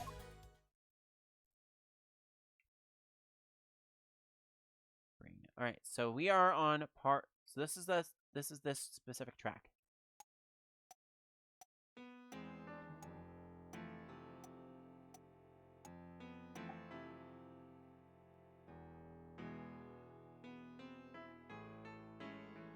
This is the first part. You can hear both the left and right.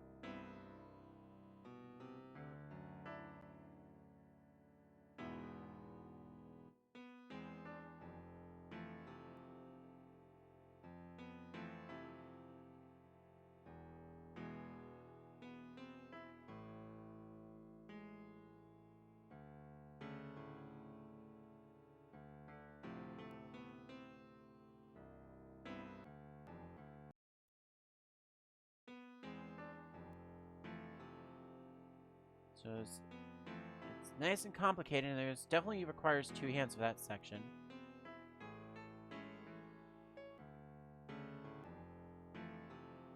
Then it sounds like one of his hands just stopped being as active.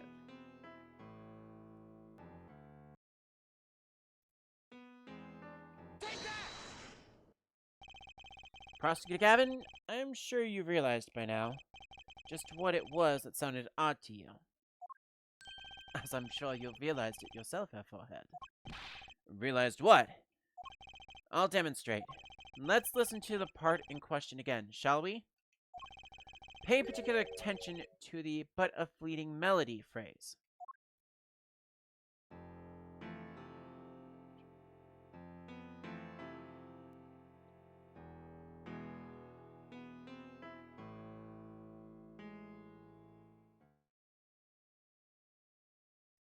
Yep. Man! How many times do we have to listen to the same thing? You're right.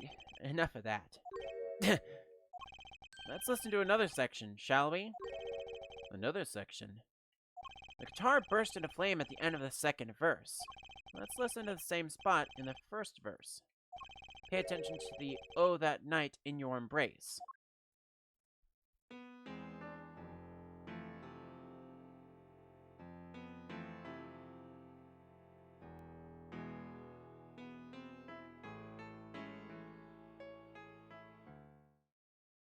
Yeah. But play verse 2 again.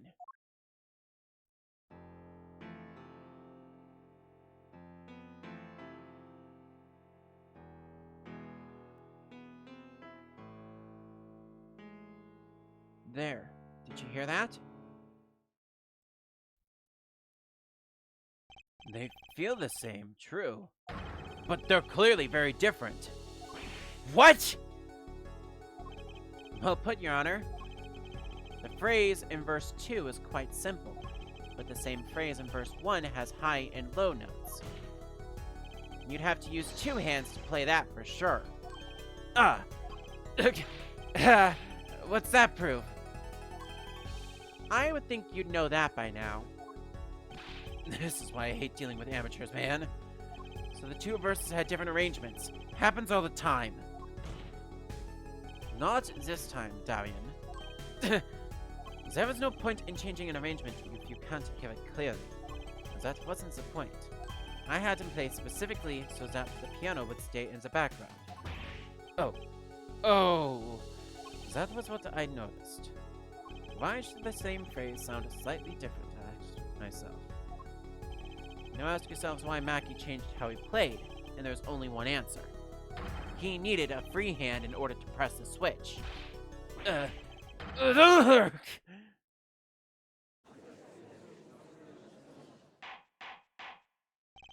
Order! Order! Order!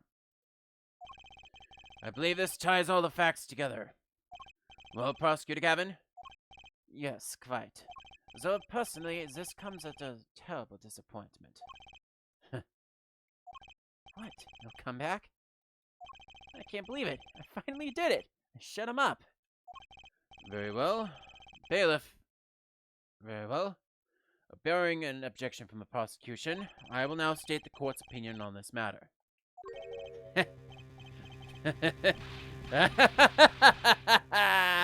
Good show, Sleeves. No, great show. It's not over? I don't like it when he looks so happy. You tell him, Gavin. Tell him what's so disappointing. Personally, I'm terribly disappointed in you, that forehead. Huh? With me?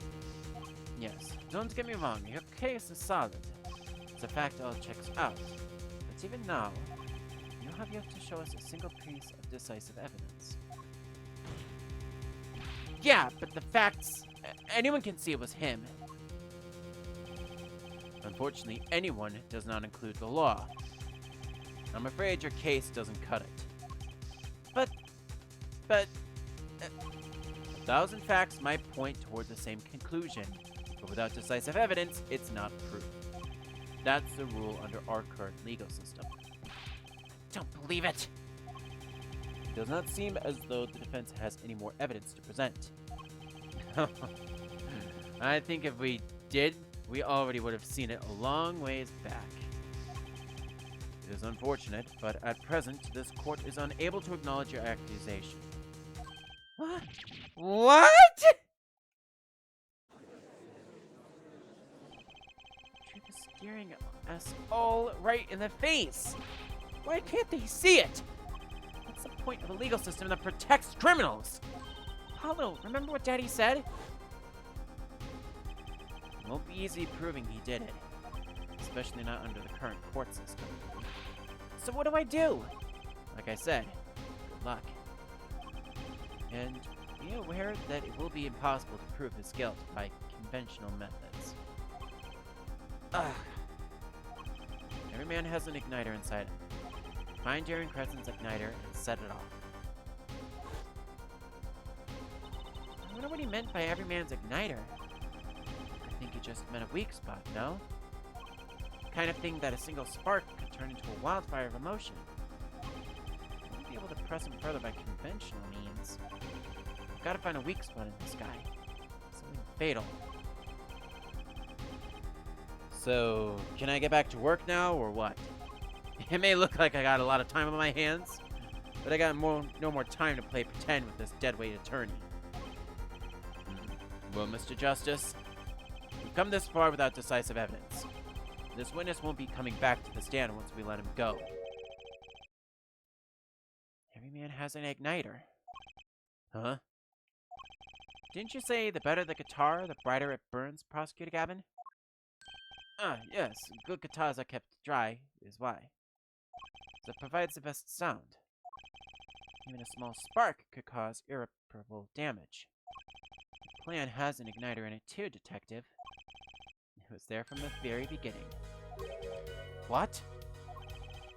Fine time, Justice. If you blow this one, he'll be out of your hands for good. Go for it, Apollo! What?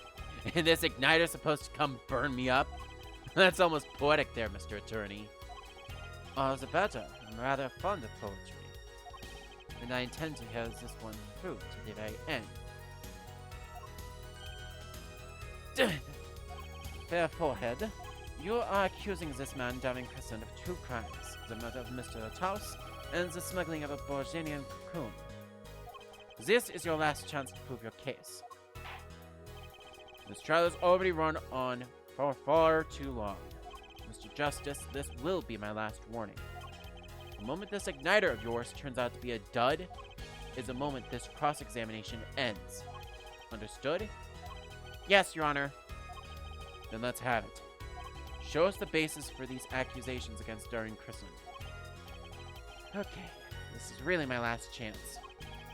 We take apart Darien Crescent's plan is...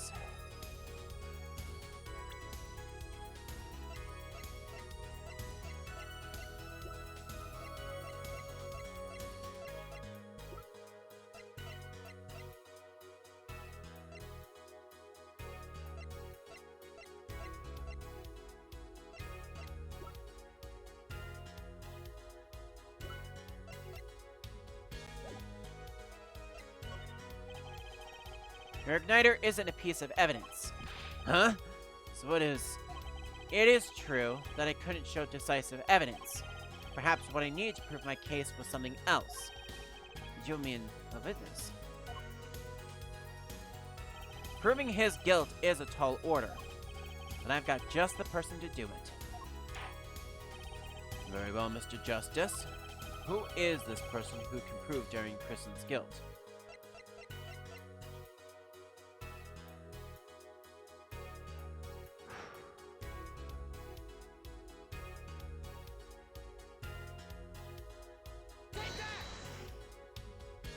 The one person who can prove Darien Crescent's guilt is the defendant, Maki Tabai. Your client, again? Hold on, I need to bump this up. We're gonna go full volume for the last little bit here.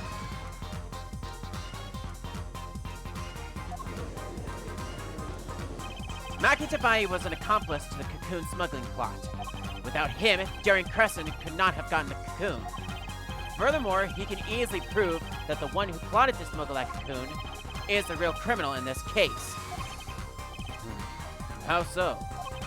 It required just one of the very cocoons Mr. Lataus was looking for. With the cooperation of the Republic of Virginia, we could burn a cocoon. The burnt cocoon would leave a particular residue.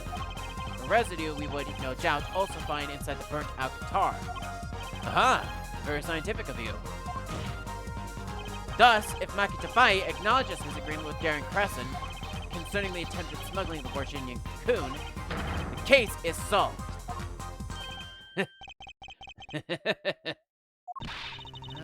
Darien's laughing again. Your unrelenting passion is remarkable. You really want to get me, don't you? Too bad you'll never be able to. Why not? The little key tickler won't acknowledge anything. Especially not anything to do with cocoon smuggling. What's all this about? Taking a cocoon out of the country means death.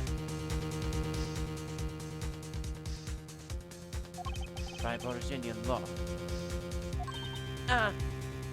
Yeah, see?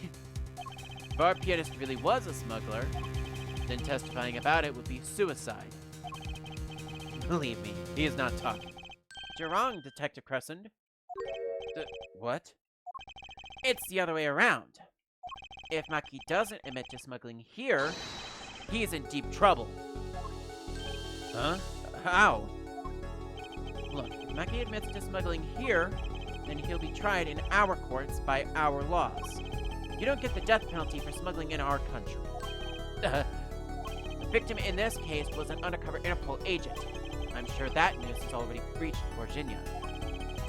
It's unlikely to broadcast our dealings in court today, including the part about the Borginian cocoon. Yeah, but if Maki doesn't admit to smuggling now, he'll eventually be picked up by the Virginian police. And it's not like he is in any danger in our court. We're not going to find him guilty of murder here, not now.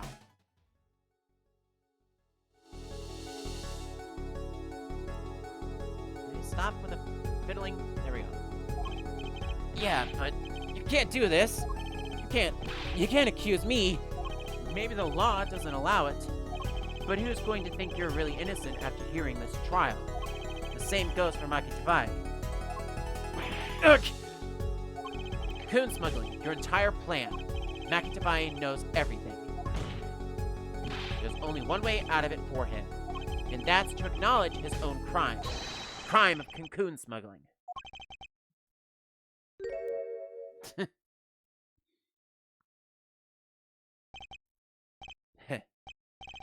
Don't worry there. I'll get you out of the country. I'll set you up someplace. Hit a mansion. Real nice. You want a house made out of cookies? No, a house made out of pianos? Come on.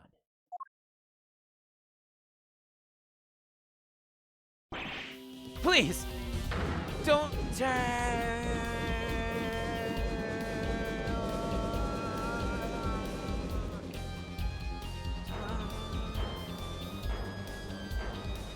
Kaboom.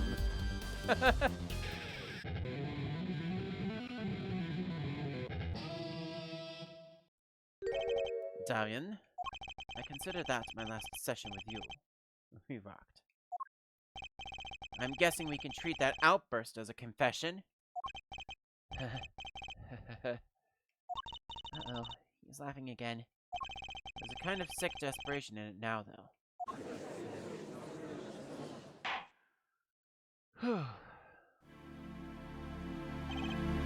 Well, have you been listening to today's trial? Yes. And you'll talk? You'll tell this court everything. I didn't want it to turn out this way, but I'm not the kind of lawyer that can overlook a crime. Today's trial was all for your benefit, you know.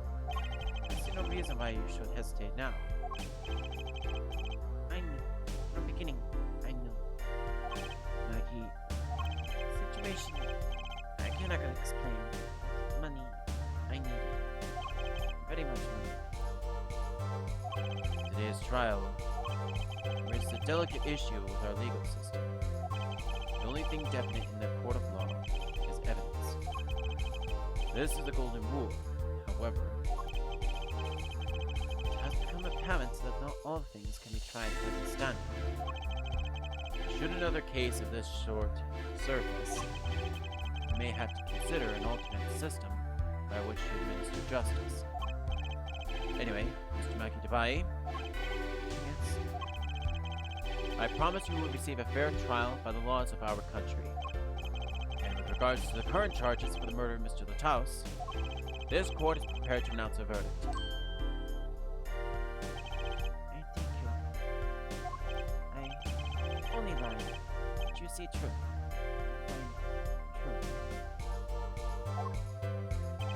And that's our job. Very well. This court finds the defendant, Makitabai, not guilty.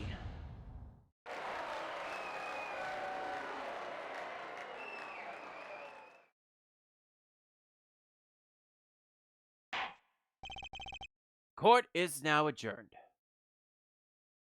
Meanwhile, let's head on over here and make sure that I've got this all set up.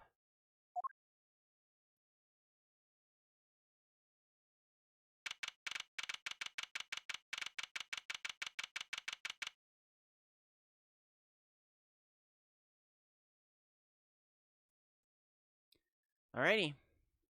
Time for what really happened, everybody.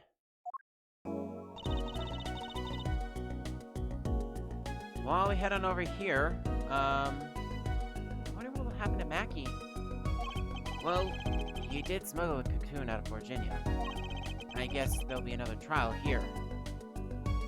But while we get to that, let's flip back on over to the desktop here. It all started with a deal between Darren Crescent, guitarist of the famous rock band The Governors, and Makitabai, pianist and guide of the famous singer Lamar. Both Darren and Mackie needed money, so they made a deal. In the US, the Chief of Justice's son is infected with incuritis, and only the special cocoons of Virginia could cure it. However, if one brings one of the cocoons out of the country of Virginia, they will suffer a death penalty, according to Virginian law. Two would sneak one of the cocoons to the US, sell it, and make a fortune. The plan started when Clavier Gavin, leader and vocalist of the Gavineers, visited Virginia, where Mackie lives. He had taken a liking to Lamar and decided to let her guest star in one of his concerts. Lamar agreed, and Clavier left the European country. Lamar gave him one of her guitars as a present. Mackie took this as an advantage and put cocoons in the guitar to sneak it overseas. He also put in an igniter in case something goes wrong with the plan. However, Interpol, the international police force, was onto Mackie. They sent Romain Lataus undercover to take a job as Lamar's manager. He would eventually start to investigate Mackie. Meanwhile, Clavier's contacted Valant Gamuri, a former celebrity of magic. They would agree on using Valant's old tricks to create the illusion of Lamar teleporting from one side of the stage to another. On the night of the concert, Darian stole Clavier's keys to his guitar case. He opened it and discovered a problem. The guitar was wrapped up.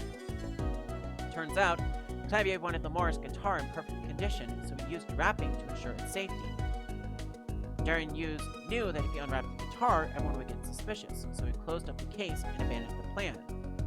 Afterward, Clavier couldn't find his stolen keys, so he was forced to break open the case. Finally, the concert began. As Darian was rocking with the rest of the group on the first act, Taos started investigating the room. On the second act, Taos confronted Darian. Meanwhile, Lamar was running through the air vent beneath the stage, above the dressing room as part of Valiant's teleportation trick. Valant also pretended himself to be Lamar on the 15 feet stage platform with Clavier, let the real Lamar able to transport within 2 minutes instead of 20 seconds, which is impossible. Darian used the headset to tell Mackie to press the switch in the piano. Press the switch now. When Mackie did, Clavier's guitar was set ablaze, along with Cocoon and the evidence. Darian then took Lataus' gun and fired, missing once and hitting Lataus the second time. Lamar heard the gunshots in Darian's voice, and she stopped singing briefly, shocked. She continued along to the vent to finish the illusion, since she was in a hurry. She wasn't sure if what she witnessed were gunshots, and for that matter, the window into the room was really a window because she is blind, also with her confusion of English words being between window and vent. Lataus wrote out his ID number as he lay there dying, so the police would figure out who he really was. Darian noticed and wiped out the number. He set firecrackers under the sofa and made a trigger device that would set them off. He then discarded Lataus' headset and placed it on the doorway. So if there was anyone next to it, Darian would set them off to create witnesses. Triggering the firecrackers, that sounded like gunfire, caused him to miss the cue in the third act. Those witnesses were rookie attorney Apollo Justice and Detective Emma Skye. They were discussing just outside the dressing room so Darian could hear them. Meanwhile, Mackie went into the room and discovered the body. He heard the firecrackers go off. Startled, he climbed up the ladder and went into the air vent. Apollo and Emma heard the gunshots and burst in, spotting Lataus' body. Lamar heard the gunshots as well and came into the room. Emma left as Apollo heard Lataus' final words. Lamar left the room undetected, with Apollo only hearing a door closing. As Apollo went out to investigate under Trucy Wright's suggestion, Darian came back after the concert was called off and took Lataus' body, his bass, and put them on the raised stage. He then knocked out Mackie and placed him up there as well. When Mackie was arrested due to the evidence against him, Darian thought he got away with everything until Lamar accused him of murder. She could recognize his voice, as she does with everyone. And after the trial, he attacked Lamar, making sure not to use his voice as he tried to kill her. Lamar, however, escaped to Darian's contra-based case. So that is how the whole case ended. All's well that ends well. Daddy!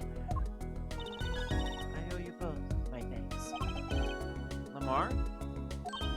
Hi, is something wrong? I'm sorry. Maki was your partner on stage, your friend. Yes, I thought of him as my own son. And now I do. Yet, something got hold of him. Something evil. I see that.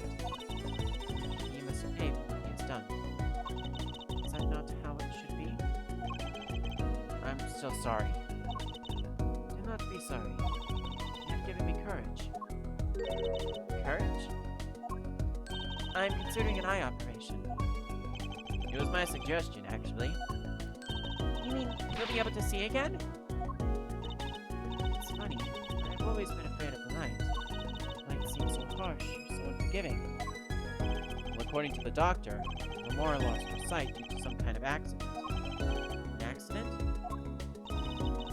As you know, I suffer from amnesia. I feared that if I could see, perhaps it would open my eyes to the truth I've been running from. I was scared. You know what changed your mind? Hearing your defense in there today. She could feel your gaze, unwavering, always looking straight at the truth. When light returns to my eyes, I think I will take up painting. Painting? That's right! She's a landscape painter in sound, after all. I will paint the two of you, I promise. Woohoo! I can't wait, Lamar! You might thanks too, Apollo. Thanks, Mr. Wright, but for what?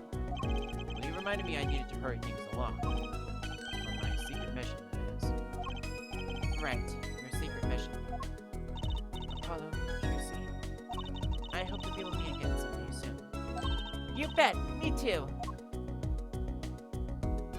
Oh, by the way, I've been kidding the entire time. And so, like a ballad, the trial flowed on and on, until it came to the very end. Thanks to the trial, Guitar's Serenade was a huge hit. Prosecutor Gavin's even more dazzling to look at now. But there's something I want to say to that guy. Next time you write a ballad, have him catch the killer at the end. And with that, that is the end of Chapter 3, ladies and gentlemen. Turnabout Serenade has been completed. And that is going to be the end of stream as well, because... Cool boy. I had a fun time going through, basically playing catch-up over these last 15 to like 16-ish hours. It's been like 2 or 3 consecutive streams of like 4 or 5 hours at a time. In fact, I do want to check as well. I do have a note here. I'm just gonna flip on over here.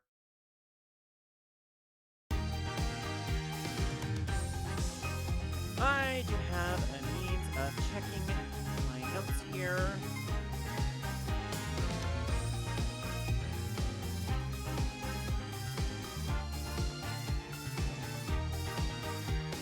Alrighty, so part 3, which was on the 15th, was 5 hours 41 minutes. Part 4 was last night, and that was another 4 hours, and then we're adding in another 5 tonight. So, hoo boy, we have quite a lot to fulfill, but unfortunately, there's not a whole lot left of this game. There's only 4 episodes here, and then I have just 10 episodes after that. And the next adventure on Tuesday, February 20th, we return to Apollo Justice Ace Attorney for the 2-part finale in Turnabout Succession. We will have our investigation and end of first trial day 1. After which, we will go to the second part on Thursday to finish things up with a trial from 7 years ago, and we will get the Mason system finally. After that, we might take a bit of a break from this, but in March and April, most likely, depending upon how things go, at least March, I will say, we will start Phoenix Wright Ace Attorney Dual Destinies. Again, this is going to be another 5 or 6 part adventure, probably 7 if we include the special episode, which again will be unlocked at reaching 50 followers. And then for Spirit of Justice, we have 5 final episodes, as well as the special episode as well that we'll cover, hopefully, another time. But for now,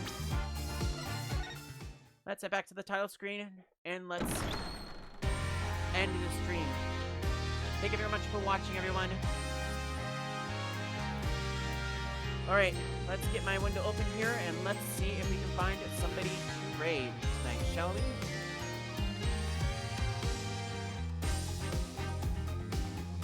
So again, February 20th is the next stream. We will start off with Apollo Justice Trilogy Part 6, the first part of 2 in turnabout succession. In the meantime, let us see if we have anyone that we can raid.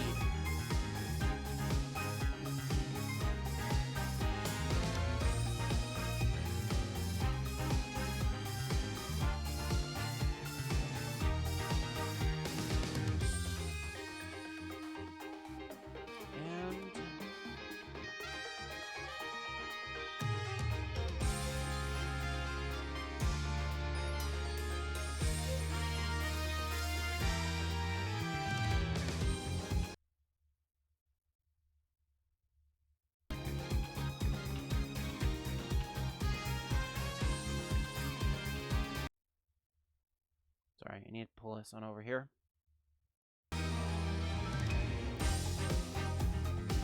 Alrighty.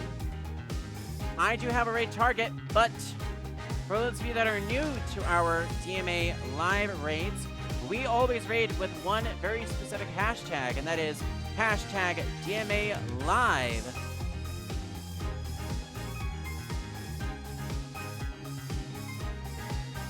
As far as who we are raiding specifically tonight, I feel we need to pay it forward to a very specific friend of a friend.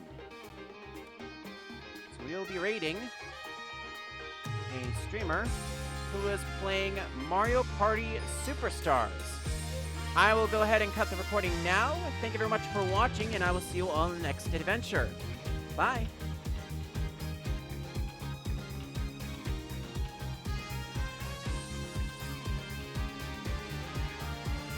Meanwhile, for those of us hanging out here live on the stream, we are raiding Pandoish right now. So again, thank you very much for watching. My name is Dan Metro Arnold, and on behalf of everyone at the Metro Realm, thank you very much for watching, and I will see you all on Tuesday, February 20th, for the start of the finale of Apollo Justice Ace Attorney. First of 3 in the Ace Attorney trilogy.